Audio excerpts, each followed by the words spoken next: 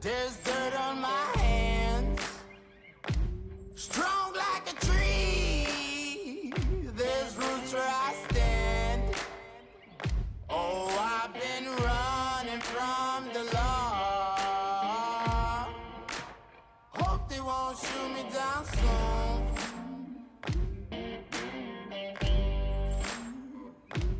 They sing on a sleepless night. Try to catch me howling at the moon.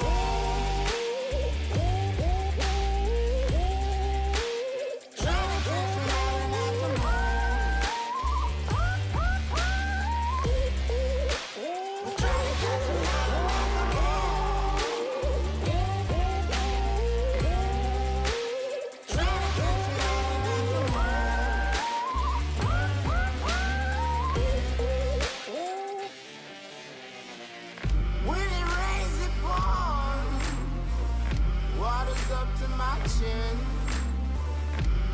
Won't stop fighting to the very end.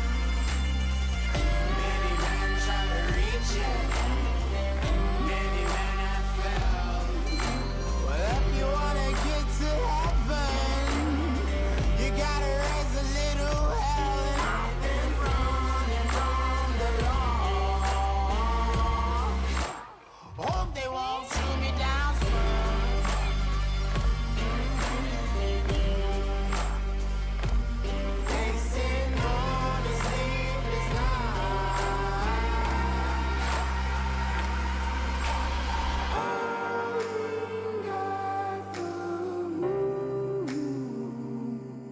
Will you find me? Hope you find me. I'll be back home soon. When the sun rises, when the sun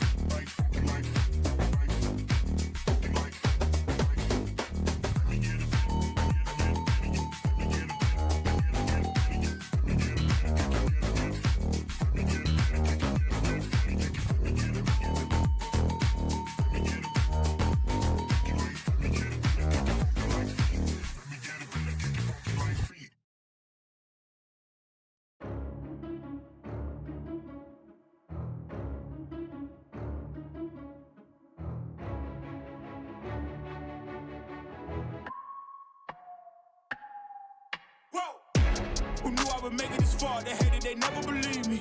Yeah, I would never drop the ball. I know I make it look easy.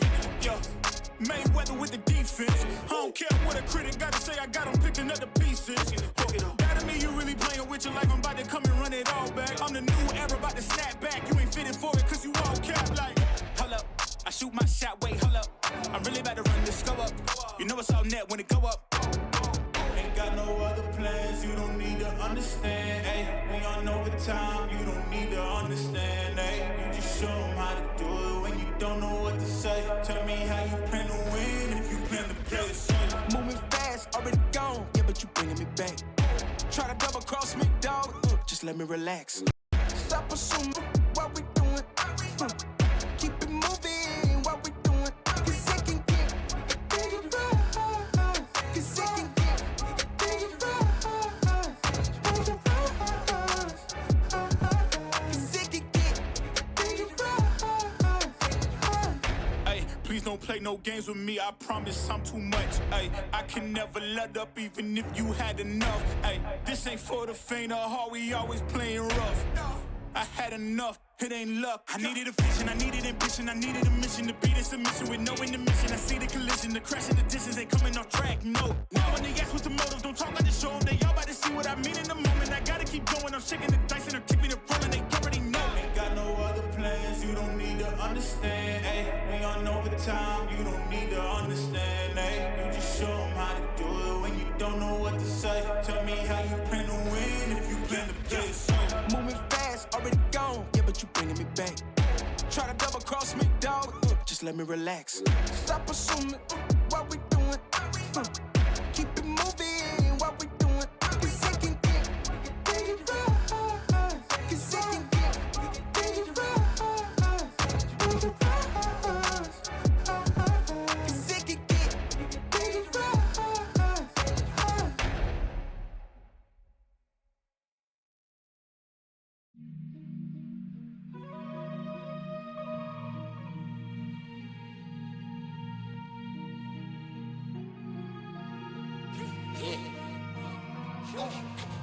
Big time, no man now. Diamonds in my teeth, I got a lot of shine. Running up the number, that's a lot of crime. Try to take it from me, must be out your mind. Big time, lot of sun. Smoky in the air, that's a lot of pine. Pockets running over with the dollar sign. Try to take it from me. Yeah. Big time, big time, big time, big time.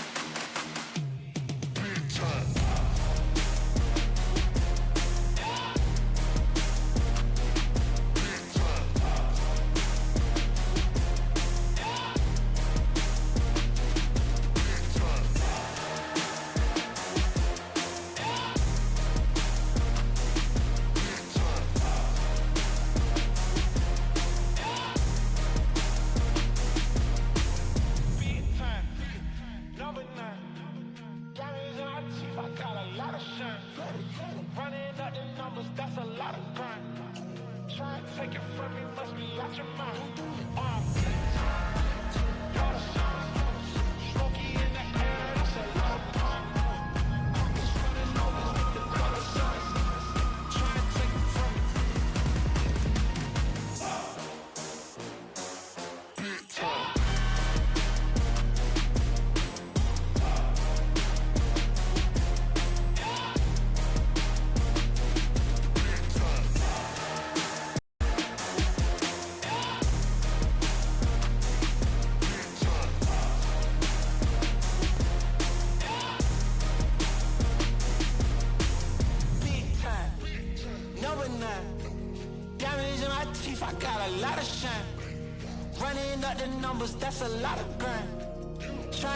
from me, must be out your mind.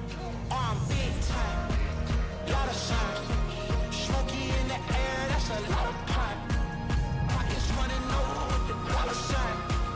Try and take it from me, from me, from me, from me. Big time, number 9. Diamonds in my teeth, I got a lot of shine. Running up the numbers, that's a lot of grind. Try and take it from me, must be out your mind. I'm big time, lot of signs. Smoky in the air, that's a lot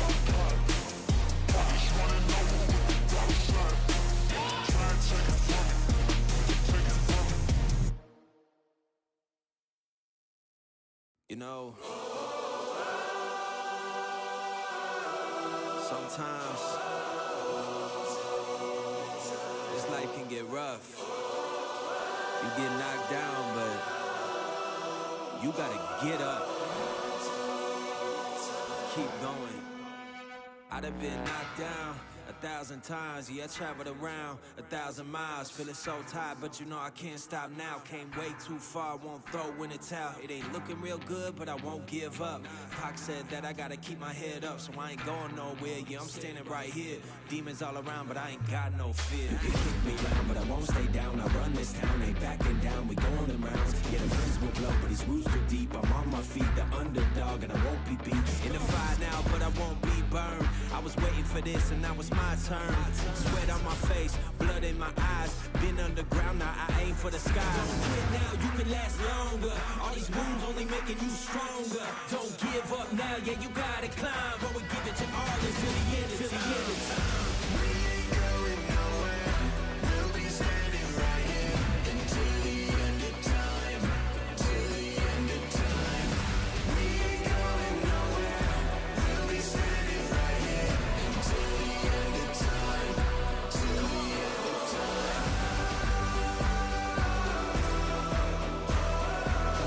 Until the end of time. Until the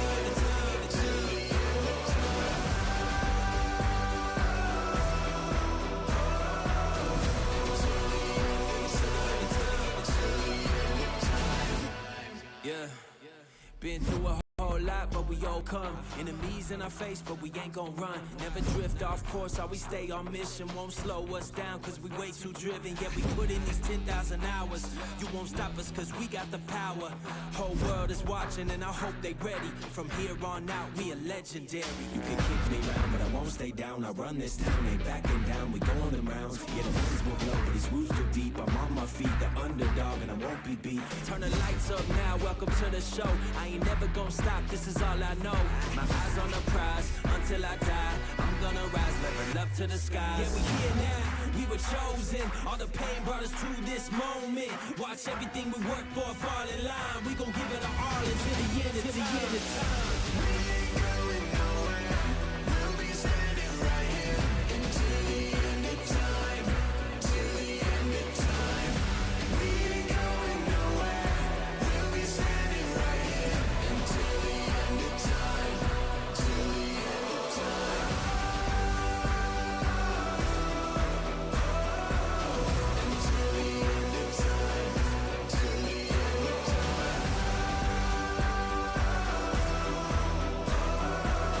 Until the end of time. Till the end of time. We ain't going nowhere. We'll be standing right here until the end of time.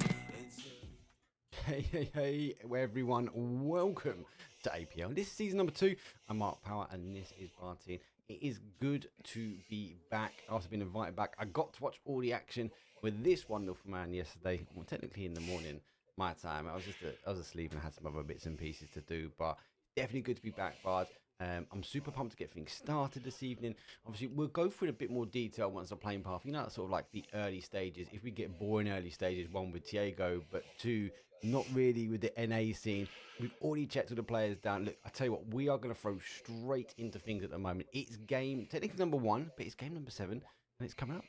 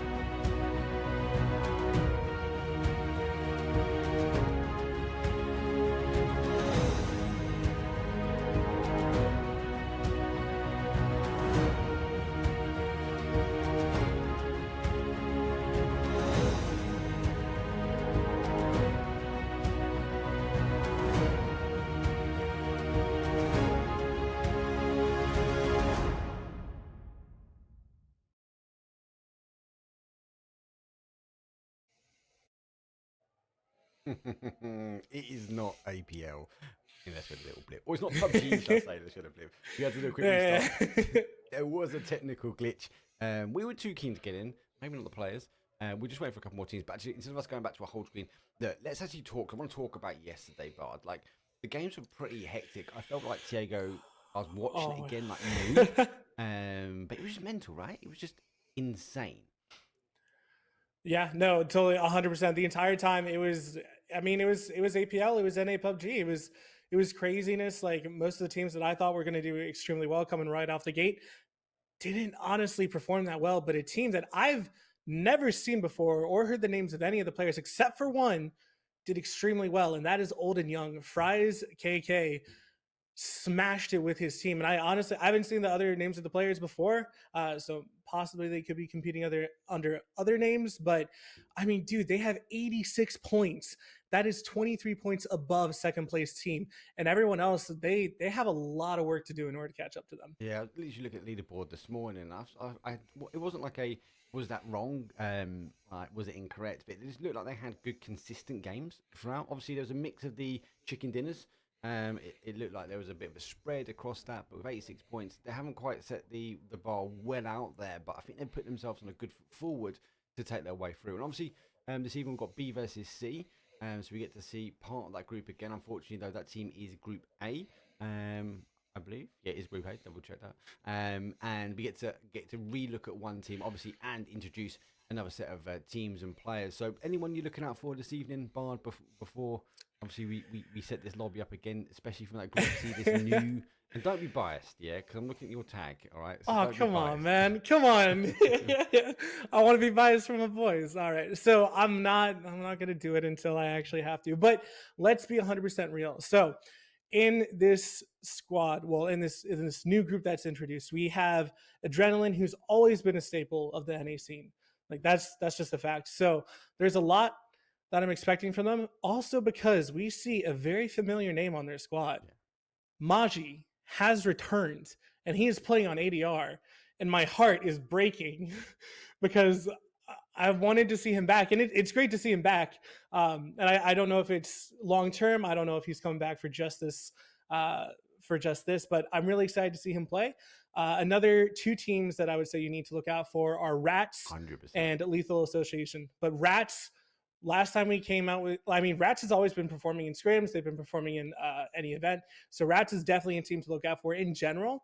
And also Lethal Association, we have Sociopath, You So Ugly, Bake Monster, and Sunstorm. And again, they're a pretty staple of the NA scene. So I'm expecting them to do, I want to say like 4th to 6th is kind of where I expect to see Lethal Association. But Rats especially, I'm looking to be a top team here. Well, I remember from last event, like Rats, top tier, even from NA across, so 100% for me, one to watch. ADR, oh God, they always are able to impress most of the time, and they'll have some off days, and obviously with group stages, they need to get their way through. I think for ADR, I think it's about how do they set the stall now with the new dynamic, with the additional player being added or coming back, added into the roster. It's going to show if they've practiced, if they've been able to get those rotations done, if they know the game plan as a team, and if they're settled. I think they are, but I definitely feel like it's going to be about the game number one. They've got to come out now swinging, because obviously the other side of the groups you played, they need to ensure that the points get tallied up now for this evening, and you've got to be seeing them at least in that top 4 section. Anyway, lobby's dusted. We rechecked down the players. There was one of them bringing a bit of contraband in, so naughty. But for the second time, look, we are going to go throw ourselves over. It is going to be game number 1 this evening. It's Tiago, and it's coming up.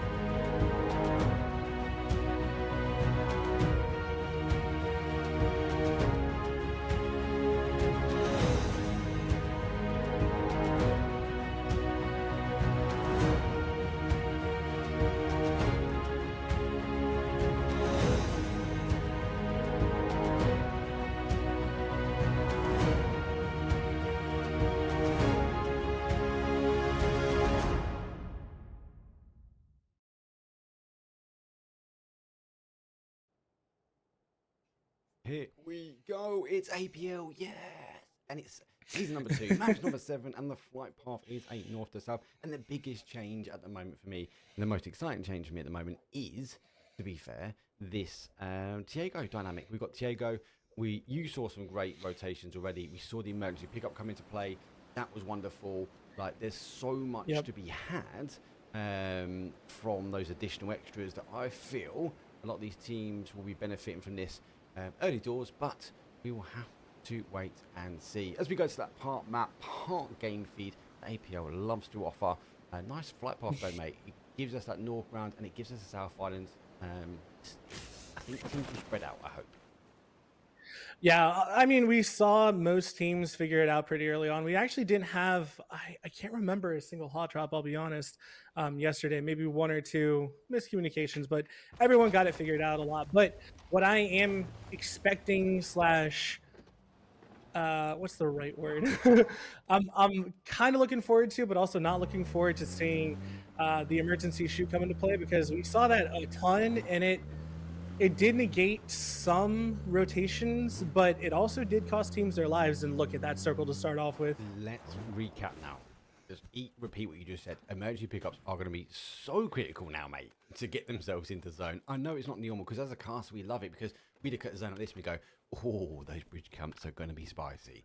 But we now got the opportunity to go, hey, players are able to get the emergency pickup and change, but with an emergency pickup they don't get the information, so they're going to be getting high and fly all the way down to that zone. They're going to drop themselves off. They're going to be picking locations. They've got to factor their team hasn't or other teams haven't picked the same spots they have, and they've also they're jumping in with no information Bard. So it's like, okay, it is such a risk reward style play, and I like that dynamic. Yeah, I think that is kind of the only, sorry, I feel bad to say this, but that, in my opinion, is kind of the only redeemable factor from the emergency pickup, because otherwise it honestly is just super frustrating. It's super frustrating because a lot of teams, they've planned their rotations out, and already, what? Nice. No Cap is absolutely destroying Z Squad right now, and they're literally just hunting them down. They've already lost one here, as No Cap is sort of dodge, duck, and dive. Now, they do have a player out a little bit in the bold, and he's able to get away. 1 HP on the board there, but yeah, Z Squad, they've been caught out, actually. I think with that longer rotation, doesn't it? They're fully kitted as well, mate. So they're trying to recool, I feel, a little bit back in towards zone, but yeah, you can tell that they are not kitted at all, and they're down some players already, and they've got no leads.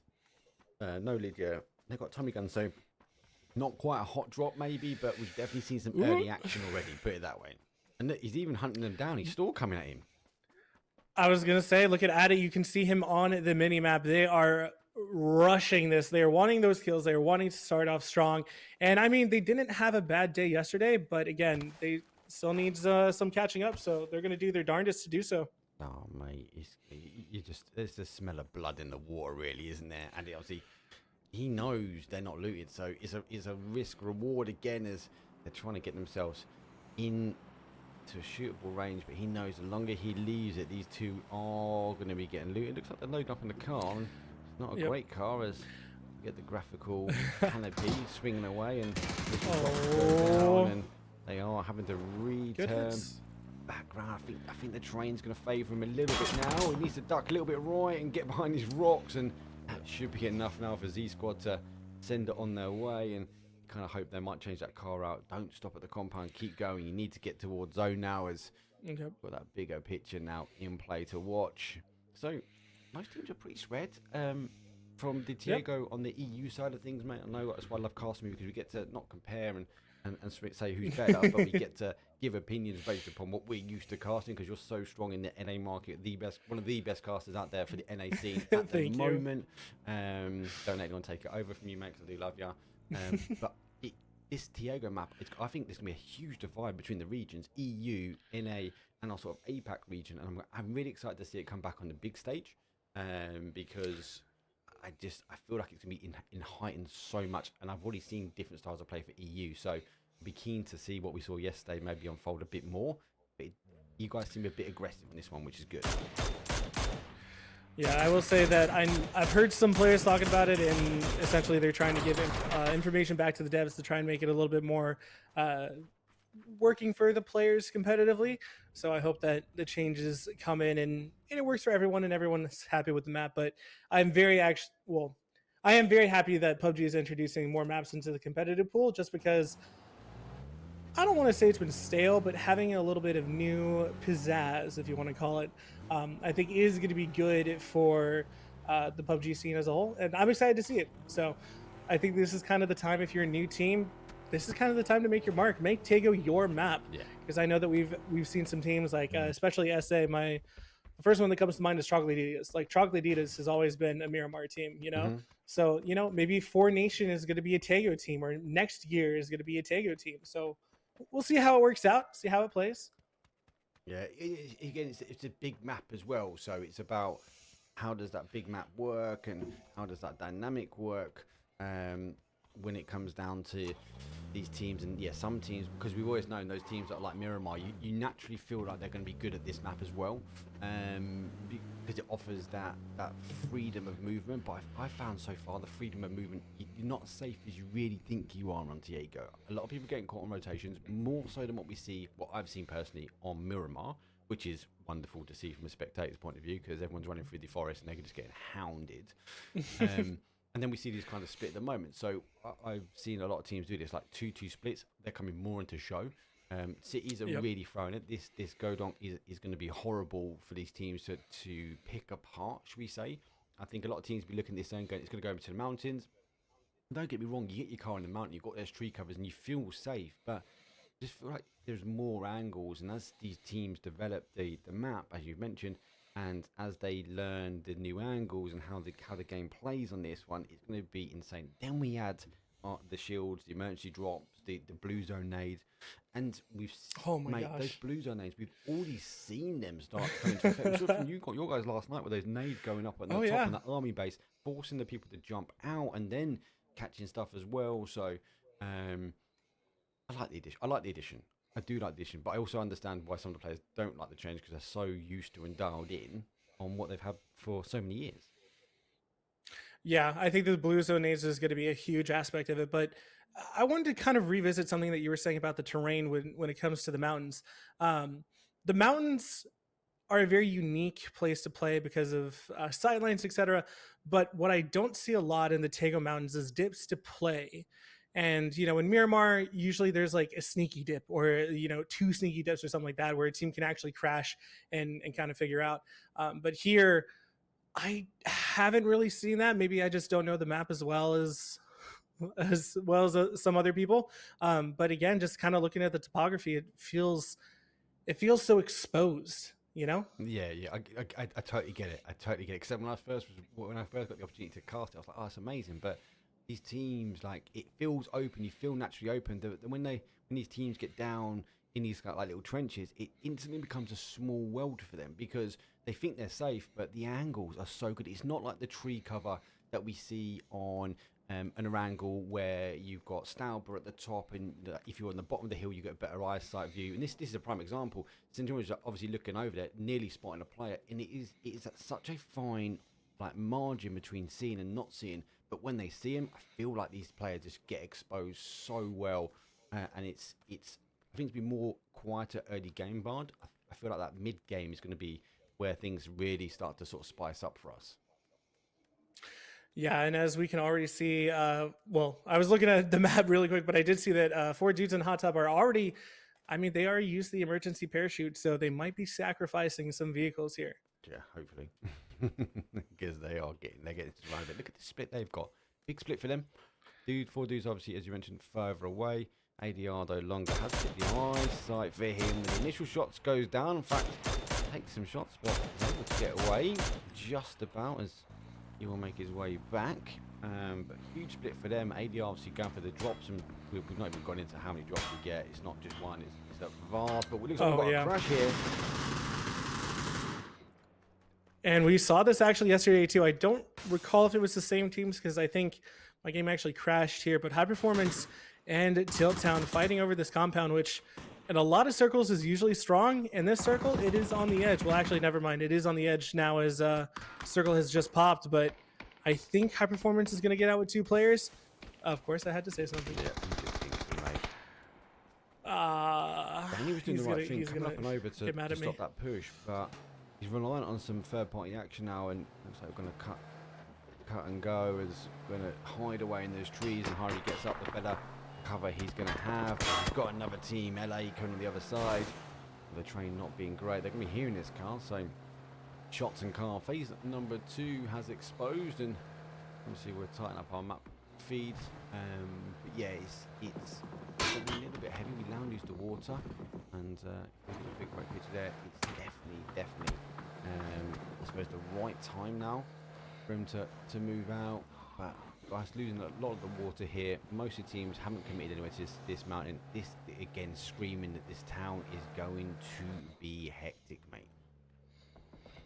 Yeah, and you know, even though my name does start with PPP, I do got to mention, I think that they're actually going to grab a very strong spot in zone here. But 4Nation in next gear, I honestly thought he was going to get a knockout there. Thunder landing a couple of shots, but not getting a knock so far.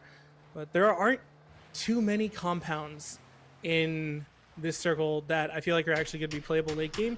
You have the one that PPP has. You have the one that ADR is kind of on, and possibly BTU. Other than that, I feel like this is going to be pretty open. Yeah. Assuming it doesn't go Godoc, to be fair. If it goes Godoc, that's completely different.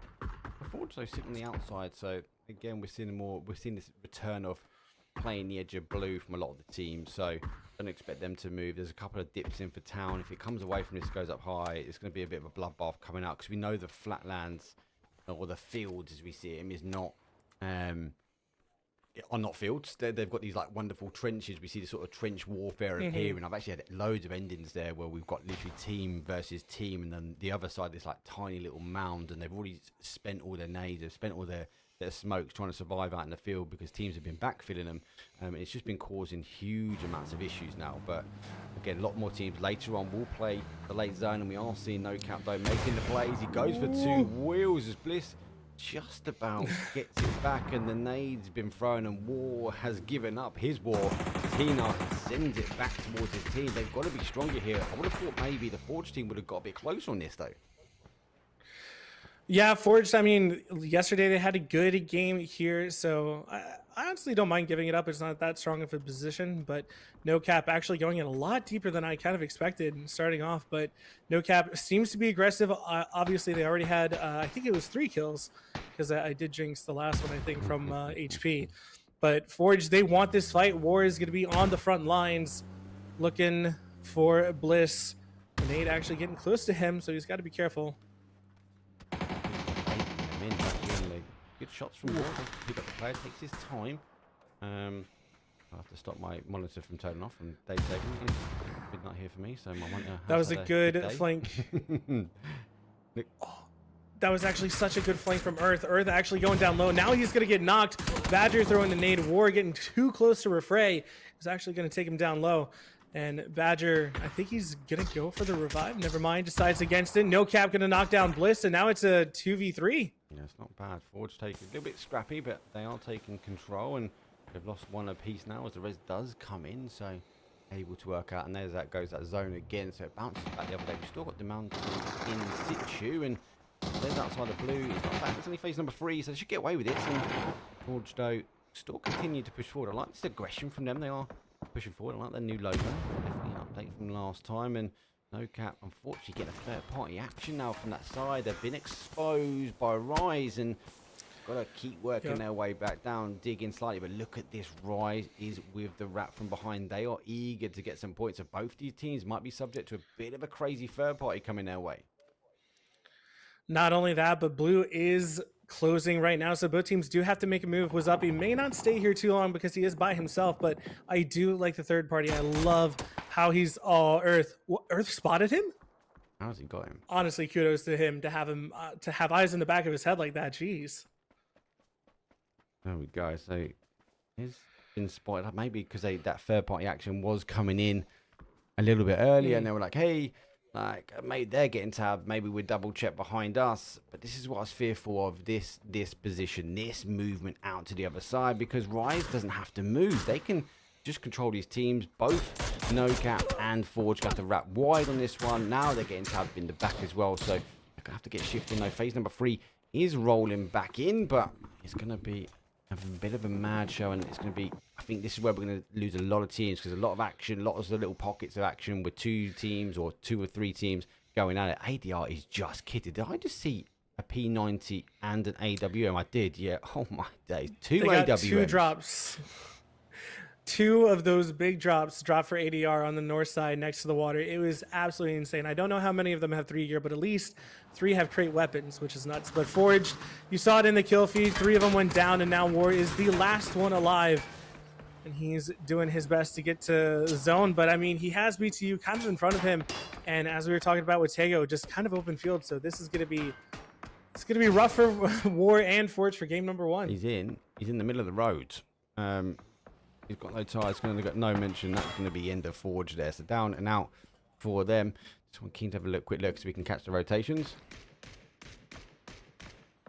So, obviously, yeah, Z squad backwards and forwards slightly. Forge on the aggressive, like the style. They got caught slightly a little bit here. NoCap taking the longer rotation and getting in a little bit safer. That'll give them the opportunity to come in with this new zone. Zone does pull back towards him, so this is not a great zone, mate. This is good for us, not good for these guys and girls in the game. I was going to mention it. Actually, you did see NoCap, but they were deciding to go back down southeast on their wrap, so I'll be interested to see where they come out. But Godoc, I mean, again, like I said, there's almost nothing in play. I think there's the compounds north. I think there's a little bit to play, but there are 1, possibly 2 or 3 spots to play. So this is going to be an absolute bloodbath. And yesterday we already saw it like be 8 teams or something at this point, but to have 15 teams still up at this point, we're going to see a lot of blood. And so far it's going to come out between Tilt Town and Lethal Association. It's only 1 up now as Savage takes down You So Ugly. Stone Storm, the last one up, takes some shots, but gets absolutely decimated, and Lethal Association is annihilated by Tilt Town. Down and out really, really quickly for them there. So, bit of a painful one, not going to lie. You don't want to see that too early, but obviously with the zone going back that way, Tilt Town doing the right thing and getting themselves into the position where they can hold out now the outside of the zone. So let's wait and see how they go. But it's pretty clear now on that southeast side coming out from the town. I said it's going to be hectic, and it feels like it's going to be Rise, who have been taking a fair point action, subject now to try and hold out as 4 Nation are needing to go through Rise. Rise though still needs to go in, and 4 Nation has that solo player a little bit closer. It's not Zico. Who is it? No, it is Zico. Sorry, Zico is the player. So Zico's that player that, if played correctly, he's going to get the sides, and we're going to see him expose some of those sides now. As Scott needs to go down. Now the pressure needs to be applied, but it's BTU. They're seeing these smokes. They want to wrap these kills up pretty quickly now, and it's all third-party action coming through. Yep, and this is actually really good for BTU, because even if 4 Nation win here, they have 1 of 2 choices. They either push BTU, who has the high ground, which we all know is going to be amazing, or they push Next Gear, which again, Next Gear is entrenched in the north side of Godoc, and they have really good spots to hold. And Hartford, who's already gone 4 dudes in a hot tub, taking them down. But Ash is shot down, but we'll see what the rest of BTU does. It looks like they are leaving him to be. But this is just going to be so many people going down from such random bullets, it feels like. But Shadow pushing Zyko. I think Zyko's actually the last one alive. Shadow shot, spots him out, takes the shots, gets him down to about half HP. Zyko, though, able to get him off of his back for just a second. 4 HP. It's Jimmy. Got him down low with a nade. How about you? I'm interested to see what he does here. No, he's going to go. Zone's going to catch him here. Next gear, though, not pushed over. That zone just is the pressure's going to hurt. He needs to keep moving. Next gear should know he's going to pop out the other side. And yeah, pre-fire down dusted. Next gear subject to the zone, I feel, not to their fighting. They controlled that well, and the team's going down and out. NoCap eventually returning back in. They are under a bit of pressure from Tilt Town as they do rotate past them. The Rats, though, sit in the field as they are ratting it out. That is the best name for the field hole, without a shadow of doubt. Tilt Town, they only to consolidate back to where they are. Look, the Rats have lost numbers as well, so they're down to a 2, and 2 with no kills. It's a bit of a bloodbath. There's so many teams with no kills at the moment. Oh, Danny Reed. He's been a solo. He could actually take down 1 or 2 of 4 dudes right now. How's he not heard him? Just, Oh my god, he's I think it might be just tunnel vision. Oh my gosh.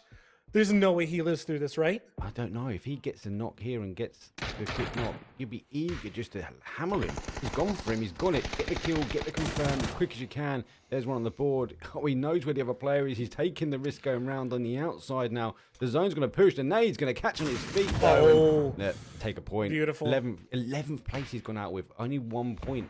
Jeez. Man, some games are just damage control, and he tried his best, and hey, he got a kill, but Scarred absolutely destroyed by Jimmy, and Rise gone.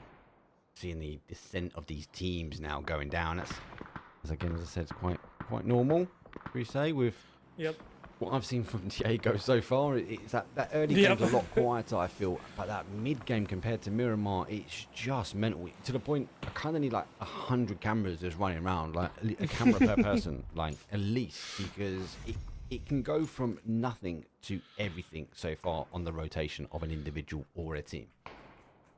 Trust me, I totally understand. Oh no, and this is going to be horrible for Matthew. Philo's going to take him down. BTU, I think, down to just 1 member. PC Crusader. Oh, and he's absolutely dominated, and Jimmy takes him down. And next year, they are on 9 kills. Jimmy has 6 to his name alone. Yeah, strong game. And again, based on their location, they know this team's now fighting someone. They've been churning off each one of the team fights at a time. They've been caught a little bit, but the pressure here from NG is just remarkable. There goes another one down. It's going to be another gear shift for them. They want to keep working their way around. I think they'll be watching for the zone here as they do take the initial knock, though. Looks like the Rats, though, do get the first point on the board as well. And Thunder, he's on a big wrap now. Those nades coming down. Here comes the blue zone to effect. That's just a bit too short. I don't think he's got the information exactly where they are, or he doesn't know those rocks are there. Now he's coming over the top. He's going to get a better idea, but just a bit too late now. Yeah, and I remember saying that we had 15 teams about 2 circles ago, and now it's already down to just 6. And next year, putting in work, Asian Brahm spotted, nicely done, and I think they just have 1 left. Quick Eyes, the last player up, and what can he do? Can he save his team? Can he get them some more points? They have 6 points, which is, you know, definitely acceptable, but, oh, nice knock! Oh, gets stunned though, and taken down. He was lucky for getting Philo, right? And Jimmy was just behind him, but able to push forward on the smoke. But it was that third party action that was coming in from behind them. They were causing him the issues here.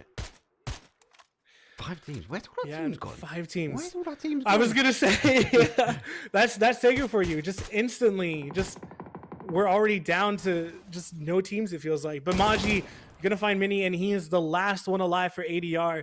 Tiltown still have 2 up besides Minico, so you know it's not too bad for them. Rats have 2 up, and I mean PPP, they have 4 up, and next year I think they have 3 up. So PPP definitely with the numbers on this game so far.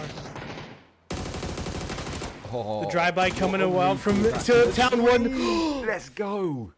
Oh Maji, this is why I love you. Why'd you retire? And they give him a car as well. Jeez Louise, you mentioned him early doors. He just heard that car coming, and it was like wonder shots, because it was like, hey, I know you're coming for me aggressively, and he just tapped himself back to the tree, took the first knock on that rotation in, waited for that car, and the animation as he comes at the car, he's got him banged to rights, and he goes down and out. Oh my gosh, dude. I can't believe Maji. Maji is just absolutely nuts. So it is just him alive next year. Oh, they actually do have 4 up. I believe it was a knock that I must have remembered saying. So apologies on that one. But Rats, Maji, who's going to pick up the points onto them? PPP have had the right placement, but they've got no kills there. So looks like... Yeah. I mean, that is what you're sacrificing when you go for a compound like that, because you don't really have much sightlines onto anything else. But Maji taking down Grant Landis, got the kill. Taken by the Rats. And now next gear, and Rats looks like they're going to be fighting next. Yeah, it's high numbers as well. Again, I see this a lot with Diego. You either have really, really bad games where you are scraping in with 1s and 2s, or you come to the ends and you've got these sort of three teams that are pretty much solid, so 3s and 4s. So don't be alarmed to see a high number game. Good knocks, fair party action, PPP. Want to get involved, push, push, push. They need to push, push, push and live to their name slightly because they are getting the placement points. But at the moment, they're not racking up those kills. And PUBG is a game of both. And there's a bit of teamwork here from NG. They do move away. I like the fakey smokes. Might be able to get the res on. Fantastic. Will be ready and waiting. Nades coming up and over. Rats, though, doing the right thing. They are aggressively pushing. The comms come over. They're coming through. Well timed. Nade does get one. Not able to get the final. Goes into a one shot. And PPP put their first kill on the board. They need to be leaving this compound now. They've got to be looking at this gun. There's a knock, boys. There's no point holding this compound now. We've got the count. We're all 4 of them. There's 3 other people up. But one of them's a knock. Push, push, push. Not living to their name. What's going on? Yeah, I mean, it is one of their first tournaments. I think it's just the second one. The first one was 303, but still figuring things out. And yeah, I would agree that they kind of do need to push out, try to take some of the terrain. But next year, I mean, they're going to be happy with this game regardless, because even if they do get second, they're going to get 19 points, and if they get first, they get 23. So this is a perfect game from next year, starting out very, very strong. Mate, 13 kills. No wonder why they're staying in the compound. They've just seen next gear rattling away on the kill feed. Go, right, it's them up the hill. We ain't going that way. A little bit disappointed. I would have expected PPP to capitalise on that engagement between the Rats and next gear. I think they should have condensed down this zone. I fear, because I know the zone has the capability of pushing away from them. Could leave NG in. Could force PPP on some open ground to push towards them.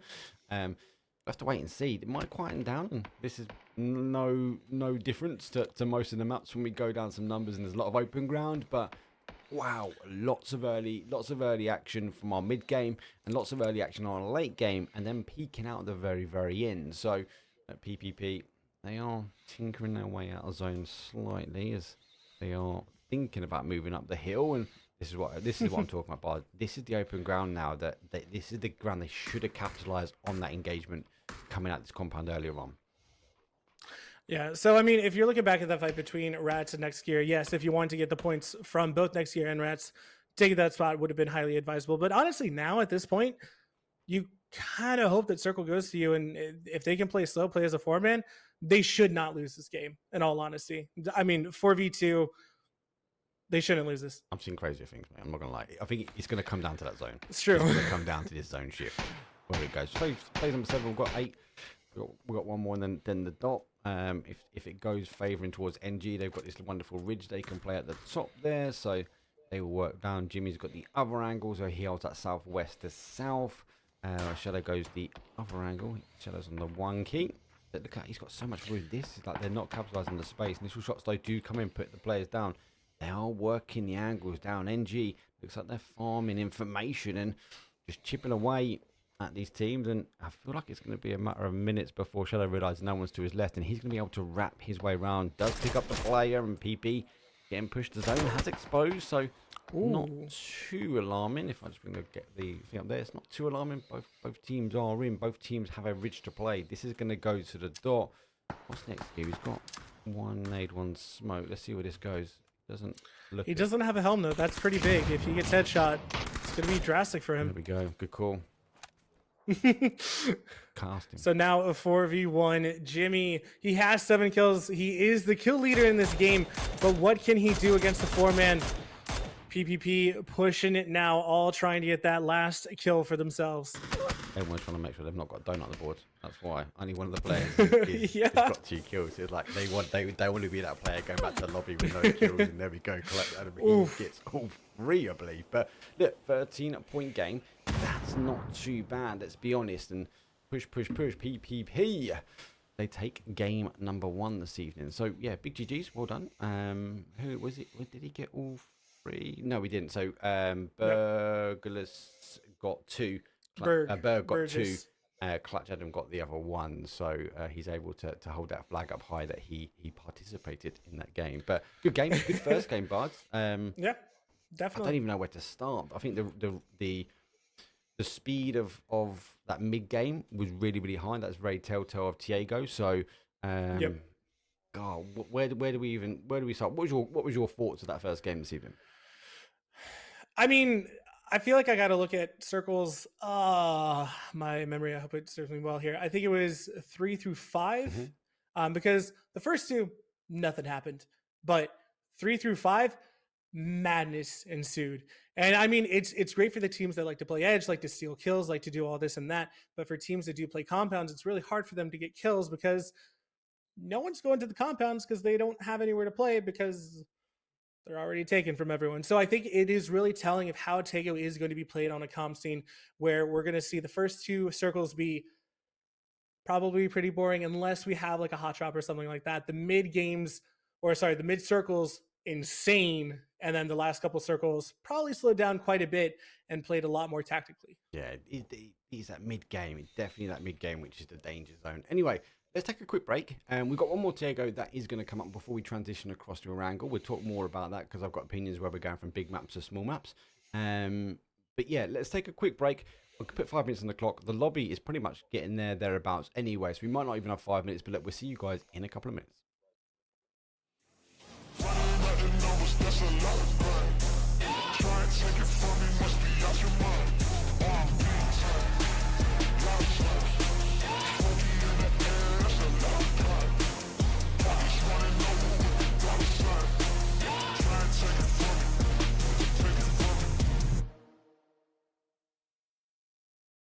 You know, sometimes this life can get rough. You get knocked down, but you gotta get up. Keep going. I'd have been knocked down 1,000 times, yeah, I traveled around 1,000 miles, feeling so tired, but you know I can't stop now. Came way too far, won't throw in the towel. It ain't looking real good, but I won't give up. Pac said that I gotta keep my head up, so I ain't going nowhere. Yeah, I'm standing right here. Demons all around, but I ain't got no fear. You can kick me around, but I won't stay down. I run this town, ain't backing down. We going in rounds. Yeah, the winds will blow, but these roots too deep. I'm on my feet, the underdog, and I won't be beat. In the fire now, but I won't be burned. I was waiting for this, and now it's my turn. Sweat on my face, blood in my eyes. Been underground, now I aim for the sky. Don't quit now, you can last longer. All these wounds only making you stronger. Don't give up now, yeah, you gotta climb. But we bitch it all until the end, until the end of time. We ain't going nowhere. We'll be standing right here until the end of time. Till the end of time. We ain't going nowhere. We'll be standing right here until the end of time. Till the end of time. Until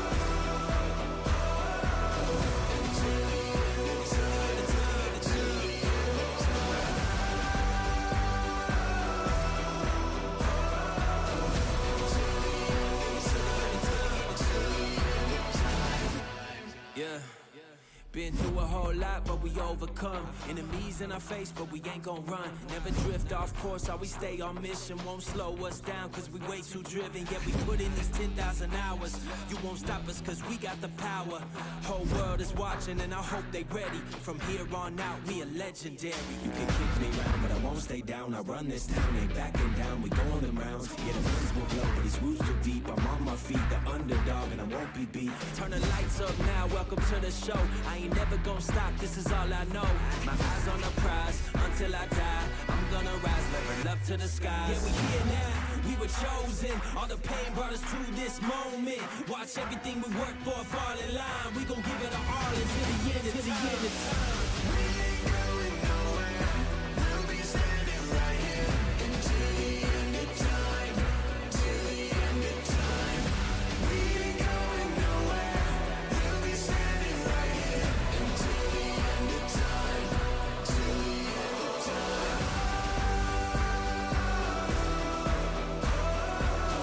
Until the end of time.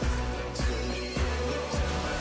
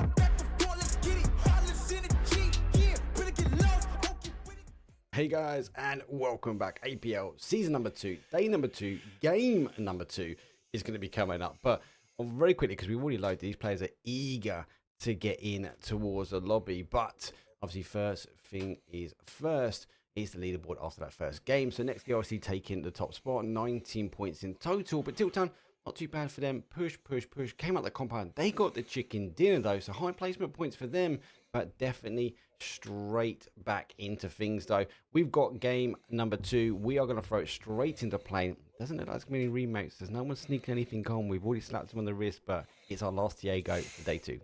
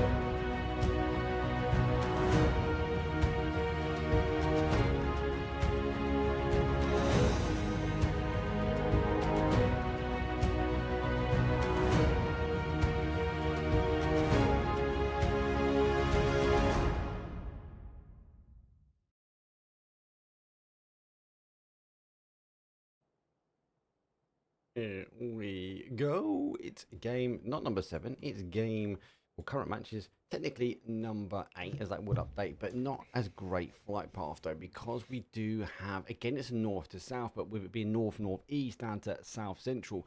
But with Diego, so much that south side after that red line is out of play. So these teams are going to have to think about where they're going to drop. If they want to push to that east-hand sidebar, they're going to be ready to be zoned out. But I have seen a lot of zones end very close to that red line. And I think these teams, if they've been watching the esports unfold for Diego, I think they're going to be looking at this going, it might be going east.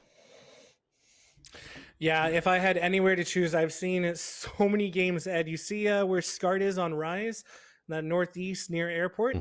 That is a very popular spot. So if I had to put my money down, granted, you know, it's first circle, so it could go anywhere. But that's where I've seen it happen, like, I don't know, maybe 5 times since I've been casting NA Scrim since Tego has been introduced. So could be nothing, but could mean a lot. And do I see a hot drop, or is my... I'm just waiting to see. Zone goes in between. Yo, it's a hot drop. PPP and Centurions, bottom right. Oh, it is as well. I didn't see PPP's logo. It is. I was actually watching the flight path on that bottom side. So it looks like Centurions though have they backed away? Have they all committed? They have actually. There's 3 in. There's a commitment though for 1 down. So it's a 4 versus 3 here. So eager to see who gets tied up. Now, Studio, I've had a couple of zone endings here. This was horrid, but it does allow for capabilities between buildings and wraps. Now, Centurion, if PPP don't deal with this team quickly, the danger is that 4th player coming back and taking the hillside, and that will be against the backs of PPP. So, unlike the last game, they've got to now push this, I feel. They should know they're up in a body, surely. Yeah, I think I will say the one thing you do have to worry about, though, is because I believe that's Haim. The compound that he's going to is not that big, so I don't even know if he can really get too much loot there. But, you know, him coming back is going to be a problem, but PPP really do need to take this fight and to end it quickly. Yeah, Centurions want to keep it maybe the north side. I would anyway, the bigger compounds out there, but definitely not from a point of view. Looks like we've got another fight already kicking off as well. Actually, more rotation kills as well. Z squad coming out. Rise slowing down. Is he going to take the shots? Waiting for the back. Celicom. He does get him as well. Ooh. Well timed to not take those initial shots, but did take those shots a bit later on. Actually picked up the player parking up on looking for some loot. Here comes. He is not looted. He is missing gear, and he has started kicking off already. There's my M249. There he is. I do like the angle that he's going for. It's so much fun to play up top. No, like This is like a dream spot for me. But PPP decided to just kind of play it safe. You know, they're really just doing their best to try and get placement points, trying to actually play the game. So they got loot, they got it out of there. They're looking for a compound, is what I presume. So it's a fine play. I'm not upset about it. I know a lot of people are gonna probably make fun of them for their name from it, but hey, you know, it's APL, man. Let's go. Push. Something it could mean push to the zone bar. That's Hey, not true. push fights. We've got it all wrong for these years. It is push to zone. That is what it is. So they're going to make their way down. It's not a bad call. Early engagement's always dangerous. You got to think if they land looted. My logic as well. It's like, hey, get going quickly because you've got the capability to have that man advantage. They were coming. I was worried that if they were to stay stagnant there, they would have been caught eventually. They are maybe. I reckon they've got a emergency pickup. Maybe. Oh no, they are splitting the cars. That's a good play. Able to split the cars and guns. Forge though is just a little bit ahead of them, and I am keeping an eye on where they do turn. But Forge should be able to hear the cars from this location. Depends on the headset they've got. They've already pushed off as well. So interesting where PPP goes. Zono is lower down, so we know it's going to potentially land this sort of south to southeast side. We'll have a quick rundown for those that are not aware. So we've got obviously Buxan is in a little bit of a crater. There's some wonderful high grounds on the outside. There's this great high ground here between Terminal. Had a lot of endings over here. So Terminal, you feel like you're safe. Yeah, around this area here, there's a lot. So and then obviously it pulls under the field, is a bit horrible. And then if it goes the other side, we've got this wonderful field here. Now the compound just above it, we see a lot of people play into there. Thunder for EU, they will normally play there, and you see a fight between Thunder and High Ground here. But as these teams sort of backfill in from the north and from the sort of west hand side, it causes them problems. So you tend to find teams in these compounds have to sort of duck their head in a little bit. And because these teams go for the high ground, feeling like they're going to get a lot of kills, they become the ones that go out quite early. So, good game, I would say that. It's a good zone. Yeah, it's funny because on my kill feed on the map stream, it shows that HP knocked one of their own members. Did, I was looking for it on yours, but it didn't show. But Forged trying to catch some of Lethal Association out, but so far, never mind. I think Big Monster actually hit a rock, and it's gonna cost him his life. War is gonna find him and flush him, and that. Well, War's off a donut. You know, now, you're so slapping your desk if you're Big Monster. We can't take the mick out of him now. So. we always like a little bit of friendly banter with the person who runs the event. A big shout, man, for APL. The biggest thing for APL, you touched on it yesterday, right? It's not for the it's not for the big teams. It's not for the Sonics, the LGs, etc. We love them. I love casting them. I love seeing them on the main stage. They've done really well, and they showed good on the global series this time as well.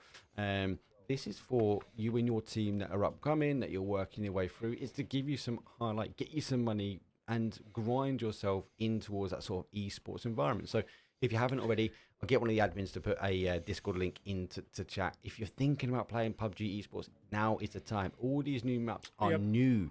These guys and girls, even with experience, are getting used to this now. So I've got to run over. So this is the time for you to get you and your team involved, because everyone's going to be learning Diego at the same pace now. Yeah, and I don't think that there's actually going to be a fight here, so I will kind of play off of that. So the big thing that I want to mention to people is that competitive PUBG, ranked in PUBG, and pubs PUBG or normal PUBG, very different games. So if you do want to try out competitive PUBG, it is going to be different than ranked. I think it's a lot of fun, and obviously I love it because I cast it all the time. So I highly think that everyone should literally just swarm scrims, like literally just try your darndest, and hey, if you're good enough, you'll show up at events like APL and you'll do well. So there's no harm in trying, in my opinion. If you have the time, do it.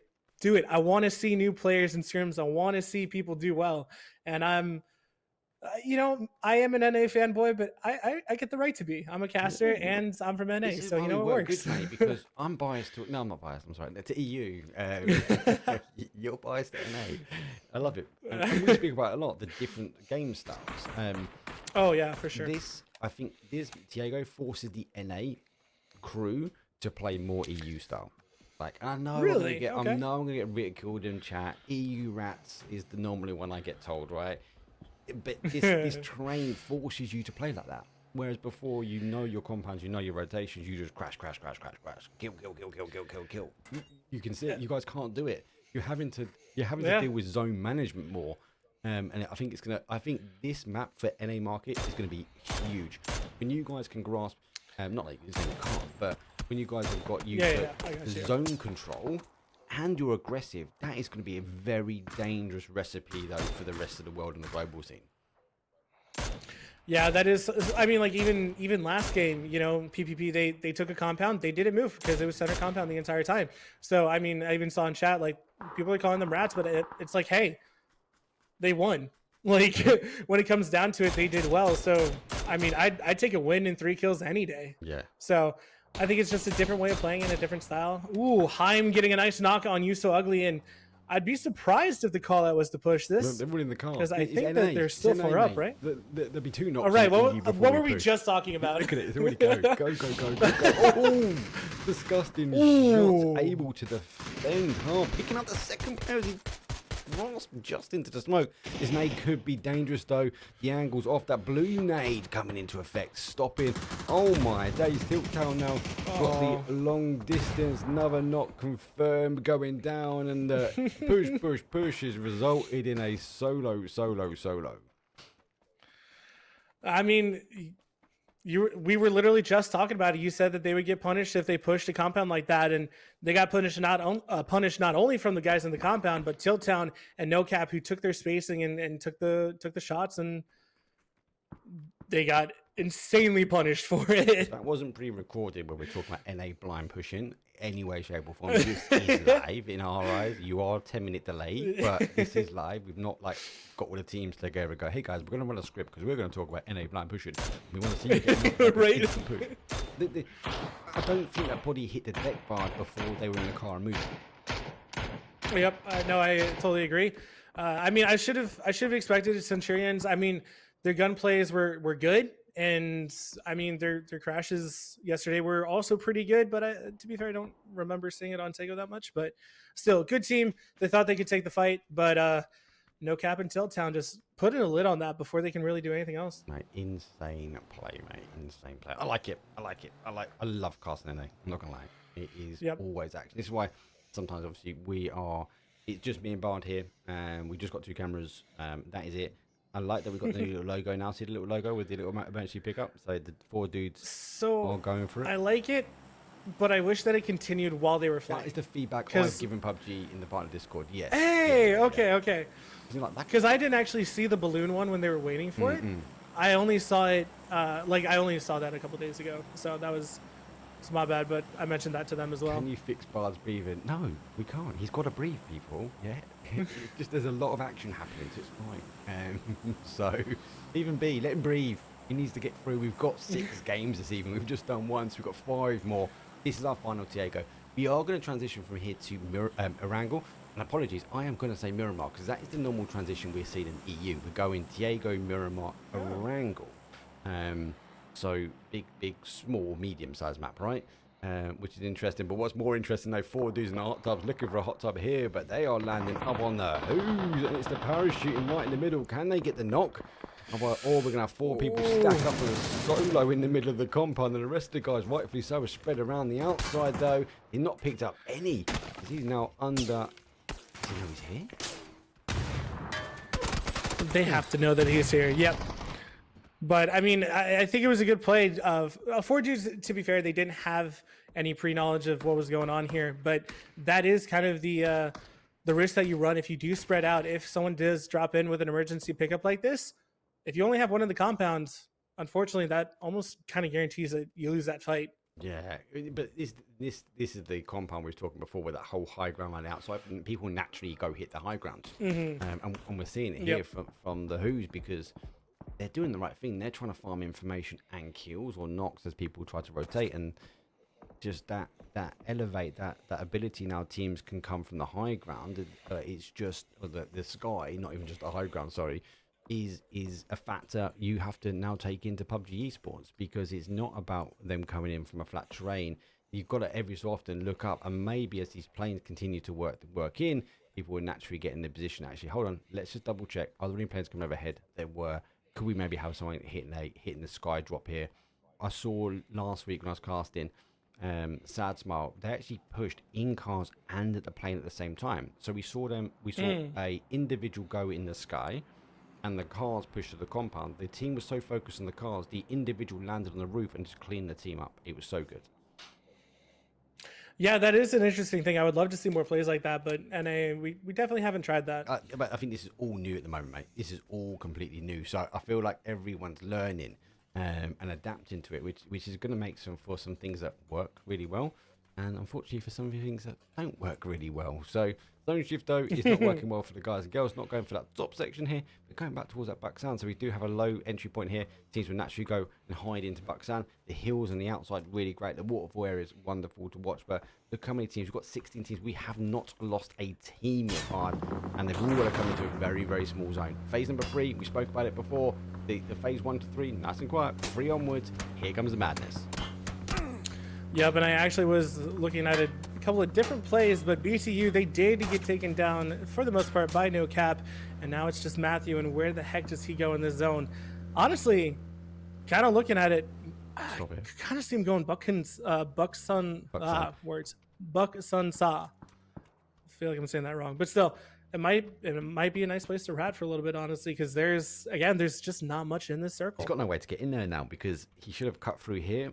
I think he's looking at that going, that's what I was thinking. Most probably they're already there. So he's rotating his way around the outside, and unfortunately he's unaware to himself. He's rotating his way towards a lot more teams and pulls up in the worst place possible. He's not going to know. He put himself on the outside thinking he's good, and HP working their way. And this is now where we're going to see these teams working in a bit at a time, Bob. More and more blue zone play now. It's going to be blue on the back and take your fights left and right.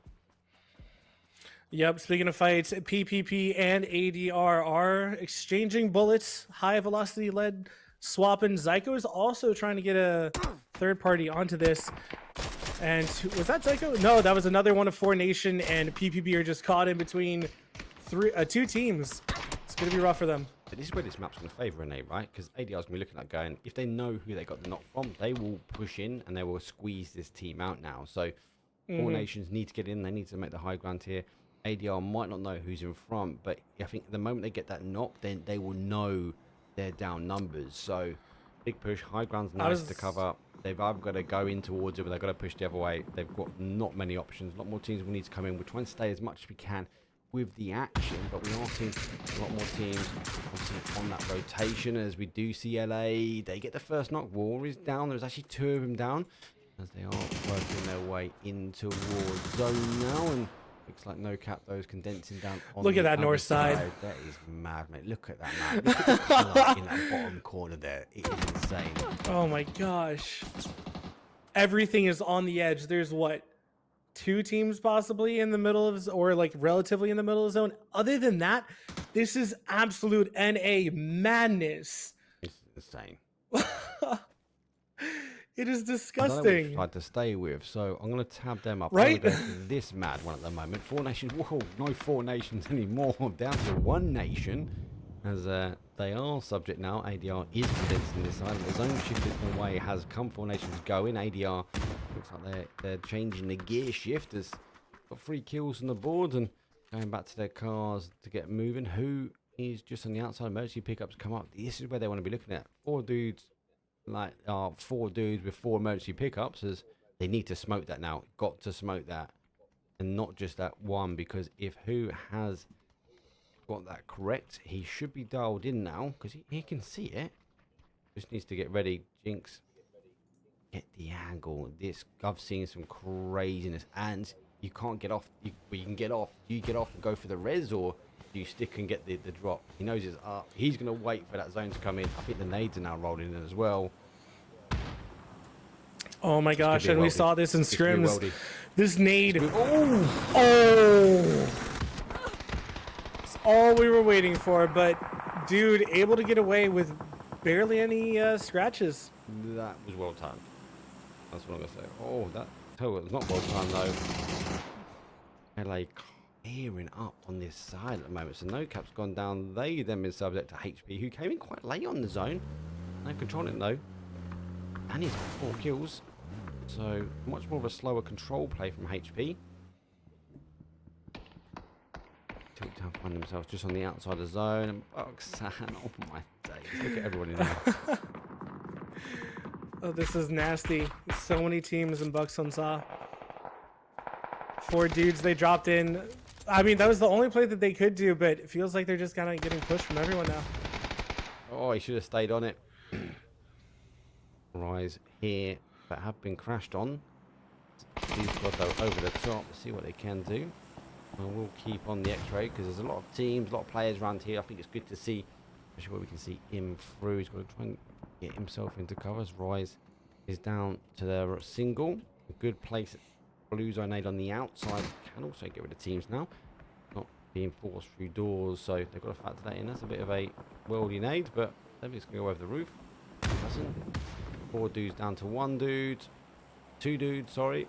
They're all split though. They could potentially squeeze. Who's going to come out? NG pushing their way in. Rats hold the outside. This is a good hold from the Rats here. And we're going to see this fight now on the other side as Forge is down to their final player. And all going to be fighting for these last little area. Hartford Who's though, they come out for the outside. You can see they've not looked up. And there are teams descending down on them now.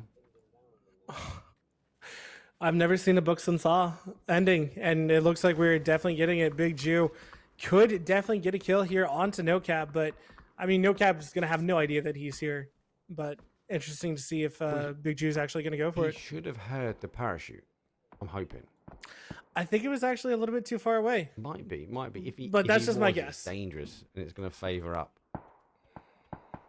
As I correct that, so I'm able to do that for you guys. So we're able to look at some of the action, keep an eye on the map, and yeah, it's going down towards Buxan, and a hot drop in ranked is a fun drop. It's actually my drop zone. I do like this area because it gets me out into lobby pretty quick. I can grind through the games pretty quick, not successfully, but we're able to work our way through. I think Z-Clan, they were just trying to figure out where this rat player is for Rise, and there's only one set of windows, but he has put himself in a really nice space because they won't be able to angle him out from here. Blue Zone Lane just might touch him, but he can push to the other side. But they've got more pressing problems now because the other teams will now want to come in, and you got to feel from his point of view that he needs to be ready, and this team or Z Squad needs to be ready that actually the teams will be sending it in from the north side.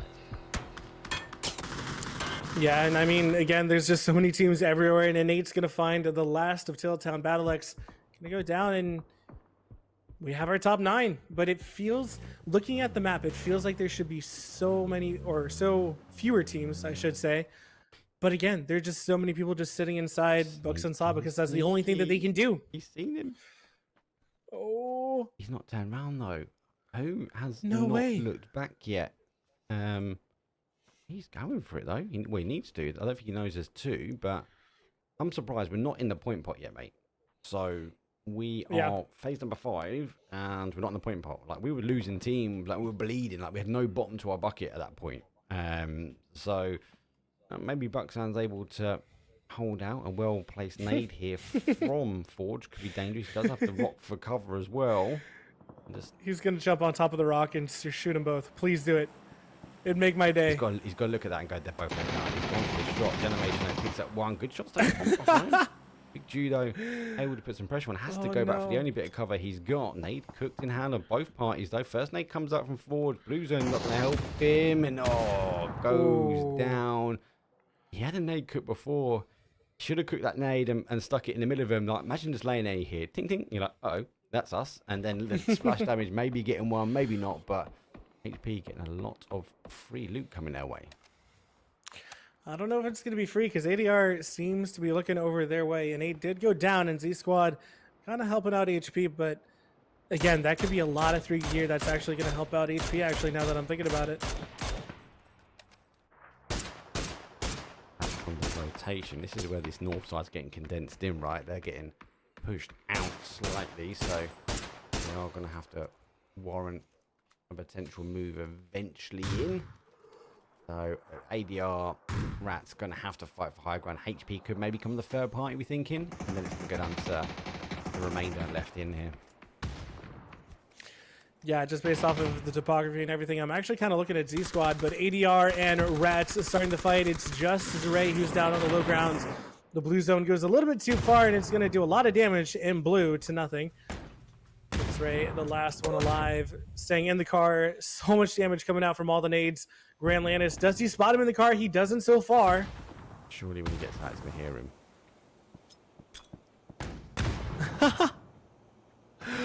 I would love it if he got a knock here. Ooh, he's going to read the kill feed though. Yep, and he's going to steal that kill. That's a good play by him. Nice, 8 kills there. Pressure's going to come from the next team. HP does queue it up. So Yeah. HP playing this game very late on the zone pushes, but they aren't literally following the blue in. We've seen that actually really early on from them. First not low comes in. Rats is the aggressive push. Rats don't wind the spread like Cowboy. We mentioned him many times before. Coming to form, he needs to condense that top side now. HP going down slightly on numbers. Cowboy could be the game change, but he's got to get aggressive now. 2 down for HP, so it's 2 versus 2, and HP might be able to get it. Cowboy's not got the utility. Spoon has, but So he's got a bit of a gap to go. With all due respect, I'm actually looking at Spoon here, mostly because of the P90. The P90 has been an absolute monster ever since it came to competitive settings. I don't know if you've seen it in EU, but in NA, that P90 is nasty, disgusting. There's so many words for it. That is just not PG of how that gun is in this competitive settings. The fire rate is too high, I believe. Like, it just empties mags onto people and they go down pretty quick here. Hold down the trigger for a second and it's already like, all right, time to reload. I'm done. Next. You got 2 times whip on as well. Oh, Gone. it's so quiet too. I told you. To be fair, it wasn't quite what I was expecting. I was expecting like a 1v2 or something like that with Spoon. But again, HP, there's just nothing you can do. Literally for like half a second, it feels like, and he's already down. Oh, Philo. That's toxic. Love it. Killing quick eyes with the pan. Love it. I wish I saw it. I'm sorry. I'm going to apologise now to chat. Thought dude's going down and out. Pan out, should we say. Rise could be subject to a pan. Let's go back to the other side though, because Z-Squad though was eyeing up the Rats.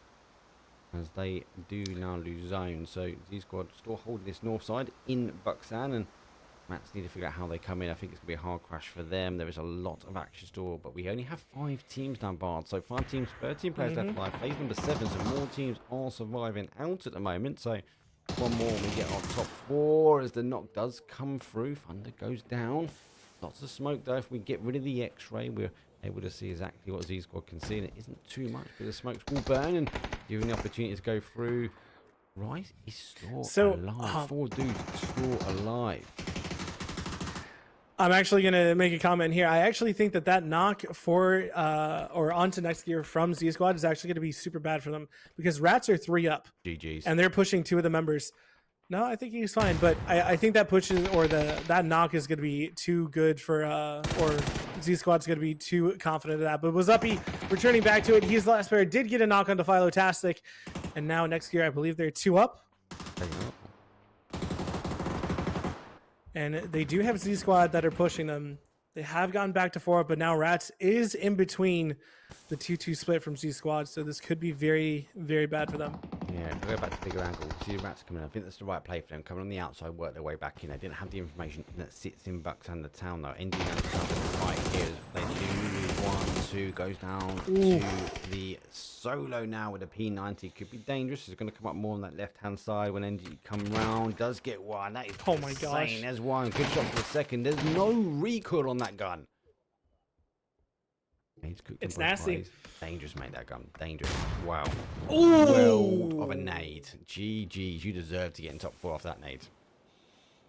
Yeah, and I did kind of say that Spoon was the one to watch with that P90, but I think I might have been a little bit wrong with the timing of it, though. Well, the rotation for them was the right play. The downside is they don't have the information because they were a little bit on the outside. I think they would have liked to have cleared the fights out and had a look into Buxan and then made the call, but because of the zone, because of HP on the push and them getting condensed out with them and ADR, that whole messy fight, they won that area, right? They were due to take the fight on with Z Squad or Z Squad, but the timing wasn't right, so they had to crash into Buxan. It comes though at a downside, no information being held, and unfortunately they made good of a very hard rotation, and they are 1 or 2 teams now. They've got some high numbers though, 3 for on Rats 3 for Z Squad though. Dudes with a 1, Rise with a 1, and these guys have been ratting out in Pakistan for quite some time now. Yeah, I will say that I think Rats, they got kind of lucky because the split from Z Squad, they split it perfectly. I don't know if they knew or had the information, but they chose to crash the one player that was pushing another team, so they had all the advantages going into that fight. So whether it be luck, whether it be skill, Rats are now in a very good spot. Yeah, going to control this now. He's going to go down to the wire, but we're going to have more players up to the wire already. We had 2 teams. It was a 2 versus 4 at that point. No, I feel like this zone's going to just allow Rats to come in on the inside. Unfortunately for our silos, though, they'll find themselves against a 3-man. And Z Squad, if you're looking at maybe chat, we'll have their opinion. Obviously, let us know who you think's going to win. Put your predictions in. Just let us know in chat. We're not going to put any fancy stuff up, but let us know who you think's going to win. For me, Z Squad, though, has got the high ground. Rats just seem to be dialed in at the moment, so I think it's going to come down to P90 versus high ground. I'm gonna give P90 the win if it comes between those two. But in all honesty, I think the Rats is a little bit more controlled than Z Squad. I'm not trying to put them down, but I've seen Rats. I've seen the play that they have. So if I had to choose, I'd be looking at Rats to win this one. It's going to go to the wire, mate. So zone's coming in. Rats are able to get in. The only downside, as we said already, Rats don't have any information in this location, so they are falling into the trap again. Guys might peekaboo on the outside, and the 4 dudes again might peekaboo through that door. Here comes the blue. This is going to be a bit of a bloodbath. How quickly can Rats deal with a team this close? And they have no idea there's 2 solos here, do they? They can kind of guess. I mean, you see them playing it slow. You have a feeling. I mean, there's so many opportunities for Rats, and they know that there's at least 2 teams in this lobby. So they know that, Z Squad's up above, but they have no idea where the other 2 are. Again, they can guess, but they don't know for certain. It's going to come down to it, and we are going to the dots. The 4 dudes will be pushed out first, and he's going to work the blue down. I think he's trying to figure out exactly where they are. So he got his kill before. Does the players though, but so does Rat. Does see him able. Gonna have to go the other way. Shotgun in the hand is always dangerous though. Rise has come out. Cowboy's gone for him. The wall will provide an element of cover now. Flash coming in, but for me, Z Squad's going to take full advantage now. Great blue zone name. Yeah. He tries to get into the corner. He hasn't got enough on it. He's meters away. Oh my gosh. Away. Goes down. Rise and win out in 4th place. You do instantly see that knock, and now Z Squad though, there's no need for them just to push just yet. They've got the high ground advantage, and they are going to be subject, unfortunately, to a P90 or 10 kills on the board. A dangerous compound. If Rats can get to the bottom of this cliff, Z Squad have to come down on them.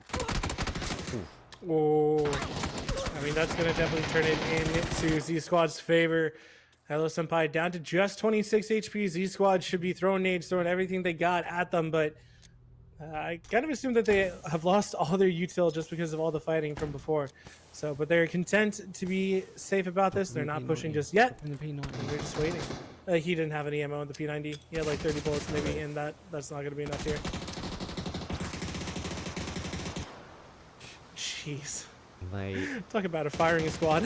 This is literally a firing squad, but the zone is below him, so they will be cleared out. He does get clipped at the very end there, and Z Squad take a low killing chicken dinner. So that is 2 games so far where we've actually had low kills, low wins, and we get the wonderful sound of the waterfall though in our ears, but we will have enough of that. That can be gone barred. So a good game overall. I like a Bucksan ending. It is a bit mental. I like the high ground. Is that toy up? We see this, like, do you go out to the field or do you stay in the town? Low numbers push themselves to the town, and those individuals, those solos, actually survived that a lot longer than they would have done staying out in the open field. But overall, I think quite a good game, Bard. Yeah, no, for sure. I do have to give it to you. You were right. The high ground won. The P90 was not worth it. So it was a crazy game, so much fighting, and you could see that until it actually went Buxton saw so much fighting in open field, man. Just fight on fight, third party after third party, probably going up to like a 7th party or something like that, because numbers are crazy, NA is crazy, and who knows how the heck can we keep track of it? Like you were saying, I feel like last game actually, we need 10 cameras. We need a camera for every player. It feels like in order to fully and capture everything that's going on. So Tego, insane in a single word at this point. Well, Diego honestly, is done and dusted now for us this evening. Worth noting though, let's quickly talk about HP. HP played that well. They didn't get into the top spots at the very end there. They were eventually controlled up, but they played that blue really well. What I'm interested to see after the break when we come back, we will be on a wrangle. Now HP was playing that outside of blue. Like you can't really play that as effectively on that map, so they've got to now change their dynamic. Great play for them in that second game for Diego. I want to see what HP is able to do now for the third game. But we are going to take a very quick break though. We'll put 5 minutes back on the clock as we will load the lobby, and we'll see you guys on a wrangle shortly.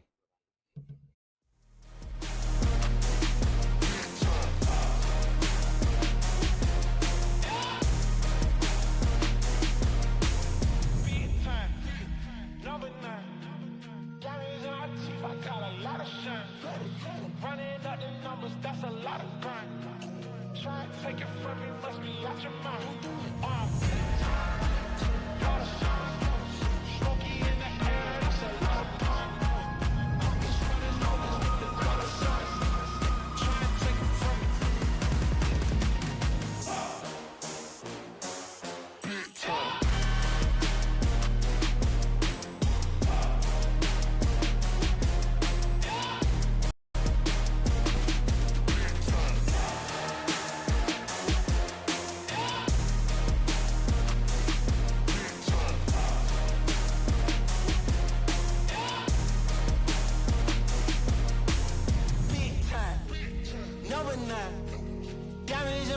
I got a lot of shine. Running up the numbers, that's a lot of grind.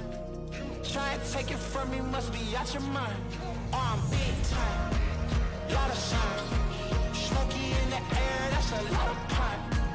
Pockets running over with the dollar sign. Try and take it from me, Big time, number 9. Diamonds in my teeth, I got a lot of shine. Running up the numbers, that's a lot of grind. Try and take it from me, must be out your mind. Big time, lot of shine. Smoky in the air, that's a lot of pine. Pockets running over with the dollar sign. Try and take it from me,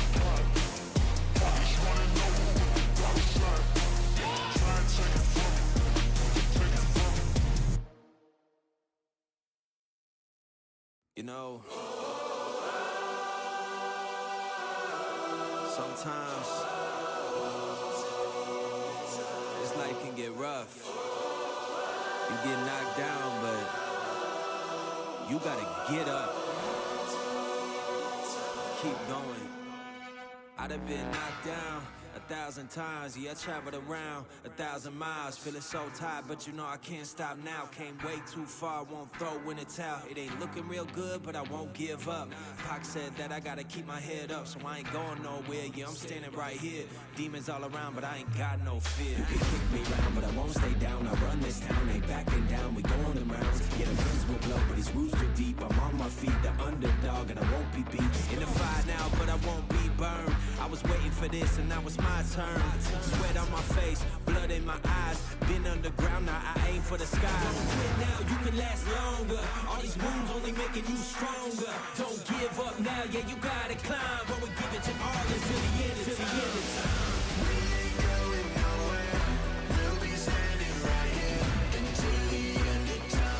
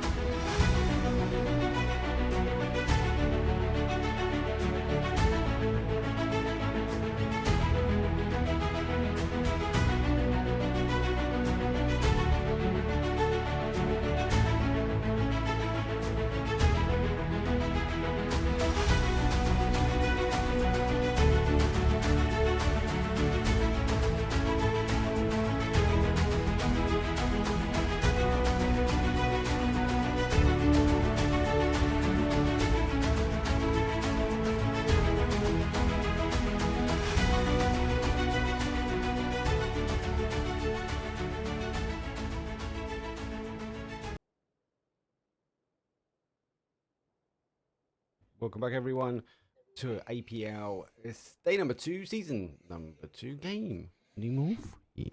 It's match number 9, obviously, in game 2. Orangle, not a bad start to this evening, but this flight path bar is not great for Orangle. No, a lot of people don't want to be constricted to this east side, but I mean, it's going to be interesting for us. So not too upset. You know, it's always going to be good games. I love to see what players do with all the new and exciting rotations that they have to be forced into doing. But I was kind of looking at PPP and no cap and wondering if they were going to hot drop, but I don't think that there's really going to be any hot drops from what I can see so far, at least. I think Ryan's going to get the car. He is, yeah. So flight path, not great. Map, small and well rehearsed, we say. So I'm eager to see how teams deal with the different types of terrain battles, because coming from that top spot, they shoot us up. No, definitely not. Coming from that the different types of terrain, like, you've got to play this game completely different than what you played the last 2 rounds. Now, I don't know if you noticed yesterday a big change from that game number 1 section to game number 2 without having a crazy zone like that. How bad's that zone, mate? How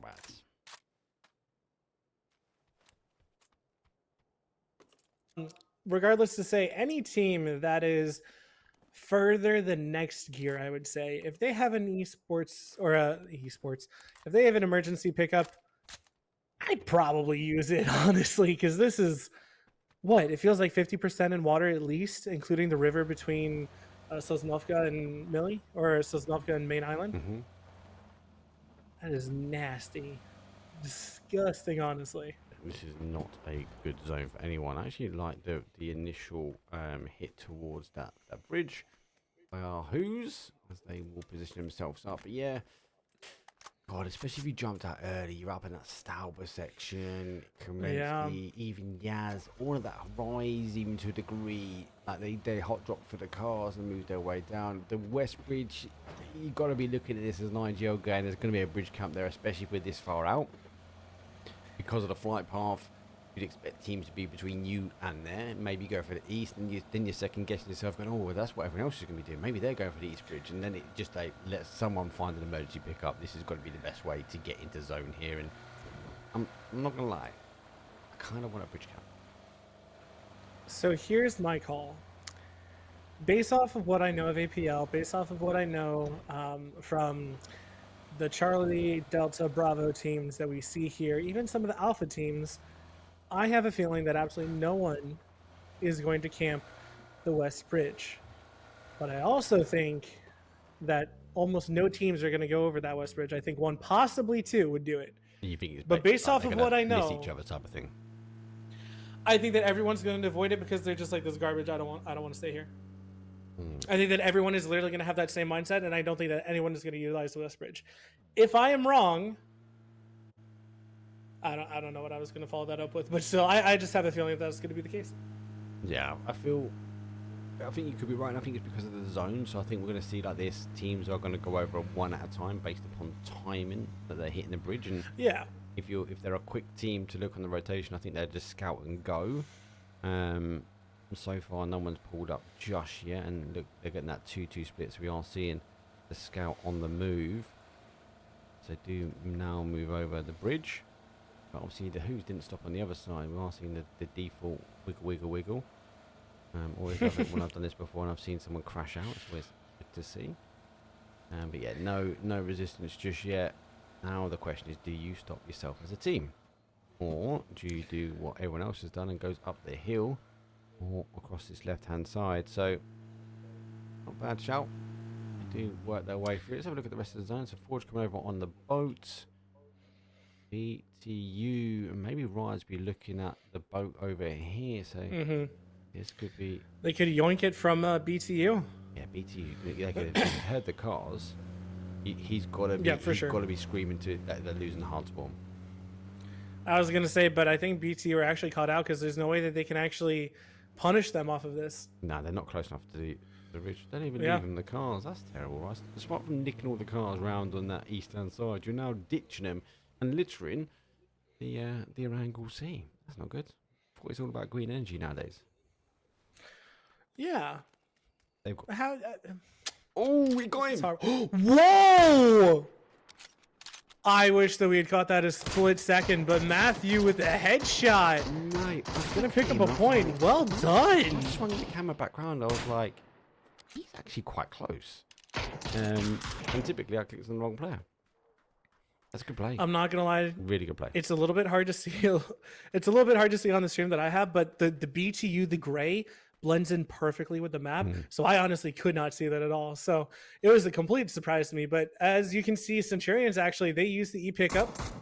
And now the question is, where do they go? And is every team going to take shots at them, or are they going to be able to get down safely? LA should have held those shots. We've seen a lot of kills out of the sky recently, so I would have liked them to hold the shots a little bit, maybe bait the Centurion team in to it, because the teams are getting a lot better now at shooting people out of the sky.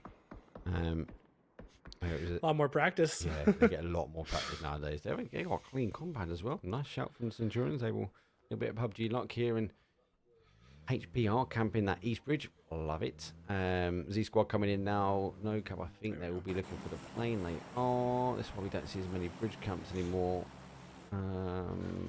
NG are in the vehicle, so keep an eye on them. I think I'll. So I do actually want to mention real quick, Centurions, as soon as they got down, there was actually a vehicle. There was a vehicle that they grabbed, which is going to be super important. So the fact that they were able to get that compound, which is, I can't call it center zone, but based off of the playable zone that is possible, it's still a good compound, if that makes sense. So the fact that they could get a vehicle as well as take that compound is absolutely massive and is not to be underestimated. Yeah, 100%. 100%. I don't think HP are going to get the bridge camp they want. Tilton's gone airborne. NG might do. 4 dudes are not airborne. Neither is PPP, but PPP could come into Primorsk and get the boat across. ADR done the same, but they hold the outside. Little drop from Rats doing the same.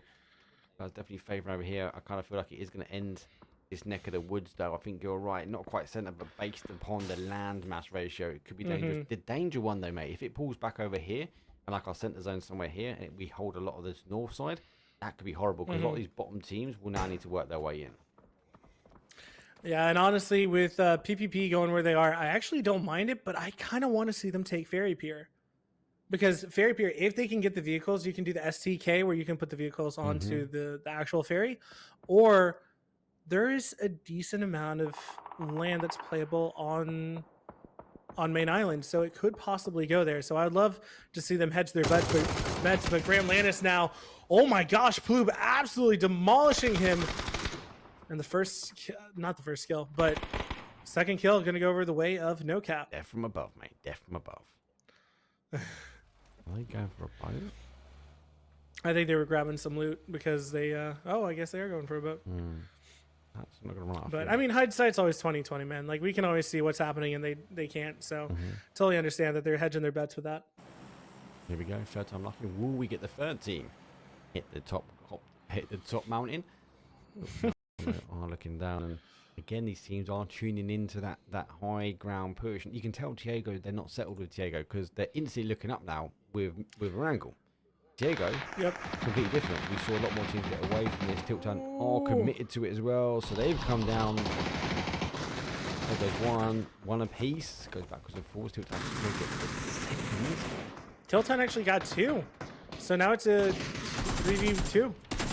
Oh my gosh, never mind, a 2v2. What can they do? Bank Monster only has 4 bullets. Is the push coming in? Spots him going in. I think a stun might be coming out. Stun versus a nade. Bank Monster with a stun. Oh, he's going to run into the nade. No way! That is unlucky. Savage. Call it luck, call it skill, and he's laughing. You can bet your butt he's laughing at that one. Look at the push coming now. Rats no, let it hit top round. The tilt cam already. We've got a solo hold in the outside. Does get the knock. Cowboy continuing to push. LA, they're down and out now. So 15 teams now remain. Smoke leg for a bit of cover. They will get the team now to get a nade over, but does get top round. Cowboy keeping his nerve. Another continued push. Nice play from Rats. They know they want this top ground now. They know they're able to try and capture. And I think they're down on the back foot. And it's not an easy fight from this building. No, Safo was definitely their point of contact first, and the knock that he had was nice, but unfortunately he got traded out, and now the pressure's all on to Savage into Mini Cove in order to save their team from going out early. Oh my God, Bard. Look at that shift. I know. I jinxed it. I know. I wanted to mention it to you, but I was like, the fight's going on. Got to talk about that. But it is still 50-50, a little bit more on the side of Sosnovka to go there for the end circle, but it still could go north. But now going back to this fight, Tiltown, they got one, they got two. Can they get more? Savage going to go for the flush for the confirmed points. Needs to reload. He only has 6 bullets. No way. He does reload. Spoon. It's just him versus the rest of Tiltown. 2 HP. A nice nade. He only has 2 HP. nade Savage. He's going to go for the rest. It looks like no, he doesn't. He goes around to the other side. Flush doesn't come out, and Savage is going to find him. Savage and Mini Cove successfully keep 2 teams off of their backs. Oh my God, that's horrible. He's favoured actually for D's because coming in late, they didn't have the emergency pickup. They've been able to hold 12 stacks now. 4 Nations, they've gone straight down to the other side. No, trying to get drive bys in. Because you've got to love to see it, right? I feel like they're Oh, they're going to punish trying to help out a team. They're gonna Oh punish my him. gosh, this is nasty. C Squad, we saw it on the first game, No Cap punishing them. I think because they peeled off a drop, and now in the 3rd game, No Cap doing the exact same. Granted, it's a little bit later in the match, but still absolutely brutal what they're doing to Z Squad right now.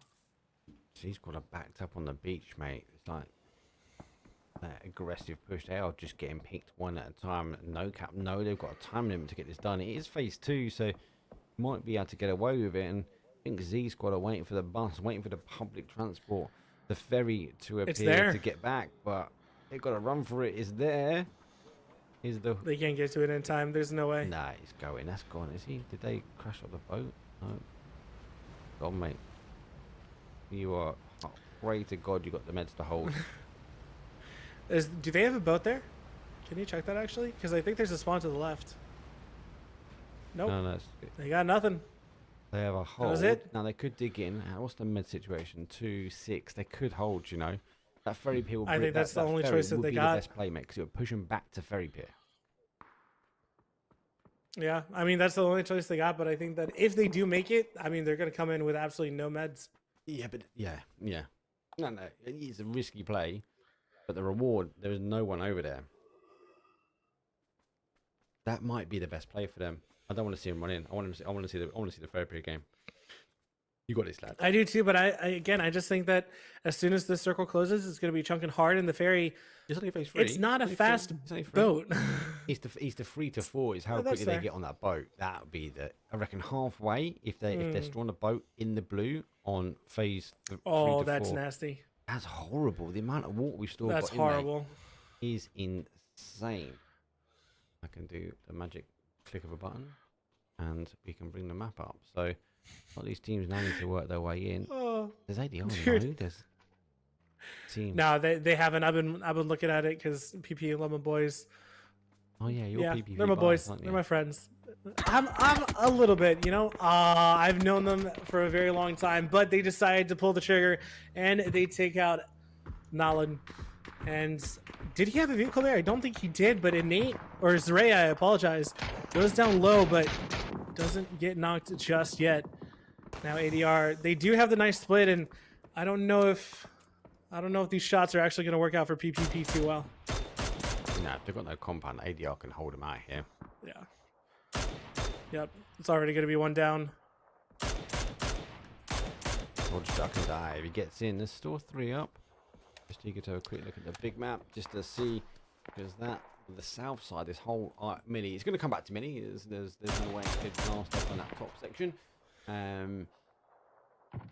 But we've got far too many teams for a zone which has got at least 60% lands, like 40% water now with this next zone shift.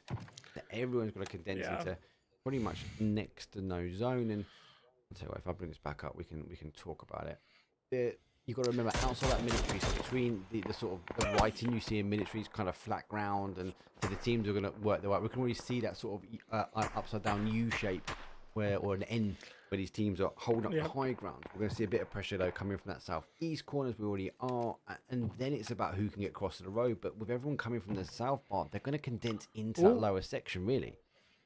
Look at no cap in next gear in the bottom right. They're popping off. So many down, and it's just, was it Jimmy? I think. Yeah, he's on the other side. It was just him left, and oh no, Philo, I apologize. My bad. What can he do? Back away, no Refray. cap. Again, we've already seen an aggressive stance from them, so got the numbers up. NG, he's going to pick up his boy. Not a bad shout. He wants to get that resin up here. That'll be a hard play, as he knows if Philo stands up here, he's going to see him. But that smoke that he's put as defense is actually going to help them with that res, that hero's res that we're going to see. Oh, what a play! I like it. Oh no, that's so unlucky. P90 again, another P90, my dude. Well, we've already heard what the thoughts are in chat about it. However, I can't repeat them for training and quality purposes. I haven't heard that one before. That's good. Still, P90, a controversial gun, shall we say? Yeah. One to be changed for the devs. Yeah, TTT, though, they've been coming out strong almost every single game over the 2 days, and they have 9 kills. Minikove is down. Safo overwatching no cap as they're trying to push ahead. TTT split, but it's not a bad split. He can provide an element of cover. He's cleared the closest player from Forge. I don't think he knows that he's a solo. Good nades over the top. That would have been a killer one, as he does move back down. Actually, if he comes off this mountain, that could be the death of him, because we've got other teams rotating in and around that. Yeah, no, that is what? Don't look at the floor. I think that was just a spec bug, right? Maybe, surely, it's gone. It had to be. Yeah, because it bounced me. It doesn't matter. Straight away, so no cap. Now all the water is we lost the water. almost gone, Yeah, it's gone. but still, so many teams left. Let's put the X-ray on. It's time for X-ray, because these nades are going to come raining in. The sound of the smoke will be a gravitas. Good cook, but it does go the wrong way. Nades cooked up, so it looks like to be another flash now. Does able to get the med on, so find himself on a bit of an uphill battle, with no pun intended there, but let's get the first one. Second player now for no cap, going to have to go on Pooh. Already does get the initial shots, gets it down to a 2, but not enough done and dusted, and we fly across the other side. Smoke battles come through. Is BTU. They're going down as well. This is hot. This is all because of this zone shift. Yep, Matthew, he jumps inside trying to go through the building, but did not realize that that was actually a dead end. So he has to fight no matter what. And BTU, they're not wanting this to happen. They're wanting to survive, but Blue Zone and Tilt Town working against them, not allowing them to. And trying to deny the last points. one goes down. Trying to deny the points, but couldn't get through the window. And gave it another go on the second window, but just bunny hopping in front of the gunshots does go down and out. ADR have gone down as well, so they were holding on the outside. Looks like we've lost PPP as well. Sad. Look who's still alive. Admittedly, yeah, Z Squad. Z Squad. Wait, how did they get there? I guess did they run? They must have run. They didn't get the ferry, because they would have been on the top sides. They had to have had a vehicle, right? Maybe that bush is just. They might have gotten lucky, got a vehicle. That's the only way that could have worked. It's the only way that I can envision it, at least. Does capitalise on them and does go down and out. It is the fight in the outside. We've seen a lot more teams go down. Four Nations has the ability now to try and hold out, and they do. Great shots though coming in, as they do get the last of the Who's. They go down in 7th place, and HP, who were playing the outside of blue last game, mate, they've got themselves in the centre compound. No kills. We saw this from the first game from PBB. Your boys, don't be biased, nothing like that. Don't big them up too much. But they again, another team, centre compound, haven't got the kills because the fighting has just been mad because of the zone shift. They've forced teams into situations that you wouldn't normally expect, and with so much that north side store in Bard, it just everyone on that south side, it just became a bit mad. Yeah, next year's the only team that's actually fallen besides HP, and the only reason for that is because there's only one of next gear left. So the rest of the lobby still has to make it in, and I'll be very interested to see if HP actually continue this 1-2-1 split, because that's aggressive to say the least. But honestly, with looking at the rest of this lobby, it could actually really work in their favor. Yeah, they're the only ones really with the zone that could maybe hold out. So I'll keep it there at the moment because you do have all the players in. TT finding the high ground. So TT going to try and maybe fight on with Forge now, who have the compound, but the compound is not in. So they need to now move in. And Four Nations have been under attack already. 3 up in the car. So 2 in the car. What's that third? He's rotating his way around. Great use of the terrain, great understanding of the terrain. It is 3 in the car. Able to, I was gonna say, to put themselves in. What's a rotation? Four Nations, huge GGs, understanding the terrain and able to get away with it. no hell. He doesn't have a helmet. That's frustrating. Yeah, but he's in. He's in. 4 dudes Yeah. got to maybe condense into here. That might be the end of them, and maybe then this is where we see this freeway split not work out. MEG DC'd. No way. It should go back there because it's middle compound, right? I there. thought it. Yeah, I was gonna say. I think MEG's gonna be able to get back in.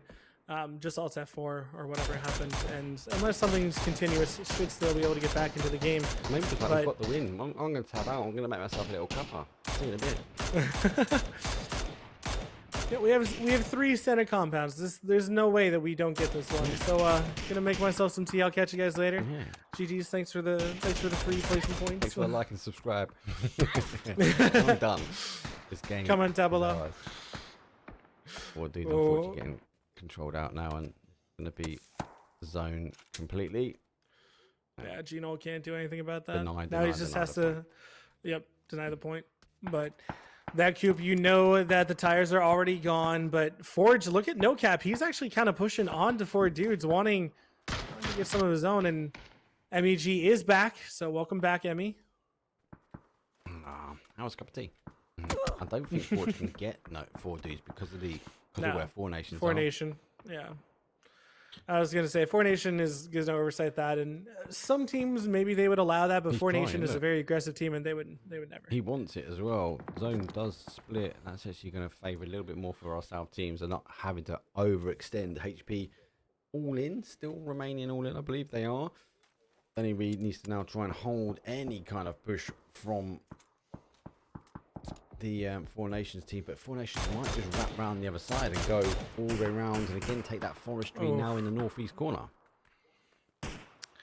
Yeah, and I'm kind of looking at this, and honestly, Philo might be able to do some work as a solo. I'm kind of here for it. I want to see what that happens, but it's gonna be later down the line. Forge still have to make their way into zone, and 4 dudes. It is just left to 1 dude instead, and he is getting held out by 2 teams, 3 teams, honestly. HP, Forged, and Four Nation. I actually like HP. Danny Reed actually up on the high ground. He's not sitting in the trench. He's going down for it. We are seeing a crash. Maybe. Yep. Crash does come in. Ooh. Yep, and this is why that split is so dangerous, especially this late. The Molly actually was really good, but Say finding the absolute belter of a couple of shots. Just not able to provide cover on him, are they? No, they can't see him Yeah. very well. They do get the player further back outside of the zone. That'd be a hard res if they want to go for it, but there's no need to sacrifice that. Take 2 now going into the final. Board pushing TT round. They've gone a little bit further across towards that southeast corner. Four dudes taking the opportunity where everyone else is distracted to try and run forward, and unfortunately not in anymore, and still not in. And with HP losing their solo, they're back onto trying to find our final player. Dodge, duck, and dive. He needs to get to the cliff base, and I think he's done enough. I think he's in here. The next one will be hard, surely.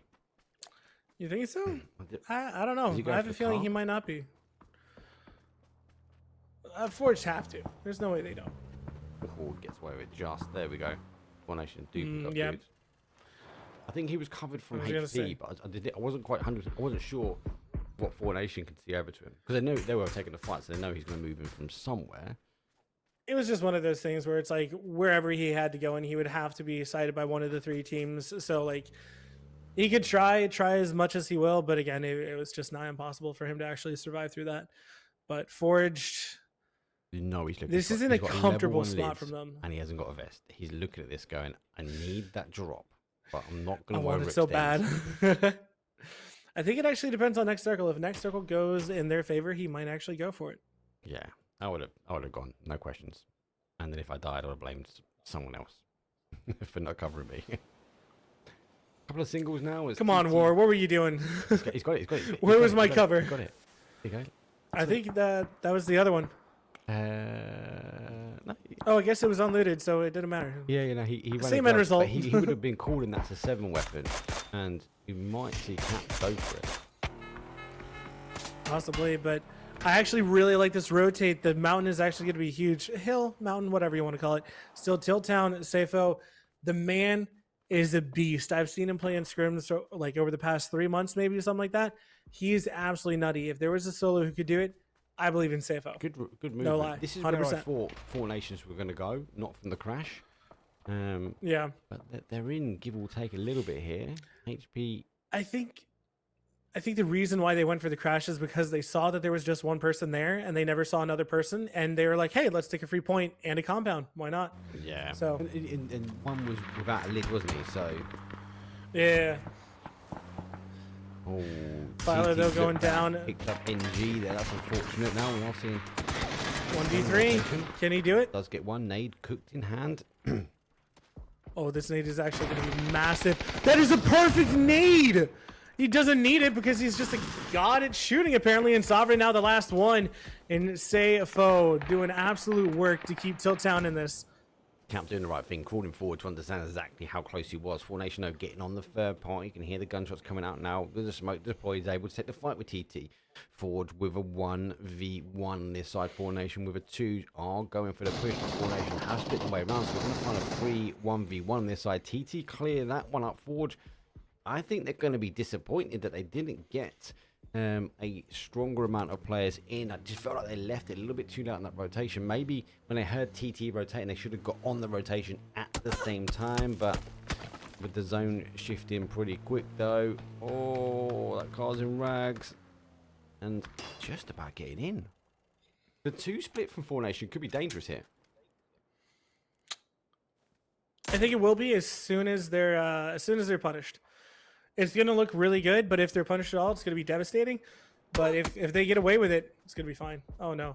I think he's going to run straight into the other Four Nation solo. Depends. Like, he knows he's here, right? Obviously, Does HP he? taking the shot. Four Nation are eager to try and stop HP getting in. This is the right hold. But he's kind of waiting for that shack. The shack's out, isn't it? Oh, no, it's not. Now it is. Yeah, but it's a risk. Both these players are out at the same time. He's got the car, so maybe the hold on to the shack's the right place. Smoke is coming out on the shack, so knows that needs to get through that smoke, walling up and reinforce the other side. Oh, exposing the player. Going to push back slightly. Does taper down and using the smoke's not fully bloomed, but enough to get going. Initial shots coming from Four Nation, and we've got a 3v2v1. The one's causing the problems at the moment. Oh, Gets him as well. and he does go down. Safo does find him. The flush won't come out just yet, but Four Nations actually looking to come from behind onto Safo and take him down. But 18 kills from Tilt Town, dude. Yeah, insane. I was literally about to mention that, mate. Good spot. Four Nation though, coming over the top, hearing the gunshots, does them some damage. Lucky enough for Tilt Town. The push hasn't come in from MEGs. Trying to condense over and ensure that they push out Tilt Town. HP store in control of the zone, but with the knock in the middle and the spin coming down. High performance had the numbers, didn't have the position out at the end, and Four Nation now want to take this 2-on-1 fight. The split is going to come against a dangerous 19 kill. Can't quite get it, but do you know what? 19 kills and a second. Oh, you'll take that all day of the week, wouldn't you? Oh, 100%. Even Four Nation, they had 12. Did not do well. Tilt Town's position, because that's 25 points compared to 22 of Four Nations. Tilt Town has just been on an absolute roll, and it was good to see because in APL 1, they were kind of like a mid-table, a little bit above the team. I'm pretty sure if I recall correctly, but now they're looking top dog. They're looking really good. Granted, we don't have old and young in this lobby, but Tilt Town.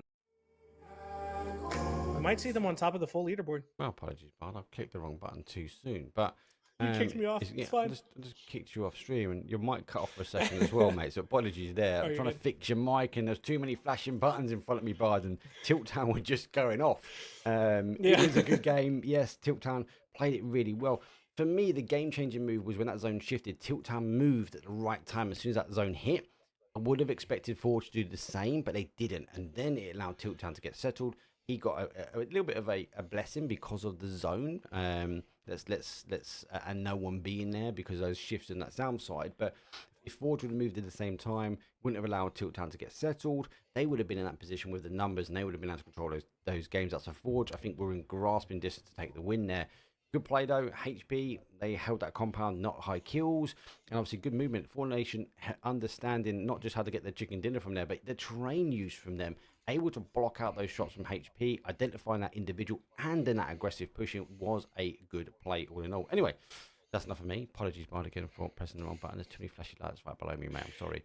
But we will take a very quick break. We've got one more wrangle, but we are on the halfway point now. So we are going to go in for our final 3 games, but I'll see you guys in a second.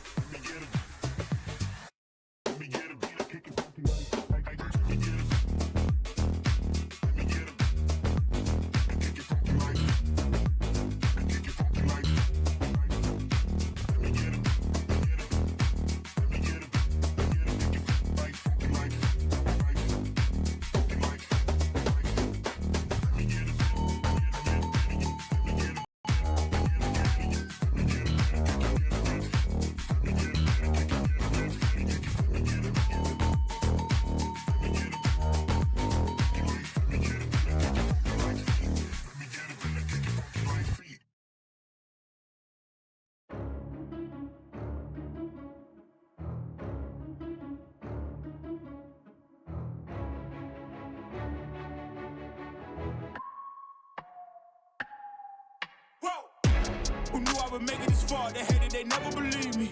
Yeah, I would never drop the ball. I know I make it look easy. Yeah, Mayweather with the defense. I don't care what a critic got to say. I got them picking up the pieces. That to me, you really playing with your life. I'm about to come and run it all back. I'm the new era, about to snap back. You ain't fitting for it, cause you all cap like. Hold up, I shoot my shot, wait, hold up. I'm really about to run this go up. You know it's all net when it go up. Ain't got no other plans, you don't need to understand, ayy. We on overtime, you don't need to understand, ayy. You just show them how to do it when you don't know. Welcome back, guys. APL Season 2 has been absolutely crazy, and I think technically we're actually at the official halfway mark. But I did want to give you an update on just today's leaderboard. So we have Rats on top with 25, Next Gear tied for top with 25 as well, Tilt Town with 20, Adrenaline in fourth with 19. But Tilt Town, definitely the name to watch currently because, again, we saw 19 kills, 6 points. So that gives them 25 going into the next one. So that gives them to 45. Absolutely insane. And Tilt Town looking super strong. All their players playing well, fragging out. And I cannot wait. But we need to go to the lobby. So we'll see you very soon.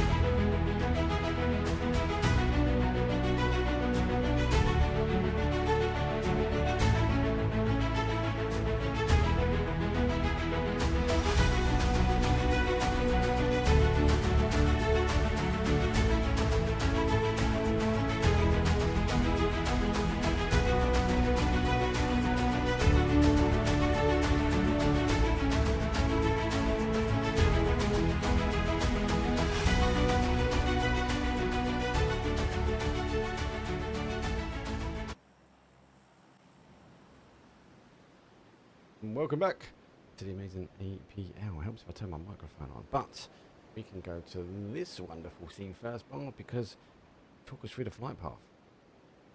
Yeah, we're north of Melted Power, north of Laplavka, and we're going down to about halfway between Georgia Pool and Primorse. This should be a very common plane that everyone is used to, everyone knows. Rotations should be pretty much guaranteed set well, and no one should be having any funky stuff going on. But the interesting thing is going to be circle, but thankfully we're not going to see a Millie circle. Like, no offense to those of you who love Millie Island circles, but what are you doing to me, Bard? That first game was insane, mate. To talk about the zone. it was okay. It was insane. It was great. Tiltown did really, really well, but it just doesn't feel quite. Oh my gosh, we have a hot drop between Hartford Hughes and Lethal Association. What's going on with them? Let's have a tune in. So it looks like Hartford Hughes was trying to steal the car by the sounds of it, and they got away with it. And we've lost one. Is that a glider I can hear? That is a glider. Yes. Oh my gosh. Def. I thought they spawned without any gas. Hartford Hughes. Oh, they do, yeah, but only limited. Hartford Hughes putting UAV up in the air. That's what you want to see, mate. Big Duke can now get over his boys and provide an element of information from above. If he can get high enough, that is, without getting shot. But Hartford Hughes is going to be running straight in towards HP. So hopefully the UAV will be crucial now as he's going up and over the top side. He needs to be scouting. That would be the call. There are people in that compound. That saves his boys. And UAV lives, mate. Yep, and you can probably expect to see them go near Severny because this circle is crazy. It is about 30% in water. I know that I said Millie Island circles were kind of crazy, but look at that. So much in water, and honestly, PPB could have a good spot in Slauber if they move quickly. But a lot of orange. You can see about 3 teams in that northern side of the map so far. And, you know, where do you feel like we're going to end this? You know, the warehouse that's like southeast of Severny, I feel like it's going to be a nice, strong spot to at least get some information, you know? Yeah, I think this is where ADL's already going. Now, we've already seen UAVs up in the air. That's the swing back. We're going to see people with the emergency pickups maybe go for the high ground because Stab will be tempting for a lot of teams. I think ADR for me have got it right. I could be wrong. But the sort of barn and this sort of 2-2 split across these two, I think are going to be key. Mm-hmm. Maybe the crossroads could be dangerous as well. We might see it come down to this bottom side, but ADR's going for a split this way compared to that split there. I think either or personally is not bad. We just need to ensure that we keep an eye on it because we might find some teams try and crash them. Yeah, I think that ADR might actually do a 2-1-1 split with the compound that you were talking about. But this is going to be crazy because, again, we have about 2-3 teams that actually have almost no loot. And they're looking for spots. Oh, no. Oh, I thought there was a lot more damage than HP scouting. than it looked like. They haven't scouted this compound, so they've not seen ADRs here, and ADRs popping out the other side. So HP is down on loot, but they might now know that that compound is free, but they were scouting topside. So ADR giving up the granny and going for that normal 2-2 split, I'd say, that we're used to seeing.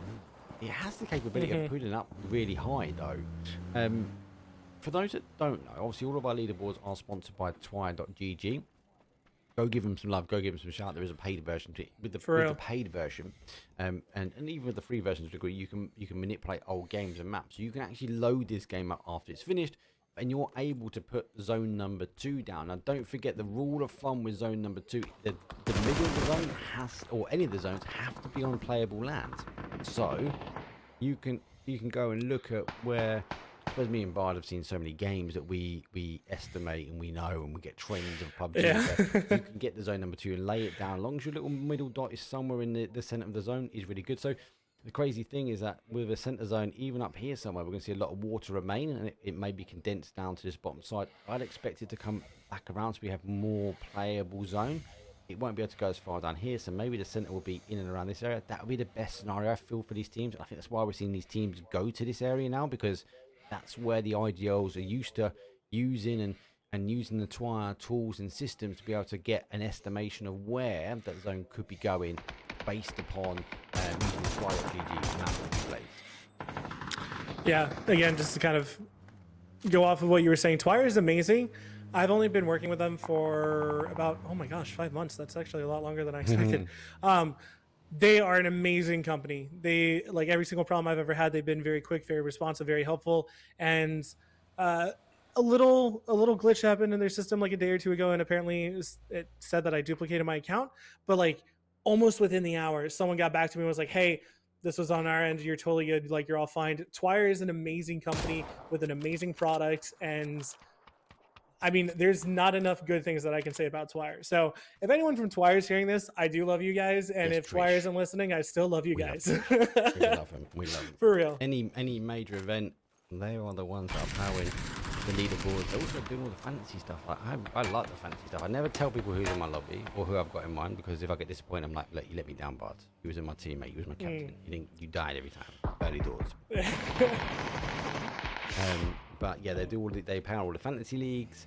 They power all the major tournament stuff now as well. They power the live leaderboard that you see on the tournament scene as well. So such an amazing product. Go show them love support. You get a free account, no worries. You can get a paid account as well, and it does give you some more features, and that's all to do with, like, if you're the IGO in a team, you should have a paid Twire account.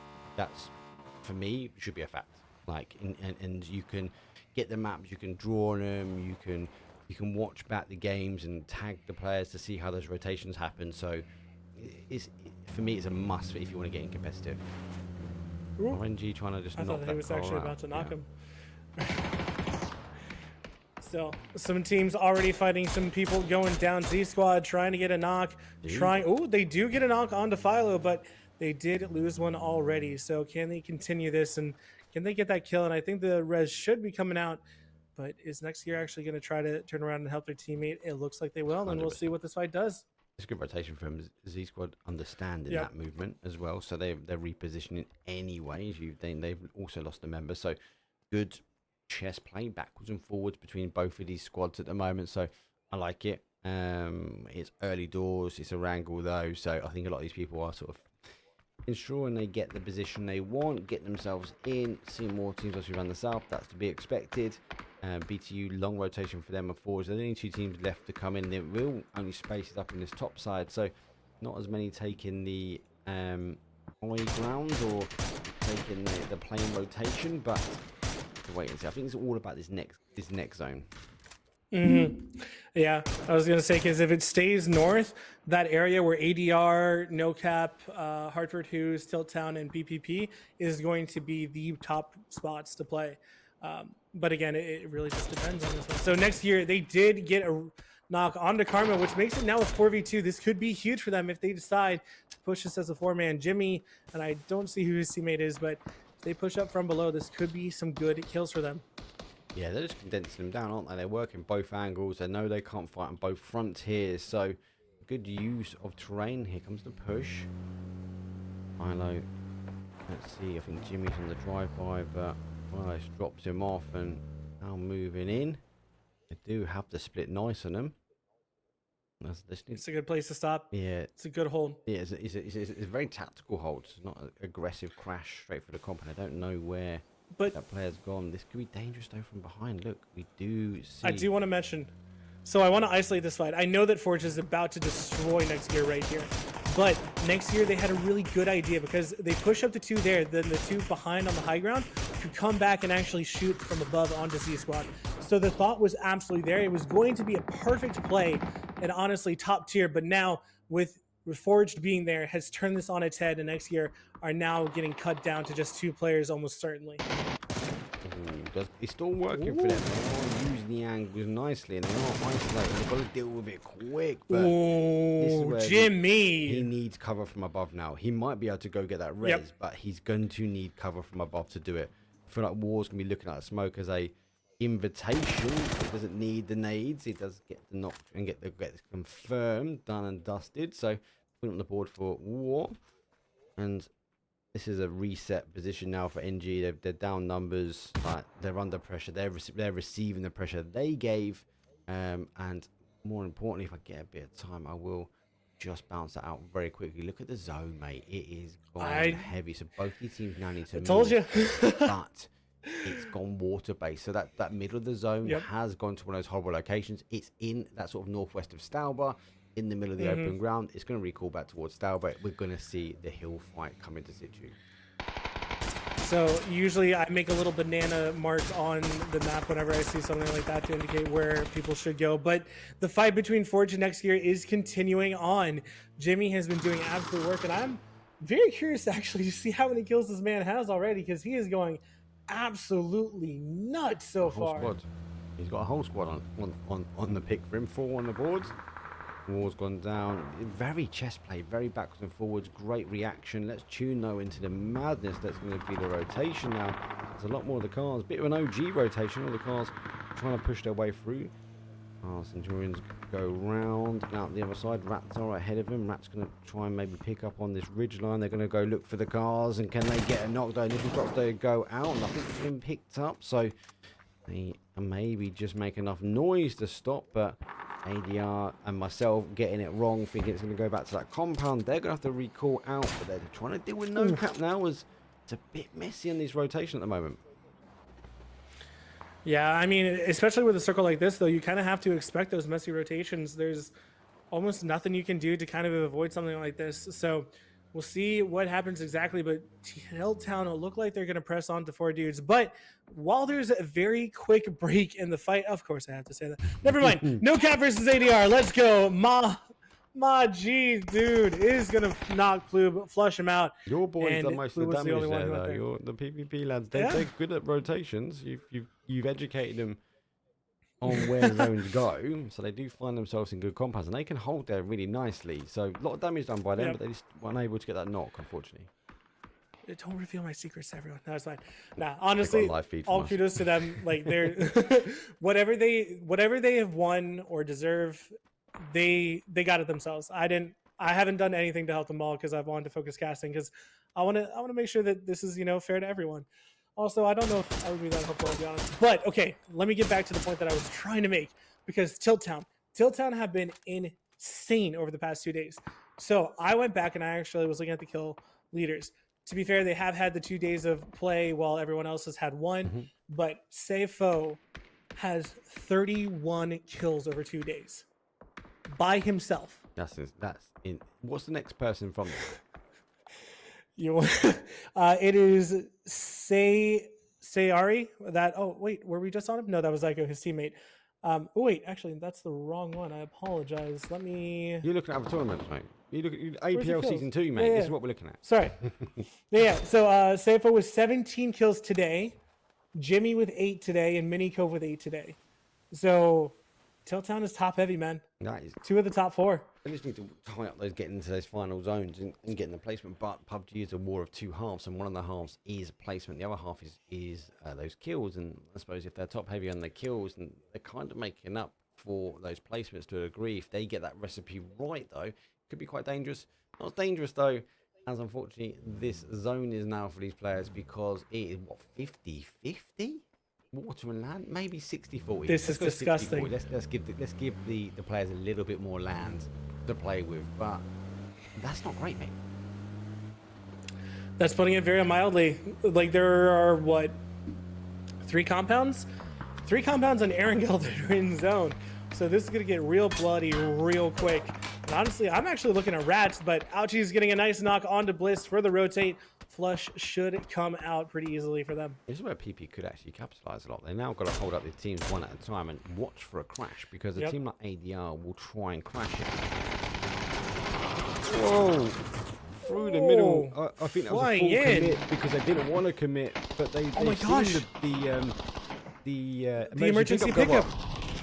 And they got. Oh my gosh, this is actually such a play! Lethal Association Pacey Crusade with the last player up with 16 HP should go down, and this could actually be huge because now Lethal Association, they can get the res off, I believe, as well as take the E pickup. And if they do, that's actually a free rotate for them. That is a beautiful play coming out from Lethal Association. 3 out of 4 are going to go because he's going to have to put a bandage on. I don't think he's going to be able to connect in time. It's going to be really I don't see where the plane's go coming in. 2-2. They're going to go 2-2 or 3-1. Oh, you got to go now. Oh, he missed it. Oh, he just missed it. Oh, that's a killer, my dude. That is hardcore. I didn't think he was going to get the res, the med off. The med off, yeah. But he went for med, so he must have been struggling from a med point of view. Let's see what he's got now. He's got 2. So he must have been going for the med prop. So we'll wait and see how that goes. My gosh. No cap comes. Who's coming for the crash now? And your boys PPP under pressure.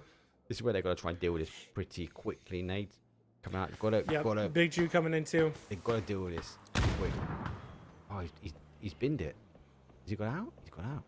Nah, he's fine. He's fine. It takes a little bit of time before the vehicle actually the water floods the engine. But because he stopped, I think that he is going to lose the tires, and I don't think he's going to be able to get out of here. That's final play for them as well. So under pressure from the other side. Talk about pressure on the other side. Pressure on the east-hand side now.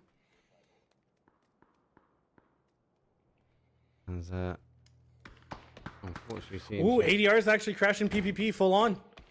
Yeah, you know ADR's going to do that. Like, I don't think they had any other option to go. They do lose the zone. ADR could hold that corner now, Bard, and wait for your team to come out. Yeah. And have enough cover to take the fight for the next zone if they position it right. Or take the granny and then control that as well. PPP. They're able to get a couple of kills now on the rotation. They've got to get these knocks now. They're aware of that play a little bit further back, and seeing the pressure now coming in. Util. But this is what ADR can do really well. They stack up, stay tight, and they push building by building as they try and farm the information. I was actually thinking, what if PPP just left here? What if they leapfrogged and tried to hold them out? That would be hilarious, I'm not going to lie. That would be the right play. I don't think they've got the time now to do it, and I don't think they've got the cars. I think that car's missing the tire. Still, Nox coming, Nox trading, and Maji. I think it's Maji and Nate who are up versus the 2 of PPP and Big Jew trying to make his way while being spotted by Ouchies, but Ouchies got hit. This could be pretty bad, and Big Jew decided to swim for it, which, to be fair, I don't think I've ever actually seen from this position. High performance, though, landing a lot of good shots and finally gets him. MEG gonna knock Thunder. And now I think it is just Shadow who's left. High performance playing this well. Extreme, though, goes down low. MEG with the nade. This should be a good nade. It should have it perfect. It goes a little bit too far, but it still does the damage. And High performance win that fight. And actually, MEG ducks down at the right time. Was under a bit of pressure, but able to maybe exchange with his reses here. Tilt Town, though, have been on fire. They know that our HP oh my team gosh, dude. Out 6 kills already on the push. He's on 21 kills. Yeah. 4, yeah. It's 21. It's 4 games and he's on 21 kills, maybe 22. This man is an actual beast. Safo, he's throwing the nade. Does he get this? The nade, it could bounce for him perfectly, but it doesn't. It hit a crack that he wasn't expecting. Stun goes a little bit too far, but still, this man is putting in work. Jeez. 22 kills, just like that. Oh, not fine. How is this fair? We have to try and get an interview. Oh my gosh, for sure. Honestly, I'm not gonna lie. I already want an interview with him and Fries because of Old and Young, how they did yesterday. But Tilt Town, Tiltown are doing so well. Let's go for And it, I'm man. a little bit scared for PPP because I think they're going to get shot out by Big Jew if no one else. They were so, for me, they were so focused on Big Blue that Oh, wait, no, they can't. forced them to lose the numbers. Good use of smoke to get the car going. The car tires are on. They know someone's here, but he's in the water, so he can't do much. Yeah. It's where does PPP But now where do they go? Right? Actually, I think they take a hard right, and there's actually a center zone. You could find something, but they're going straight into Lethal Association. This is going to be really difficult for them to make a hard right. It's going to be hard, but again, where do you go? You're still in zone, I guess, and they're deciding to go to a rock, which I'm personally not a huge fan of, but we'll see how it goes. Aggressive push now. Forge go down. 8th place. They makes the point pop, but True, and they're in zone, and we have a couple teams that aren't in zone. Tilt Time being one of them. ADR's going to work their way in. Rats now need to hold up that south side here as Four Nations have got a bit of a hard push now.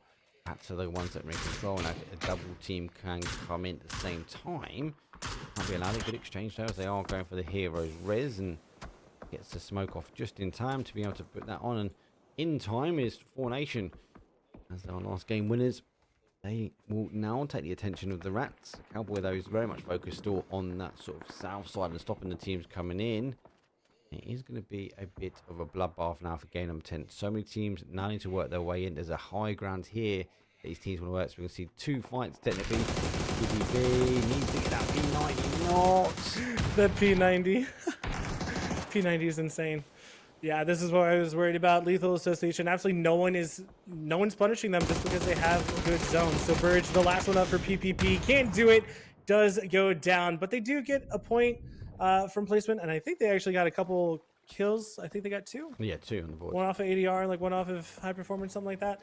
So 3 points, which, hey, it's better than 0, you know, better than nothing. Right, and we still got a Navy SEAL out there. So he might actually get away with a lot. If he doesn't get picked, He honestly Four might. Nations eventually go down to Rats, but they've been bleeding out because Tilt Town have come in also on them.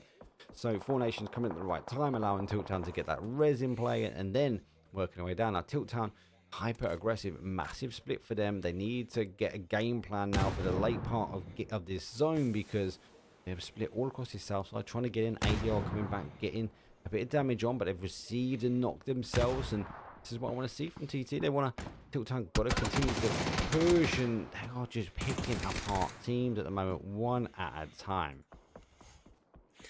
It feels like Tiltown is just a wave. It's literally just a wave of Tiltown coming across and destroying everyone, it feels like. But Innate is saving ours chances, taking 2 down at once. Battle X, the last one up, I believe. And the battle, DMRs. Innate goes down to 5 HP, but I think he's going to die to blue, actually. Yep. Going down and out. I was saying, the volume balance between casters and stuff, it sounds right in my ear, but we'll have a little listen and see if I can get it in. We're on a 10-minute delay, so unfortunately you've got to deal with your scuff, Billy, for 10 minutes, mate. Well, I apologize. If there's something I can do, just let me know. But Lethal Association, they look like they're in the driving seat of this match with 4 up. Big Juice still alive, and he's still swimming. It's called Michael Phelps, but Tiltown, we've seen some incredible things coming out from them today. But can they take down Lethal Association, who have 15 kills? Safo knocking you so ugly, now making it a 3v2. He is down low on HP. The nade comes out. It looks to be good. Gets him down low. He does have more nades and mollies. He's going to pull those out. Safo, if he gets a headshot, though, it will knock him. That nade is going to be a little bit too low. Safo going to be knocked by Sociopath with the P90. The P90 is disgusting. So now it's just down to Battle X, who is deciding to go for util instead of anything else. But honestly, the winner in all of this is Big Jew. He's been chilling, he's been waiting, and now Battle X versus all of Lethal Association. Big Jew, honestly, I think he could just drown himself. Yep, Sociopath, the P90 is just too disgusting. It's literally too disgusting. So Big Jew, 1v4, what can he do? He's got no kills, but he's got himself a 2nd place, a proper Navy SEAL. 6 points, man. Yeah, Can't deny it. Just look back. I think he got caught because he was running from ADR and stopped on the beach on the outside. PPP, push, were holding the compound. Now push. I think the downfall was him, like because they were so focused on Big Jew, right? So they had to ensure that they didn't have hit a solo coming in, but at the cost that ADR took them. Now, he just swam his way down the beach. He was okay. If we see it go to the wire, which I very much doubt is going to go to the wire, maybe he can split them. Maybe our LA team go a little bit wide on this one. But at this point, I'll take the 6 points and kind of run. Maybe try and get another one off the board. Yeah.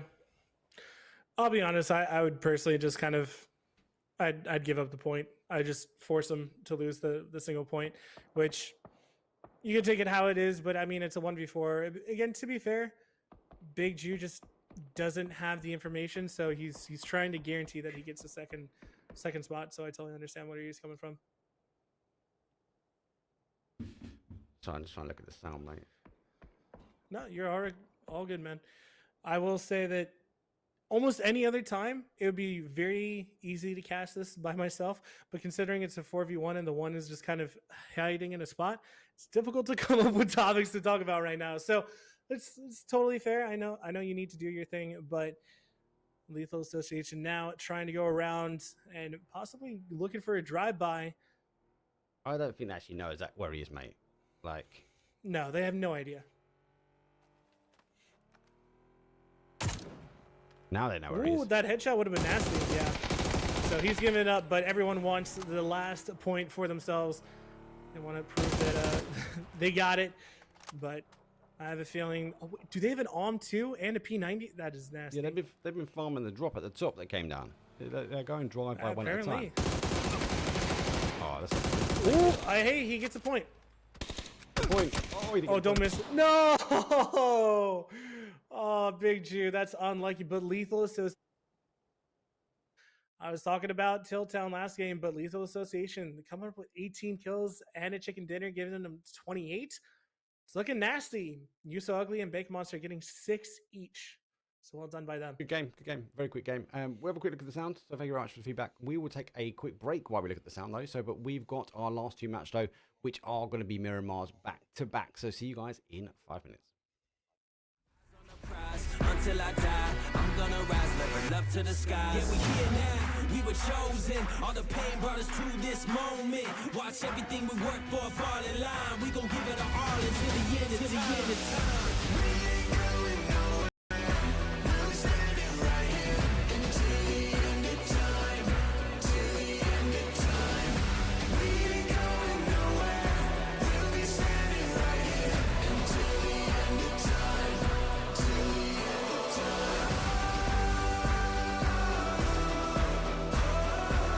Until the end of time. Till the end of time.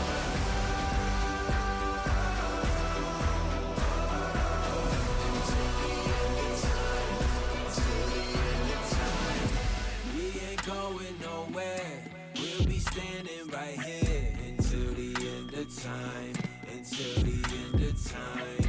We ain't going nowhere. We'll be standing right here until the end of time. Till the end of time. Until the end of time. Till the end of time. Until the end of time. Till the end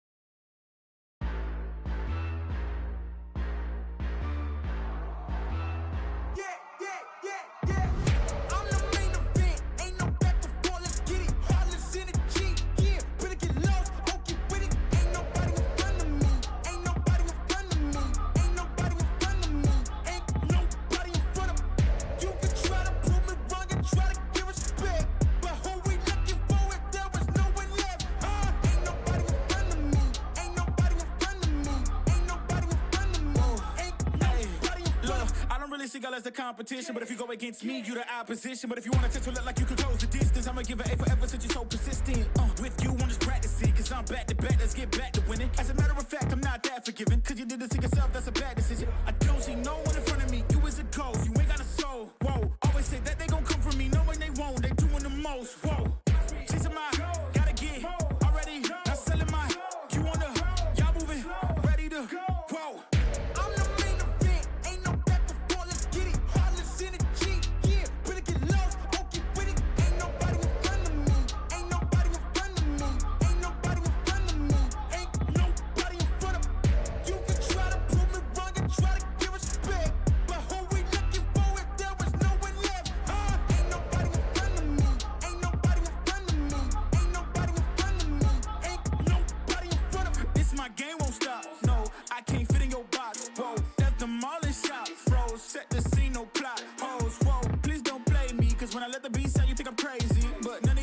gon' phase me. So when I talk like this, don't blame me.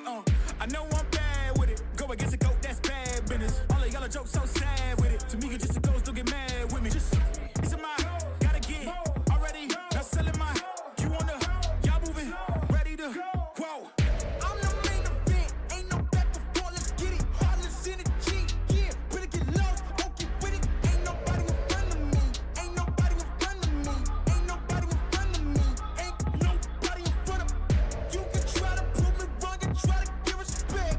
But who we looking for if there was no one left? Ain't nobody in front of me. Ain't nobody in front of me. Ain't nobody in front of me. Ain't nobody in front of me.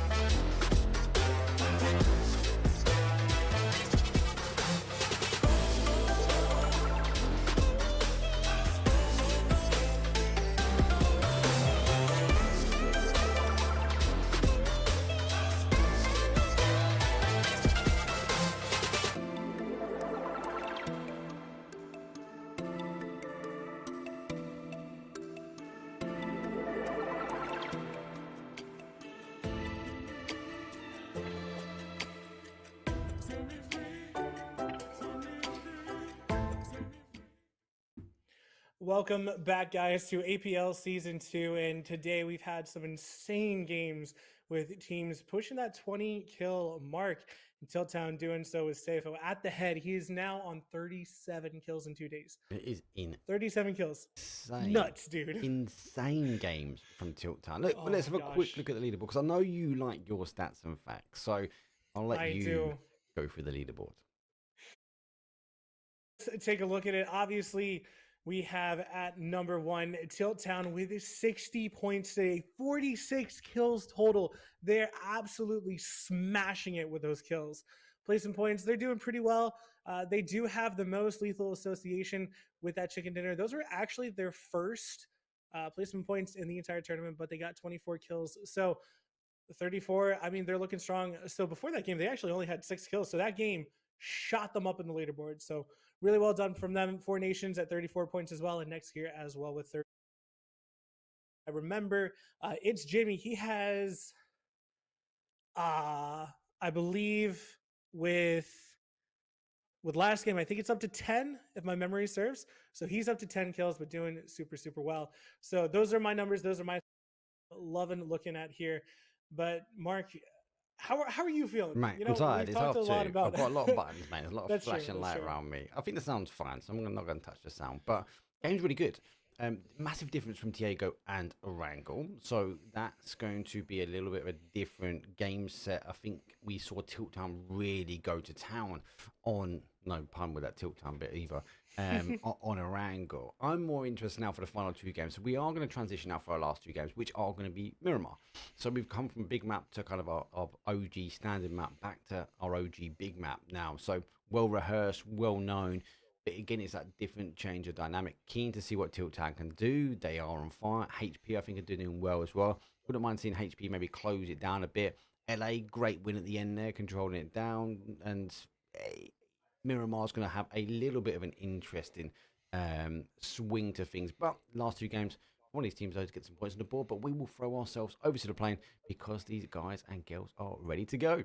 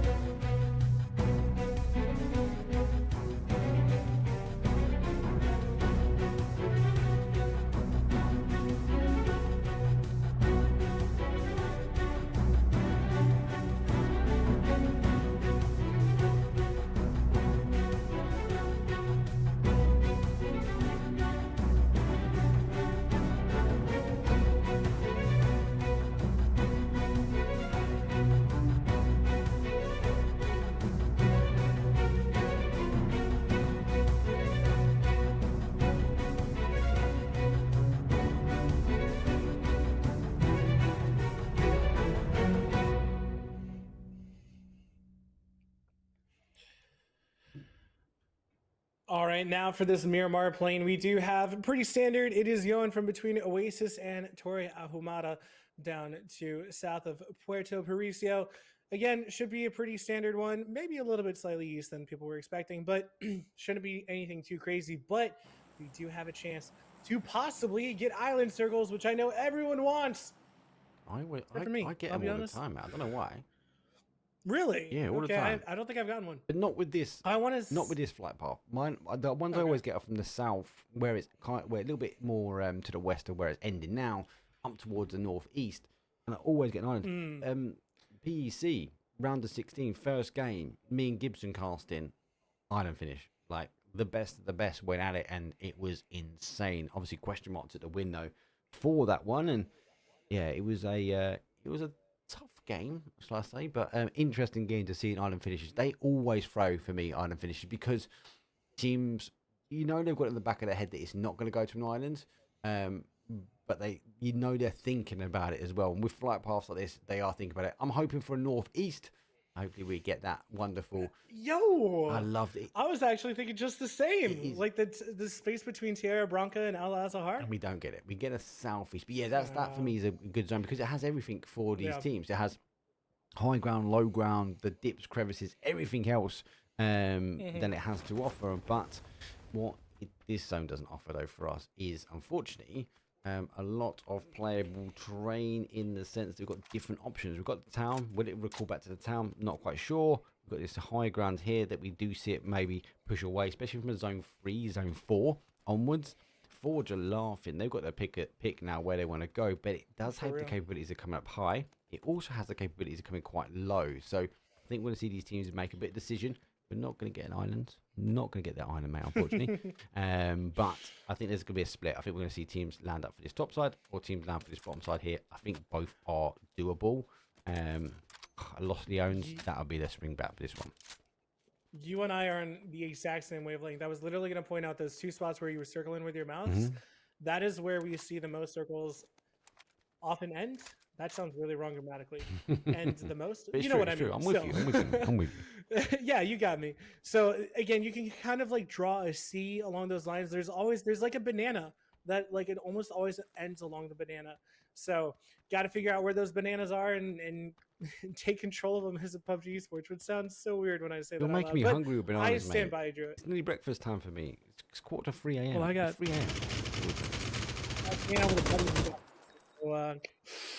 Grabbing some pizza after this one. jealous, APL and pizza. This sounds perfect. PUBG and pizza. Honestly, it should be if chicken you guys- dinners, mate. Not pizza dinners. It's wrong game, mate. Wrong Okay, game, no.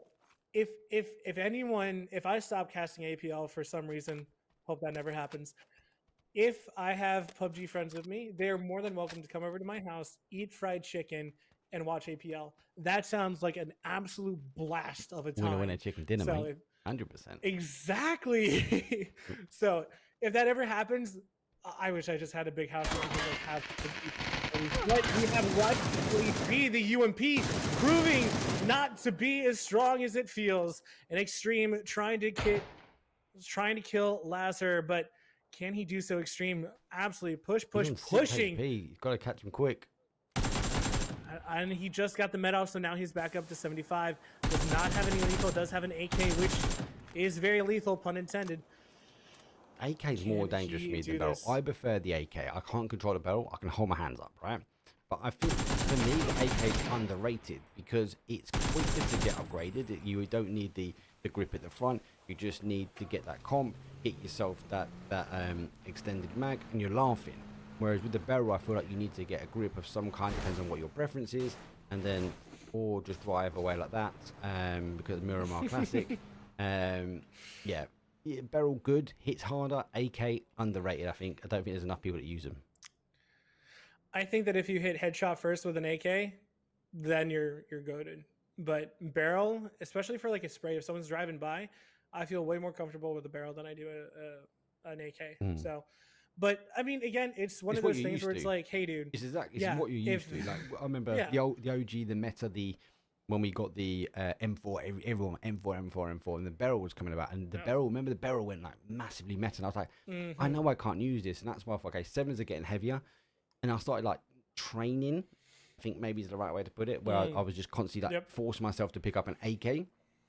Like wicked AK. Now we're getting like the gun skins coming out on AK. I'm loving it. Like, I'm not gonna lie, absolutely loving it. And just I suppose now in my head is what I'm used to.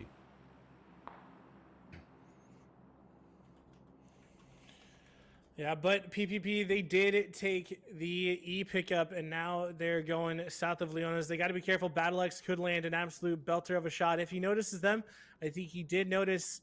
I don't think he can get it in time. He's looking oh, wait, for no. more. He sees him. He sees him. Can he do it? This would be so frustrating to die by this. Whew. And I'm not going to lie, I'm a little bit scared. Mate, if he hits that shot, worldy shot, mate. Oh, I know. I was sitting at the edge of my seat thinking, he's going to hit it. He's going to hit it. Right. Oh, I was going to be really annoyed. Nah, if I was really annoyed, I wouldn't show it. Messaged him in chat. What'd you do? Why'd you jump there? Bro, are you an idiot? No, I'm kidding. I've told you 1,000 times that's where the tilt town go. Watch back my VODs. Worst spot you could go, dude. Watch back my VODs. Dude, that is the best plugin that you've ever had, is to be a coach for someone, scrim and caster matches, and then be like, you want to get good at PUBG? Watch my VODs. Watch my VODs. Get an emoji come up in chat. Watch my VODs. Watch my VODs. People are going to say, where are your VODs? We had some problems with Twitch. It's actually a not a bad transition. We have all of my VODs now on YouTube. So this will be pushed onto YouTube as a raw after the game. And then I will make a cut down version. So none of that weight screen or anything like that. We will move to, to more of a YouTube. Just because they never get timed out. Like APL now, I've lost all my VODs for APL because of the time that Twitch only hold them. That's true. So I want to be able to go back like on the but for season number 3 for APL and go, okay, let me go watch back season number 2 and have the VOD there to watch it. Whereas Twitch don't hold anymore. Can you not like bookmark them to make sure that they don't They store delete those? timeout. No, I guess You can hold them for a longer period, yeah, but they store timeout. Huh. I didn't know that. Which is super. Well, guess I should super upload annoying. my APL day 1 to YouTube now. Yeah, literally. Just because if people want it. Yeah, like for scrims, the scrims is whatever. Like the clips will give me everything that I need, but I guess if I'm casting something else, I'll That's the logo they need. So I did want to mention really quick with PPP. Again, they need a vehicle. Rotating from there is going to be horrible. Why? Because BattleX is literally just going to look at you and just be like, I get to take as many shots as I want to with a bolty, and if I miss, I don't care because I'm going to have 20 more. But looking around them, the closest vehicle they have is a little bit north, but that is a horrible run. So either they have to get a knock on to BattleX, and BattleX is a quality player. So I fear for them. If Circle goes to them, it could be good. But again, that's a big if, man. Whoa. Oh no, Forge now versus Z Squad. And what can they do? I know that Forge know that they're here, but does Z Squad know? I think when they run through here and there's a car. Oh, he took shots a little bit. No! Nate is going to go down low. I think he got a little bit scared. I'm not going to lie. He tried to get in the door and it just did not look. Yeah, it seemed like kind of that gets stuck on that virtual piece. War's on the outside though, so I'm gonna go stick the res. Door is closed. Surprised that they're actually sticking the rest. Metal doors don't explode open. Earth should hold that door though well. It is a 2-on-1, so you'd think it'd be a smoke out the door and move. He needs to go in and push that door inward to have a better angle. Whereas now completely, if they push that door out, he's not going to see him at all. Good shot though, does get one spray. That's all smoke. That is a guesstimation shot though. He gets the second as well. GG's. That is really unfortunate, but now we only have one left in Cousin Vinny. And I mean, he's going to get one and he's probably going to get flush. Yep. Went on the board. The thing, they Forge are still pushing one at a time now, so he has the opportunity to get another one on the board. Captain the right thing, knowing that he was on his own, actually stopped himself from that instant push in, as the flush has already happened. Third party action note is coming in. PPP did get back at the top there, as you can see on the kill feed. That means Tilt Town are going to have to react to it, and the field player is pretty close, and they will be able to run up there, so it shouldn't be too hard to get the res. But GG's PP not taking the buddy from that high ground and tilt down all the way, so able to hold up. But the zone shifts back. It does go back towards this sort of north side, northeast corner. We do have a bit of water still remains. It will play back. But hey, we'll have to wait and see. A lot of teams, though, are still out and they need to come in. And we are getting the fight on the outside. HP lose into BTU. They've lost 2 as well. It's a bit of a stalemate. It's phase 2 as well, so they could find it out. But how long for? Yeah, I was gonna say that this is a fight that absolutely no one wants to be a part of, because as they've mentioned before in casts from that I've seen, it's mutually assured destruction. No one is gonna win from this. Sure, HP gets a couple kills, but if they're trying to catch up to the leaders, it's not the way to do it. Ooh, it's a good peek. I like that. Good quick peek. It's just a matter of time. That's the big problem. They don't even have an E-pickup, I presume. No. It's going to be a battle out to the edge, and then it's going to be, hey, how many men do you got left? Depends on how long that fight happens, how much damage happens. Then they've got the rotation on top of that, and any teams holding the outside at Rise is going to cause some issues. And they also need to get the meds too. But Tilt Town versus Rats is kind of popping off a little bit. Safo did get a knock onto Spoon, but I don't think he's going to be able to flush him out, so it's going to be okay for them, I think. Ooh, actually, it looks like they're actually wanting to take this in the middle of the fight. Yeah, right there. Tilt Town pushing up onto Rats, and actually this would be good for Tilt Town. Takes down one of their top competitors. Yeah, but it's 1 on 4. Like, you'd expect Rats to pick him out. Surely. That is true. It's a 1v4. If Safo does this, there's no way that he does a 1v4, right? They pushed away to go pick up the others. Now, he could hold here, and Miramon does offer that. We can dodge, duck, and dive and hide, but he just needs them to push one at a time. They've got the res on hand as well. It's going to go down to the dip. You'd expect him to cause some big amounts of damage, but hey, Rats, here, this is what Rats don't need. The reinforcements arriving. Yep. And this actually does take the pressure off of PPP. Granted, I don't know if they know that, but Rats can now, the fight between Rats and Tilt Town does actually allow a lot more space in this circle, because people could backfill Tilt Town and take that top of the mountain and get a lot of information to play out from there. Yeah, this is a who goes where at what time. Now, Rats, I think, making the right call. They're pushing away. 4 dudes have come in below. You're kind of looking at it because they've got a player down low. Cowboy would be making the call there. There's a team fielding behind. Rats have made the right call. They've pushed away. Lucky enough for them, the compound's not taken out towards their northeast. I think all of that has come from Cowboy. That's been driven. Very, very smart play from Rats. I know sometimes you get tempted to push in when you know there's low numbers, and Tilt Town have filled in. They would have been subject to a third-party action though from 4 dudes, and I think that's the right call from that team.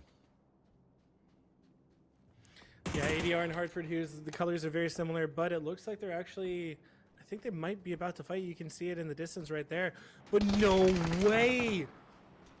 This circle is insane. About a third of it's in water, but it goes straight to Puerto Paricio. That is insane.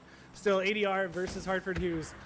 They did get a knock onto Hartford Hughes, I'm pretty sure. And that's the second one. Milan. Ooh, goes down. Nice shots from Frosty. Maji, though, returning the favor. Now I think it's just Frosty who's alive. Yep.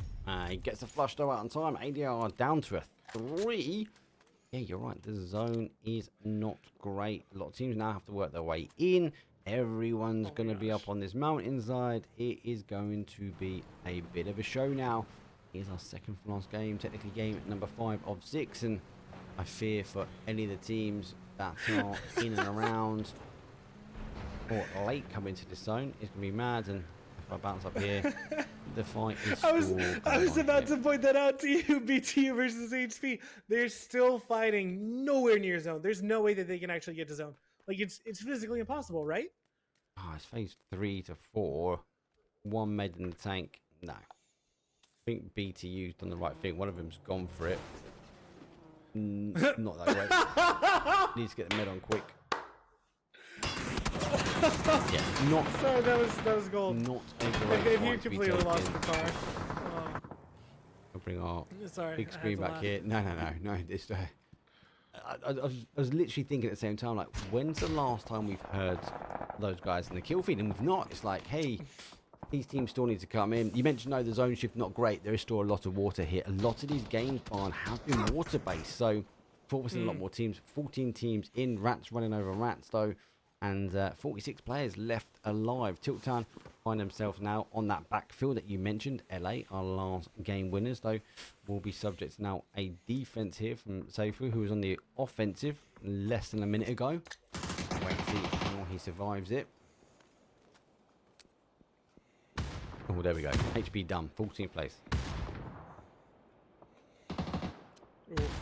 Yep. Basic Crusade. I mean, hey, they're happy that they get the points. I think that's the most you can say. But Lethal Association versus Tiltown, the top 2 kill leaders of last game are going at it. But who's going to win this one? Both of them on a hot streak. But Seifo, the kill leader, is down. So this might be a little bit harder without him. Seifu's down. LAB off the back of a win. Should be aggressing this. And they are. They're using the smokes well. Like placed like little dynamos. They're working their way in. Now, good smoke out. They do get the res in hand.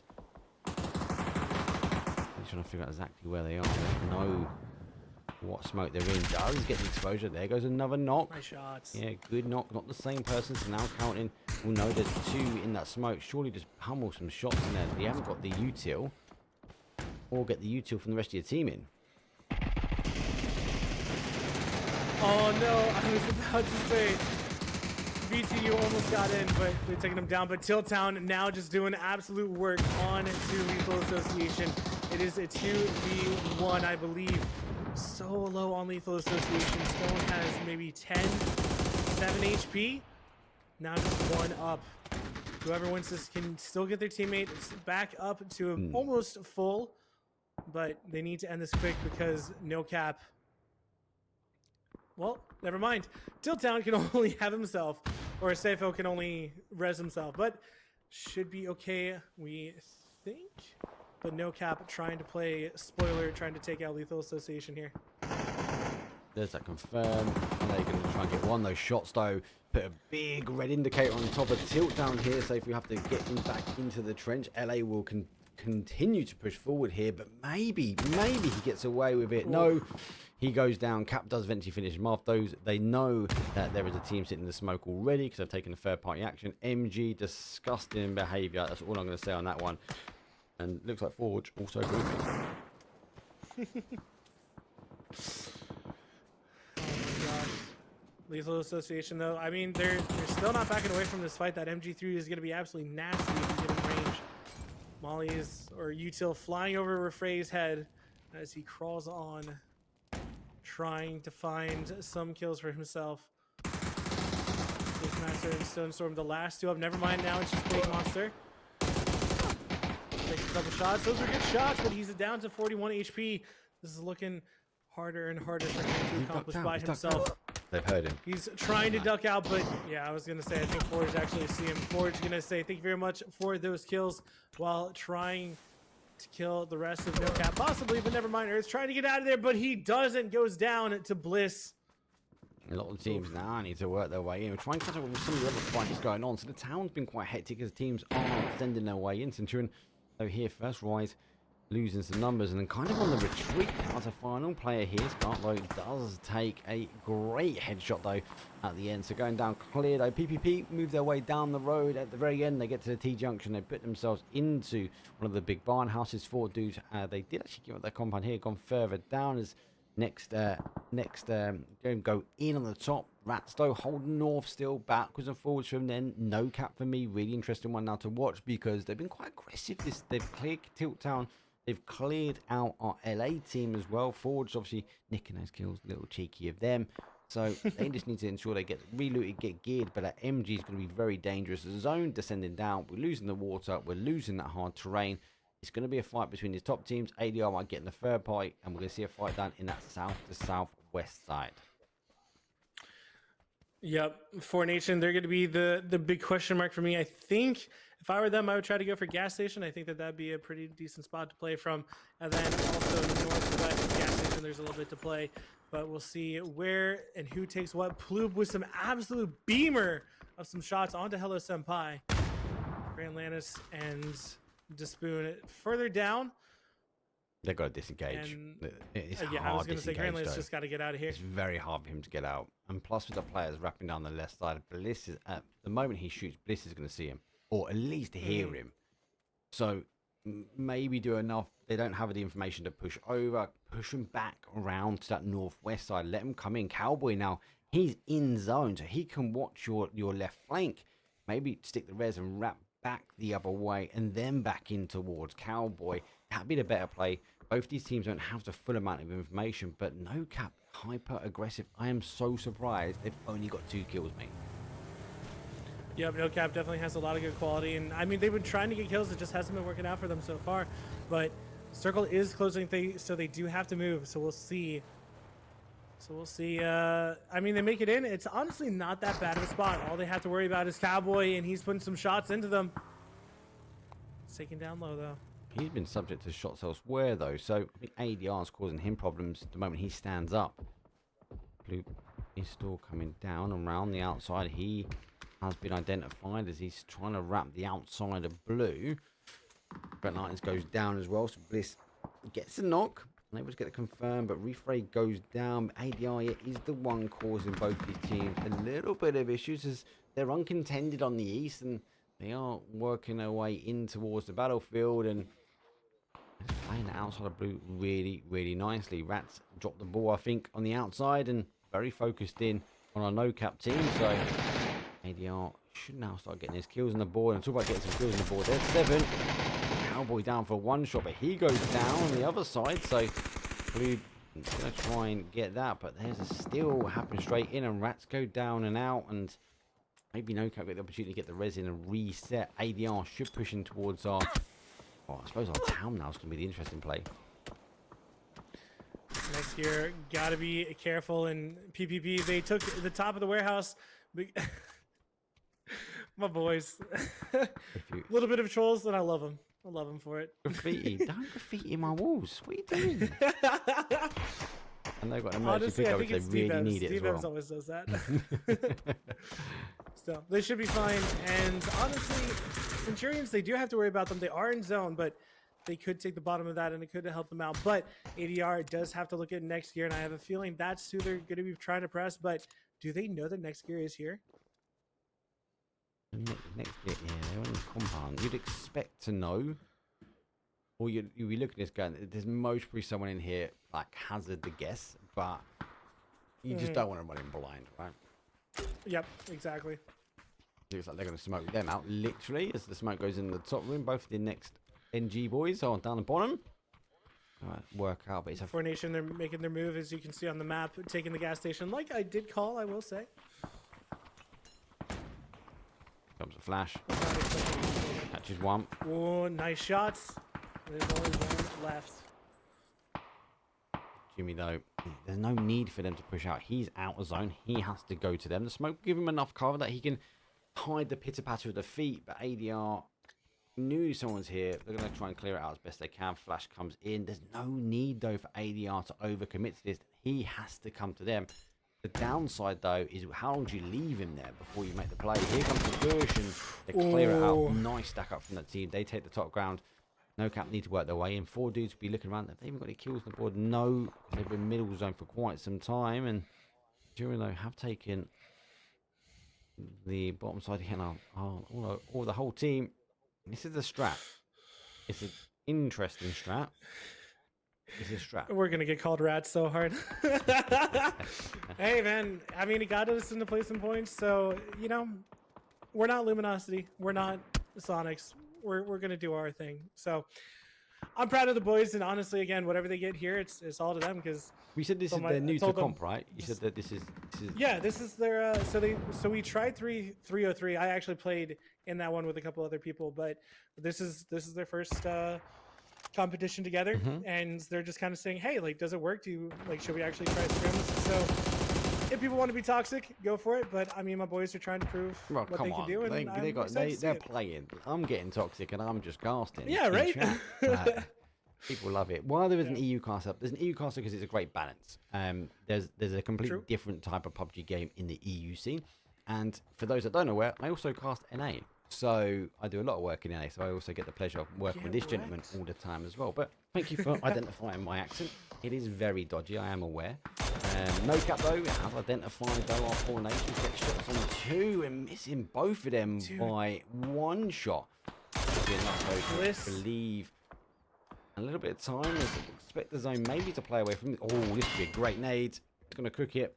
I don't think it's going to actually hit. It's going to hit. Oh, just doesn't do the knock. Okay, I was thinking the knock, but I said hit, so I'll take that one. I said it incorrectly. I know. I got you, bro. I appreciate it, bro.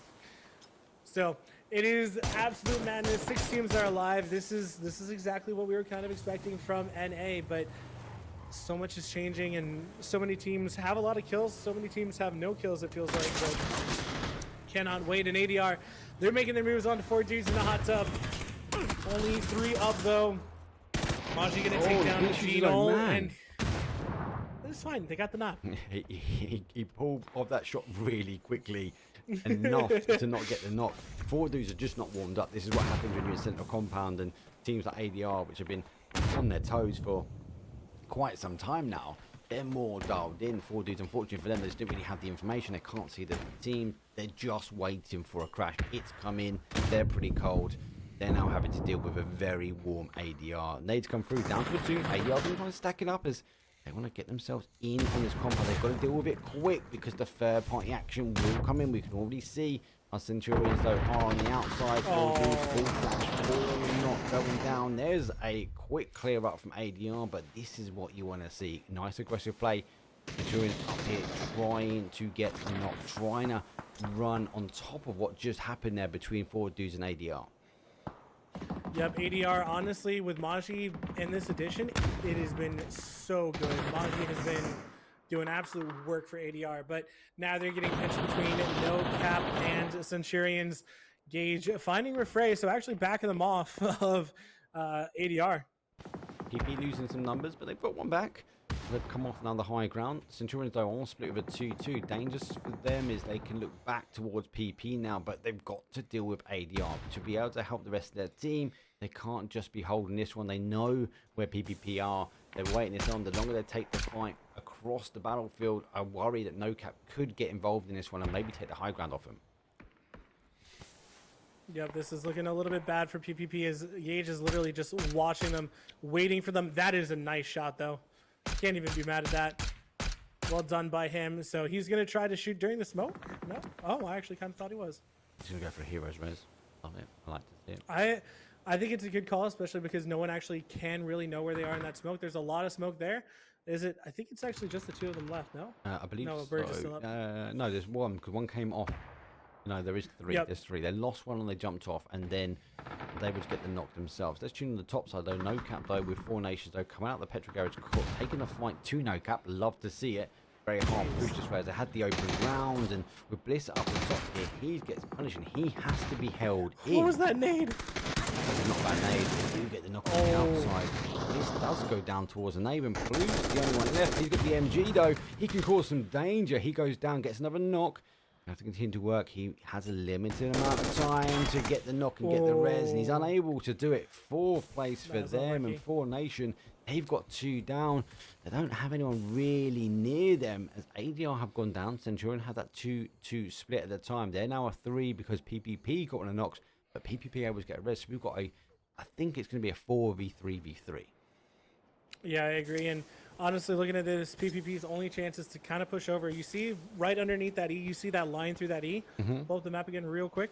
That is their only way to get across. You see that E straight through that line. That's the only way that they can actually get through. Because there's a little bit of cover there that could protect them from both sides, but it's going to be a hell of a run.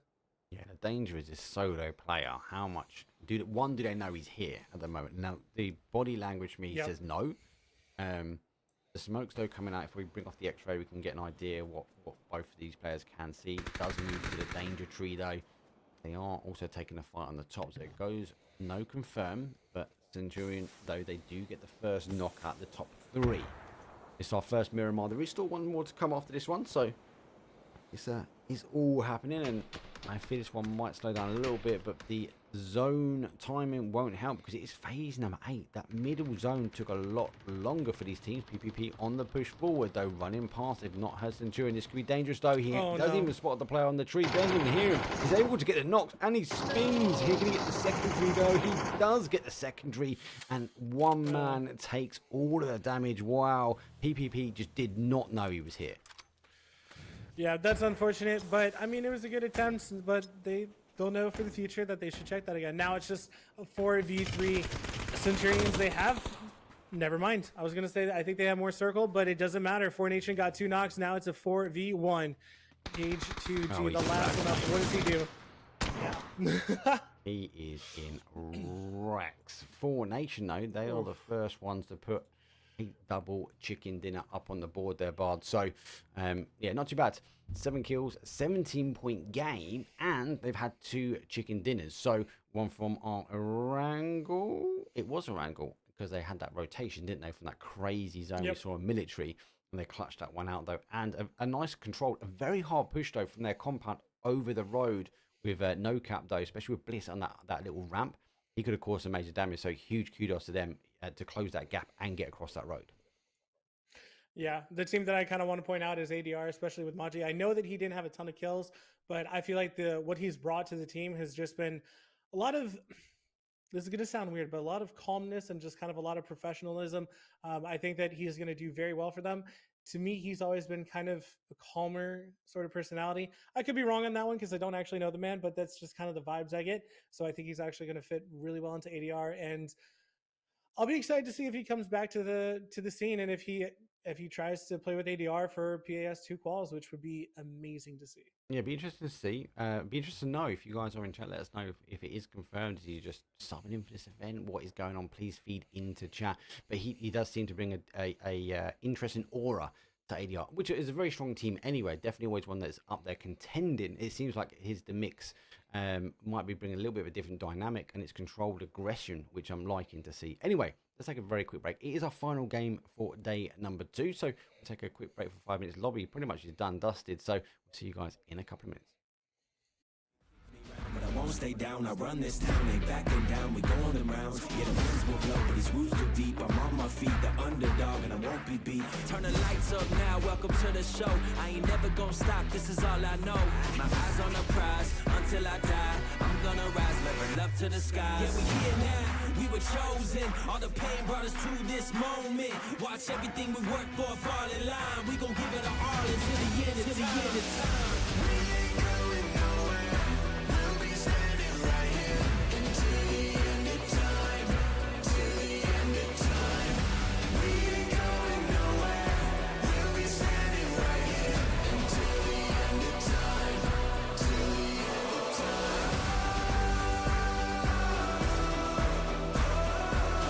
Until the end of time. Till the end of time.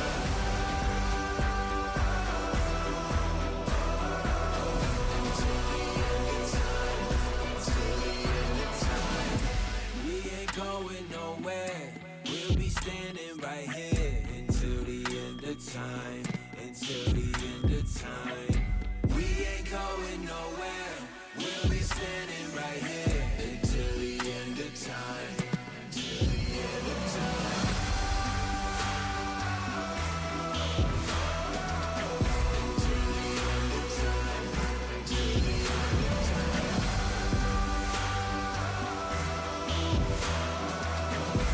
the end of time. Till the end of time.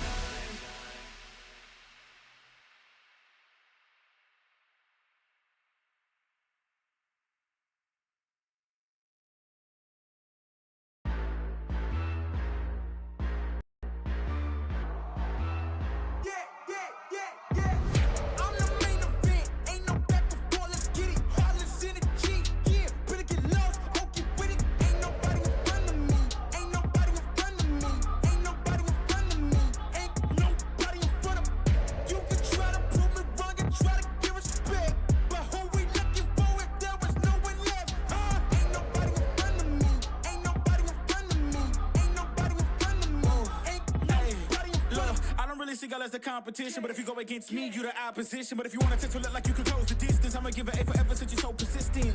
With you, I'm just practicing, cause I'm back to back, let's get back to winning. As a matter of fact, I'm not that forgiving, cause you did this to yourself, that's a bad decision. I don't see no one in front of me, you is a ghost, you ain't got a soul. Whoa, always say that they gon' come for me, knowing they won't, they doing the most. Whoa, chasing my, gotta get already, not selling my, you on the, y'all moving, ready to, whoa.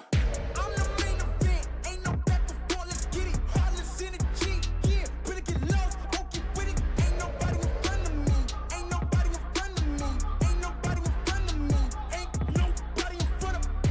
You can try to prove me wrong and try to give respect, but who we looking for if there was no one left? Ain't nobody in front of me, ain't nobody in front of me, ain't nobody in front of me, ain't nobody in front of me. This my game won't stop. No, I can't fit in your box. Whoa, that's demolish shop. Froze, set the scene, no plot. Hoes, whoa, please don't play me. Cause when I let the beat sound, you think I'm crazy. But none of you critics gon' phase me. So when I talk like this, don't blame me. I know I'm bad with it. Go against a goat, that's bad business. All of y'all are jokes so sad with it. To me, you just a ghost, don't get mad with me. Just, it's a my, gotta get already. Not selling my, you on the, y'all moving, ready to, whoa. I'm the main event, ain't no back before, let's get it. Heartless energy.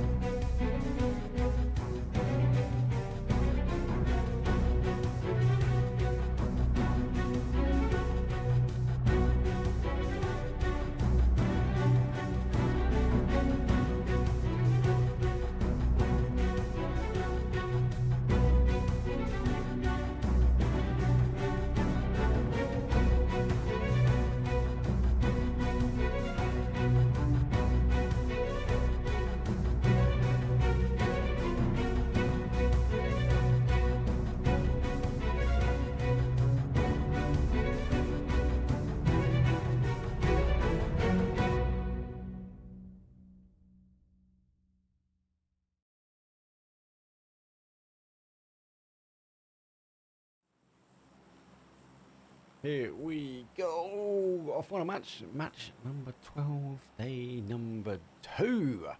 Flight path though, Bard is a east all the way across now towards a west southwest. Not a bad flight path for Miramar though, because there's a lot up for grabs for these teams. They're able to extend over and get what they need. I can't see a hot drop, but maybe we'll have to wait and see. Yeah, I don't think so. I think the only one that I remember seeing was a possibility for Los Leones, but other than that, I think it's all pretty chill. But let's talk leaderboard just for a split second. So, not going to pull up any graphics, just want to mention it to you guys. So, top is Tilt Town. This is their last game that they play before they have to wait for the rest of the teams tomorrow, but they're looking at a very solid spot. I'm pretty sure mathematically there's no way that they don't make it to the finals, but they currently have 127 points, which in of itself is pretty nuts. But there's even more surprising news. Old and Young, who have only played 6 games, have 86 points, which puts them into second place, even amongst 7 other teams who played 11 games and have not gotten 86 points. That is absolutely insane, remarkable, crazy, whatever you want to call it. So I have a feeling that we'll see Tilt Town versus Old and Young at the top of the leaderboard for tomorrow. Yeah, it'd be hard to take it away from Tilt Town now, right? And obviously, look, just remind everyone who's going through, what's happening. Because for those that might have just joined in and just watching us and trying to figure out why there's a UK person and an NA person or US person casting these amazing teams, it's like let's remind the people what APL is and like what these teams need to do to get through this qualification stage. All right. Well, APL is American Pro League. It is for the teams that are not S tier. So, no Sonics, no Friendly Fire, no teams that made it into PAS. It is for the teams that are a little bit lower to showcase their skills and to actually get money off of it. The total prize pool last I checked was 2.3 thousand. So that's going to be split between the top 8 teams in the grand finals. So we're doing group stages for the first 3 days, which was yesterday, today, and tomorrow. And the top 16 teams from those days are going to play in the grand finals next week. Again, 3 days, and then whoever's the top 8, they'll get the rewards, etc.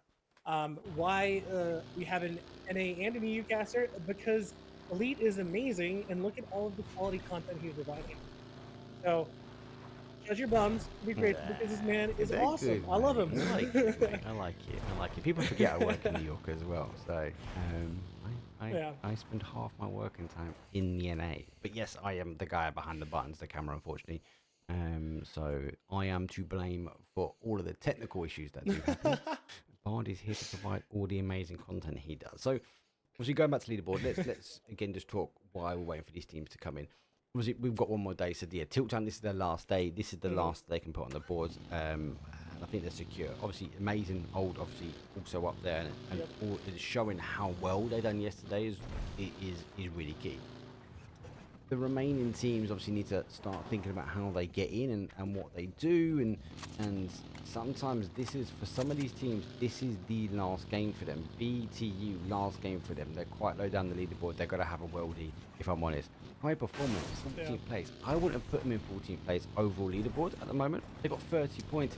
I don't know if that's enough for the cutoff at the moment. So for me, this team needs to maybe have a good game because this is their last game again to prove it. They did get a +1. They are working their way up the leaderboard, but a lot of the teams underneath them have got the capabilities of pushing them out of qualification. So I'm a bit worried for a team which I've seen, I know, that played really well on Tiago, and that transition from Tiago to Erangel still played really well, just unable to get that chicken dinner as of yet. So have to wait and see what happens as Frosty just plays low. I thought he was going to come out for some shots. Has he actually stopped for Lou? No, he's not. He just crashed. I thought it was a slight crash there. So just to chat about that just a little bit more. So the teams that we have to be on the lookout for that need to have amazing games at this ending is BTU, High Performance, honestly even Lethal Association, sorry, not Lethal Association, Hartford Hughes and Centurion. They would feel more secure with a good game or two, let's say that. But there are a lot of teams that are knocking on the door, and this is going to be crazy. But we already have some teams fighting. Lethal Association versus PPP. I don't believe anyone's gone down just yet, but that's probably going to change very soon. D-Babs gets 1, he gets 2. Whoa. Nicely done. Lethal Association just down to 2. Gets those kill points, tries to get 1. He's waiting for the peak. The peak comes out, but they trade. Adam needs to stop here. Good shot. Get shooting. He should have stayed on the top. He should have stayed on the top side. He's coming in silently. The stun comes out. He's not going for the res just yet. This is good for the PPP boys. He's on the boxes. Does Z-Bebs know this? No. Burge gets Bake Monster. Now it's just 1. They need to push this as a 4-man. If they get this kill, it's going to put them into a strong spot, but they need to watch over them. So Stone Storm trying. It looks like the res will come off. They are aware of the team above them. So PPP are, honestly, they're probably stuck here for the rest of the game because people are going to oversight them.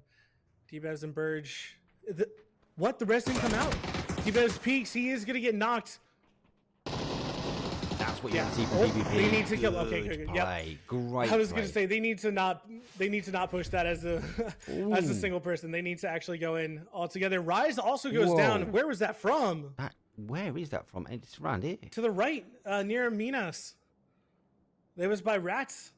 Oh. Hello Senpai, Minas Generalis to the right. Yep. Jeez. No idea what happened there, but already 2 teams are down, and honestly, they're probably like, all right, we're just gonna go to bed. We're gonna eat some food. We're gonna chill, and we're just gonna say, hey, let's forget about it and take it tomorrow. I'm being absolutely cruel. Then we got the next day. We've got the next day, right? Guys, we're gonna have a 24-hour stream. Elite sponsoring it. It's gonna be a black screen for about 18 hours.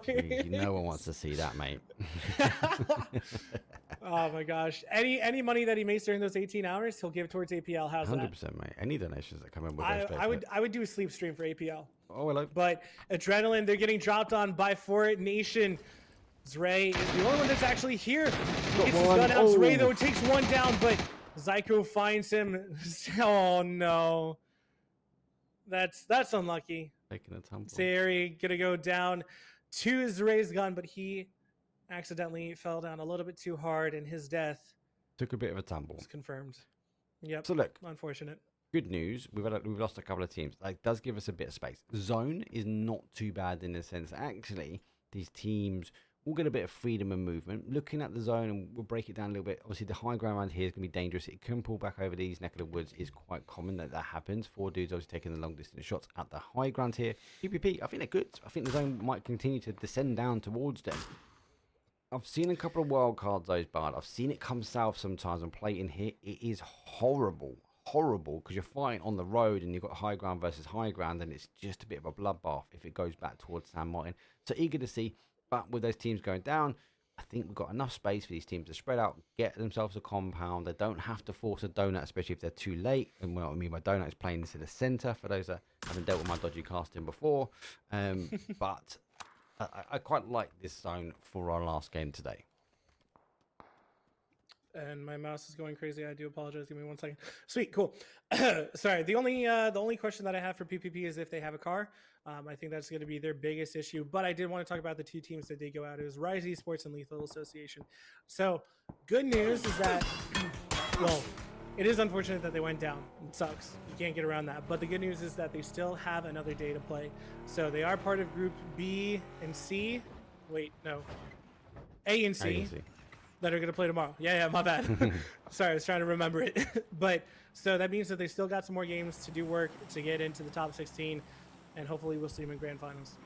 Yeah, they've got the capabilities of getting in. PPP being blessed with a little bit of a drop there. Was eager to try and stay with that one. I don't know why it bounced over. Those grenades coming through. NG lost 2. Nice push here, Centurions. I think they've warmed up. I think they feel more comfortable from what we saw from the first half. They maybe a Miramar team. NG gonna have to try and tighten up. Like Thunder is a bit further around. It's a risky play going high. It's not favoured, but Thunder's able to get knocked. Maybe enough, but take the bike, Thunder. You gotta go, mate. You gotta get yourself in towards zone, survive out, get these points for later. This is the crucial time. Me and Bard will keep harping on about this at this point now. Teams like No Cap, look, instantly come in. You can tell. Do a backflip. Coming in, trying to scab as many kills as possible, and it's dangerous. Teams that are in, the more kills they get, it means less for the teams that need them for the qualification. So let's talk seriously for a second. So you and I have casted scrims, NA scrims, EU scrims, it doesn't matter. Come game 6, when it comes to scrims, mental. People usually typically troll a little bit, or they may not take it as seriously, right?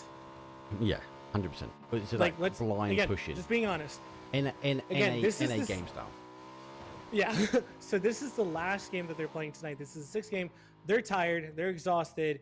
And despite their best efforts, I assume that there's going to be a little bit of troll coming out.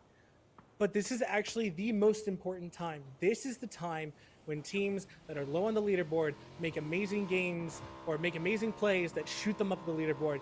I have seen teams be on the bottom of the leaderboard and on the last game of the last day somehow make it in because everyone else treats it like a game 6 of scrims. Yeah. So honestly, this game and tomorrow's last game are always so much fun, not only to cast and to watch. And if you are not as hyped as I am, you're watching PUBG wrong. I'm sorry, I'm just being real. Yeah, we are both sitting here watching for the madness, folks. You've seen it 1,000 times over. Because it's kind of like muscle memory as well. People just assume it's the last game, and even if they go mad, they forget that they've got another day of 6. So actually, I've seen it go the other way, where people have been having good games, the good first 6 games. They throw the last game, and they have their, oh crap, we're back tomorrow, and the teams just dial into the game plan, and they just don't have a chance to get back into it. And, yeah, as I said before, all my VODs will go back onto YouTube. So teams will go back and watch these VODs. They watch the rotations. They use Twire.gg to also map out the rotations. Twire puts a mark on the map. You can see exactly where all the players go.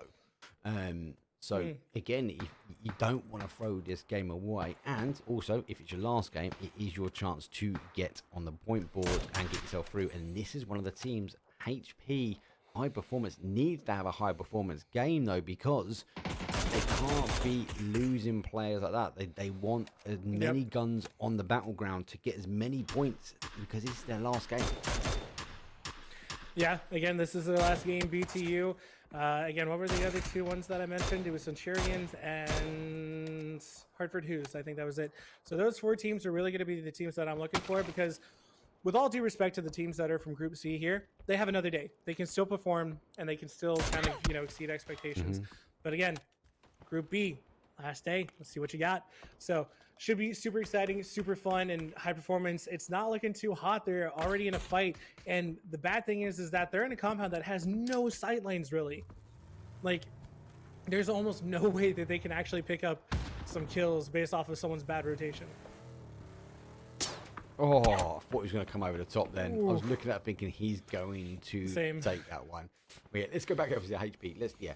They need to now make something happen from this game, right? They're not too bad in the sense they are on the outside of the zone. We're seeing it pull back. It had gone for that south rotation, which actually is better for them.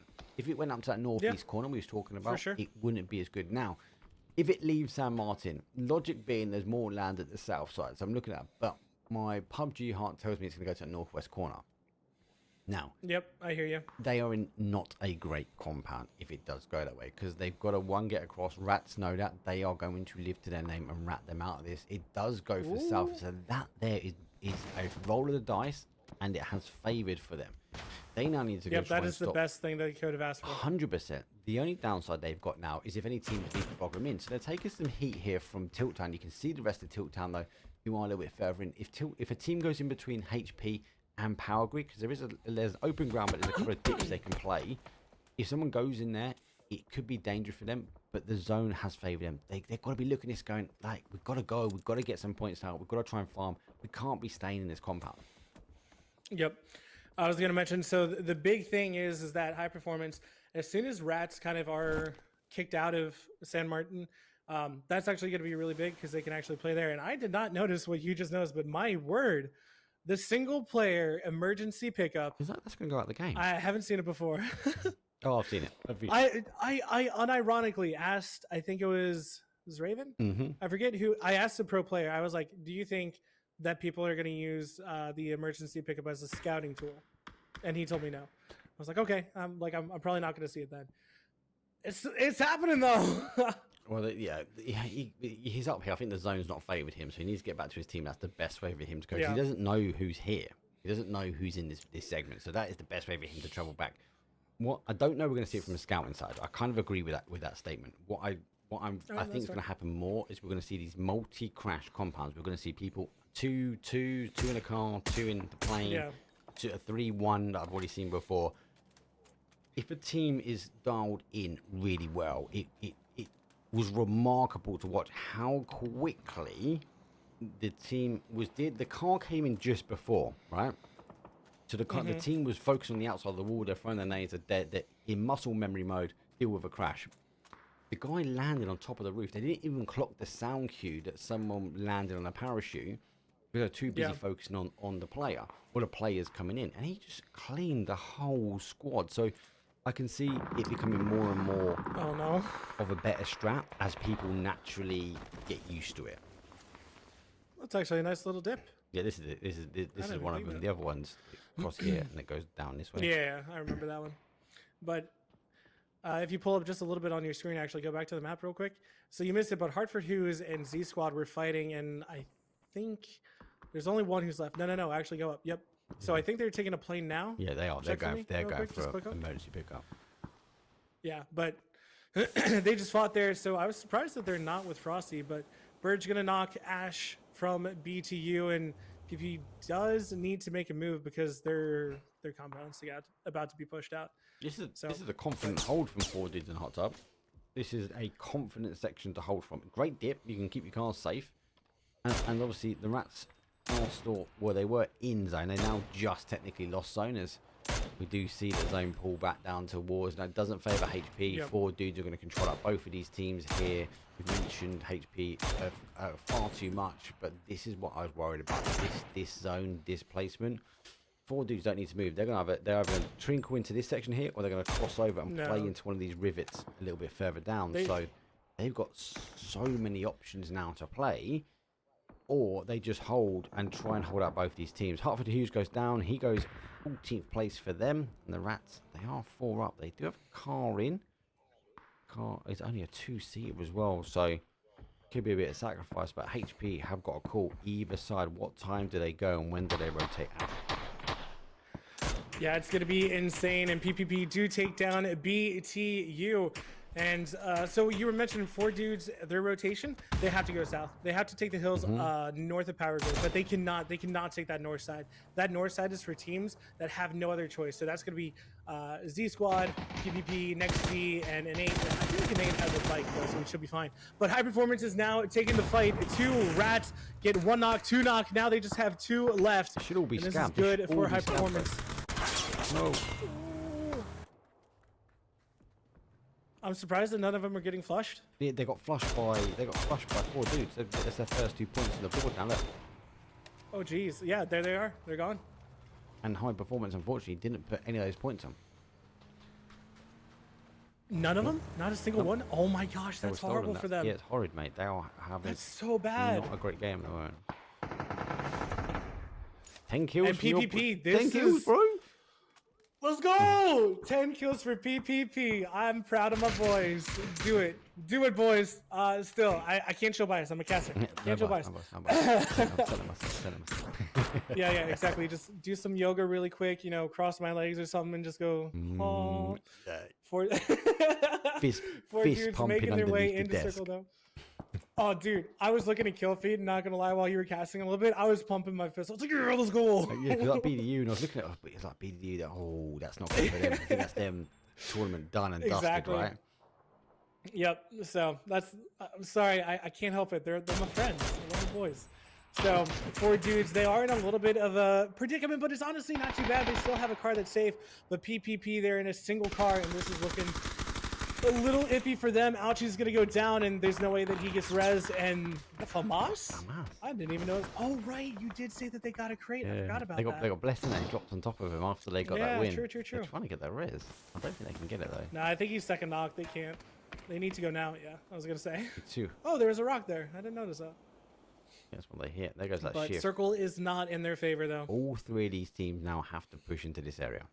So NG, PP, and 4 dudes. 4 dudes can't come up this way. No cap also pushed down. 4 nations will find a hard hole, but they are already focusing across to that east-hand side. Right play. Tilt Town are going to want to clear. HP, No cap, and Tilt Town all going to go at it. And the winner from Power Grid will have to go take on 4 nations. Oh, actually, Tilt Town giving up the location. Looking at the zone, I'm really looking at ADR and Centurions. I think that this is their game. Centurions, they need to have this game. Yeah. High Performance though, they're getting taken down by Tilt Town, and High Performance, it's not their day, man. I think that's safe to say, right? It's hard because they're going to be pushed on zone, but so's Tilt Town. Tilt Town don't need to win it, so they can just troll and stay here, yeah. and just be a pain. Now they know who's there as well, so this team can actually fully deny HP. If Tilt Town wanted to, they don't need to leave. They can just take the blue fight and laugh. But they also have No Cap, who's also holding them out too. So this is just, they don't have a choice but to do something they don't want to do, if that makes sense. Yeah, they're pushing through on a very, very hard location. 4 dudes, though, good move from him. Look, they did push this location quick. They have lost one, though, on that rotation, but they are in the right spot. They just need to get their heads down. HP running off the blue here. They're going to be blessed a little bit like the Tilt Town got to go. But we do see No Cap on the other side. They've now picked up our HP team, and they're focusing their attention back towards them, but no also HP. running down. HP, the problem with the zone, they left too late to rotate. Dude, look at Tilt Town really quick. They're fighting Centurions. They actually did a very quick rotate right underneath them, and now Centurions, they did get a knock and a flush, but Tilt Town 2 up, and they have Battlux and Safo, and Safo again has been absolutely insane for Tilt Town.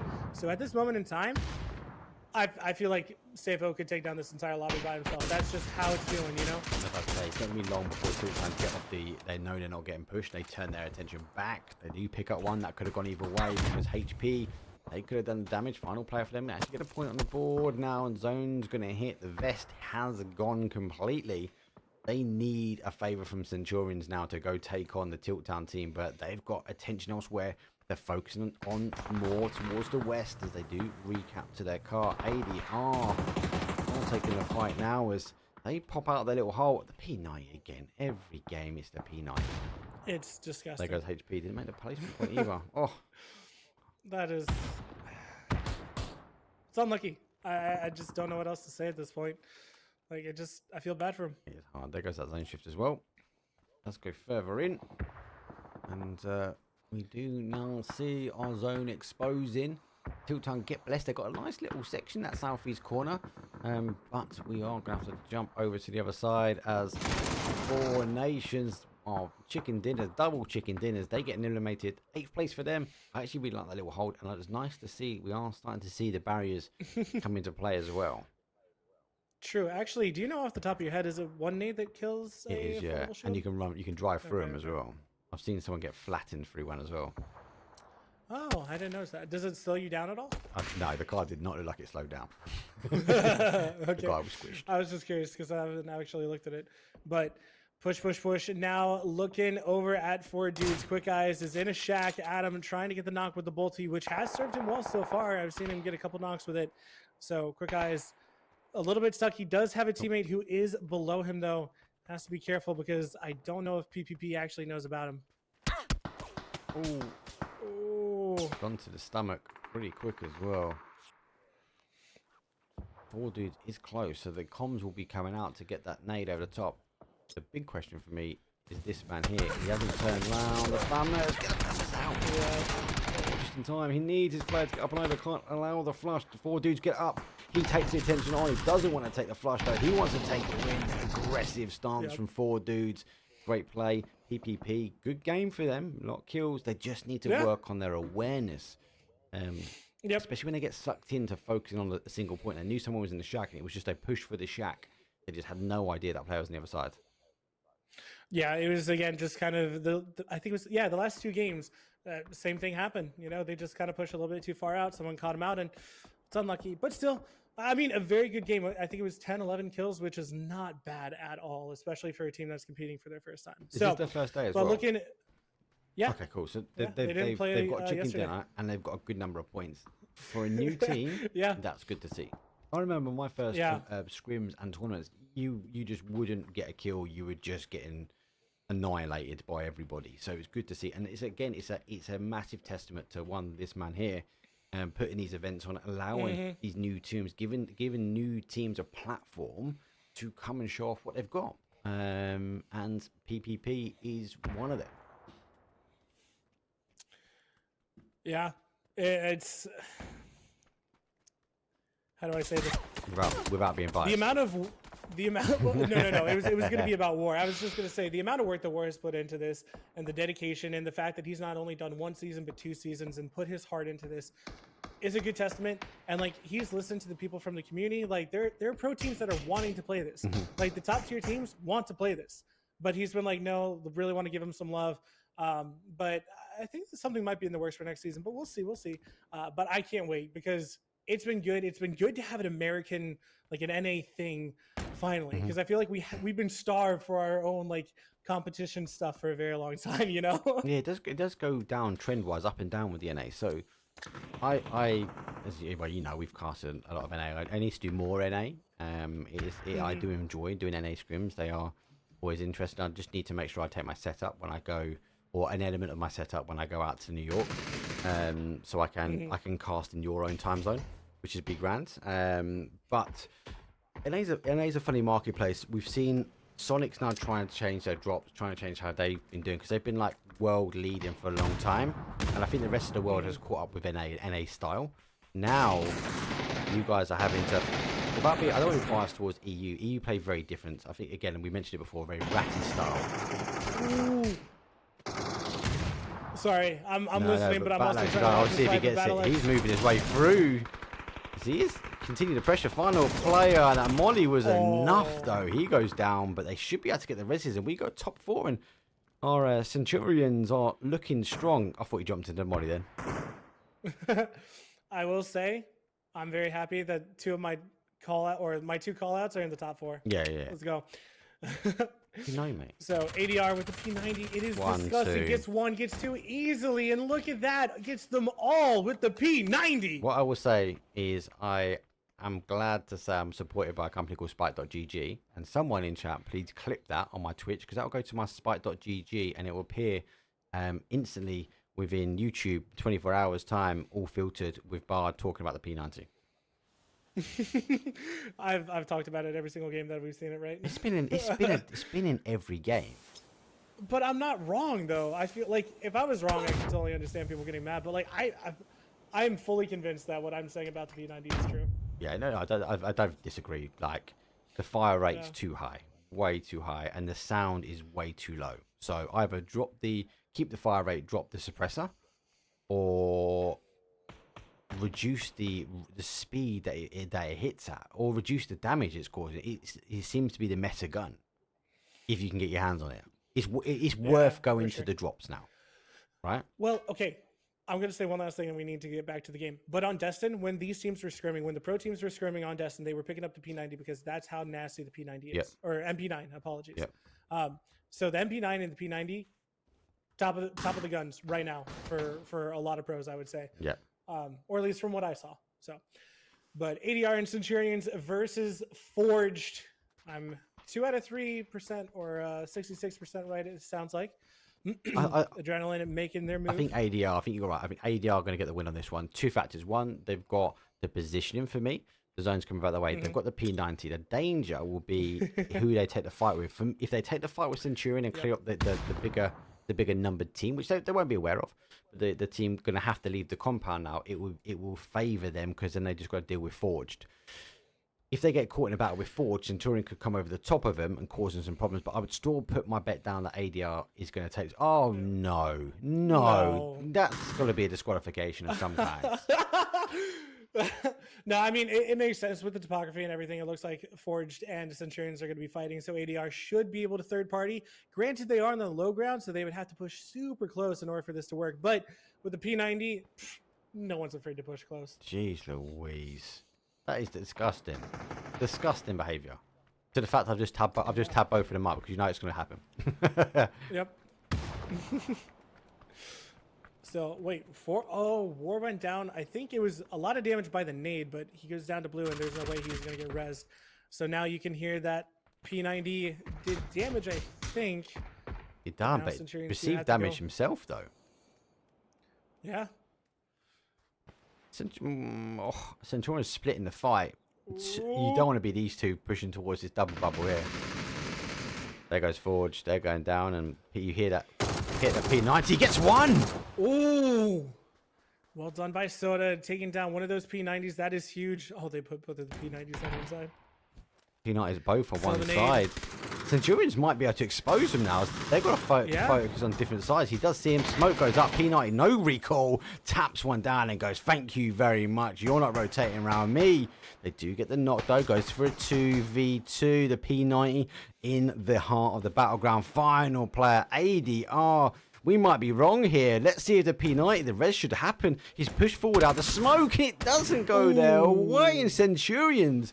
They needed that game, Bard. A 20-point game for them in the end. And talk about a way to end this evening. I think that puts them into, depending on points, like 5th or 6th, possibly 7th, but I don't think so. Still, great game from Centurions. It was a great way for them to end the day. Well, end their entire group stage. That's them done, dusted, isn't it, right? Yeah, is that enough for them to get in? I'm pretty sure 6th or 7th place. That's because, again, you need top 16. So that should guarantee them. But again, well, then they were 9th. Yeah, they were no 9th, right? With 43 points. There's another 20 points on top of that. All right. So 63s. Yep. I think the 60, maybe mid 50s is going to be our cutoff point. I think. I could be wrong. It all depends on what is going to happen tomorrow, because some of these teams could come out and just like throw everything at the last day to qualify. That's the advantage of playing on that last day. The rest of the guys done. One of the groups is already finished, so they've got to sit back and just watch the stream. One of the teams has had a little tinker in, and it's their first day of warm up, and these two teams are going to throw it down though on that last day because they've got nothing to lose and all the money though to gain. Takeaways from this evening, Bard. Again, what's been your kind of star moments? We know who your favourite player is, right? We're not going to talk about your favourite team. We know who your favourite player is. You know who your favourite team is. But come on, what's your star? What's the star moments that came out this evening? The gun that I don't like the most. No. I know that what you're talking about. But still, I gotta give shout outs to Tiltown. Tiltown have done really, really well. Been consistent. That has been the name of their game so far. Consistency has been perfect for them. We've seen some good performances from a lot of teams. A couple of them have not done as well as I was expecting, but Lethal Association, a team that I had my eyes on, but I wasn't expecting to pop off as they did with the 28 points, was absolutely nasty. So Safo, though, with those kills, man, you got to give him credit. Man has been putting in absolute work, and I will purposely not talk about my boys too much. No, but it's the time. Let's mention it. This is what APL season 2 is about, right? This is a new team coming in. They've done a couple of scrims. They're mates that play. So if you're watching and you haven't played comp like the PPP, push, they're a team to watch. They've come from that mates playing to actually throwing it down on a stage to go win some money. Like, you can talk about them all you want, mate, because that last game for them was a worldie. Yeah, I mean, they got, I think it was 1 or 2 placement points. They had 10 kills. Very, very well done. The first 5 games, there were definitely some things that you could see that it was like, okay, they're not used to this. They're trying to get into the groove. They're trying to understand how things work out. The last 2 games, they died to someone who you could call it ratting, but it wasn't really a rat. They were just unaware of where they were. So a little bit of understanding of, how the game works out, but still, I'm very proud of them. They're my friends. So I got to give a shout out to my boys, PPP. So love all of you guys. But again, I will say I'm a little bit biased, but everything that they've worked hard, I'm super proud of them for. They took a chance and they decided to go for it. So that is going to be my segue into saying, if you guys are kind of new at PUBG and you think that you have what it takes, try it. PS is very different. It's a lot more difficult, I will admit, but APL is going to be perfect for you. It is a buy-in right now just because we're working on some funding, but if you think you have what it takes, you can play against these players. We will be casting you. I will get hype about you. He will get hype about you. Or 100%. I think it's actually this way. Yeah, this way. You're this way. So, yeah. So we're going to be super hype about you guys, and we cannot wait. We love doing this. We love seeing new players. We love seeing quality, and I love casting. So I cannot wait to see you guys in APL Season 3, but for now we're going to focus on APL Season 2. So cannot wait for A versus C tomorrow. So we're bringing back some names like Clown Car, What It Takes, Old and Young. Anyone else that I'm missing?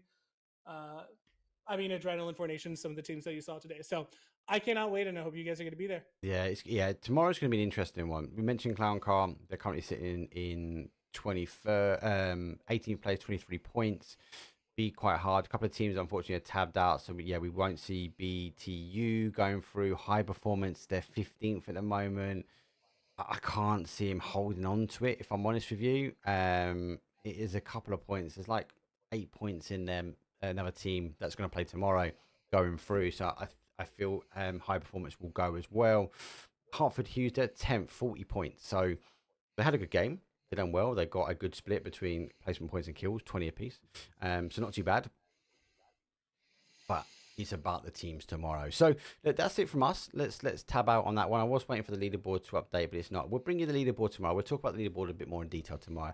So we'll kick off maybe a little bit earlier. But generally for the stream, really good game. Really impressed so far. Love the NA stuff. That's why I would always come back and support APL.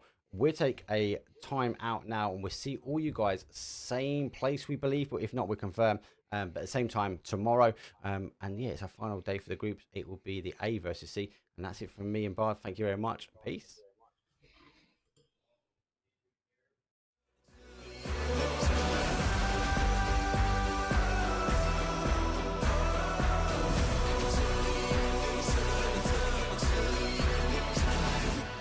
Yeah. Been through a whole lot, but we overcome. Enemies in our face, but we ain't gon' run. Never drift off course, always stay on mission. Won't slow us down, cause we way too driven. Yeah, we put in these 10,000 hours. You won't stop us, cause we got the power. Whole world is watching, and I hope they ready. From here on out, we are legendary. You can kick me right, but I won't stay down. I run this town, ain't backing down. We going in rounds. Yeah, the winds will blow, but these roots too deep. I'm on my feet, the underdog, and I won't be beat. Turn a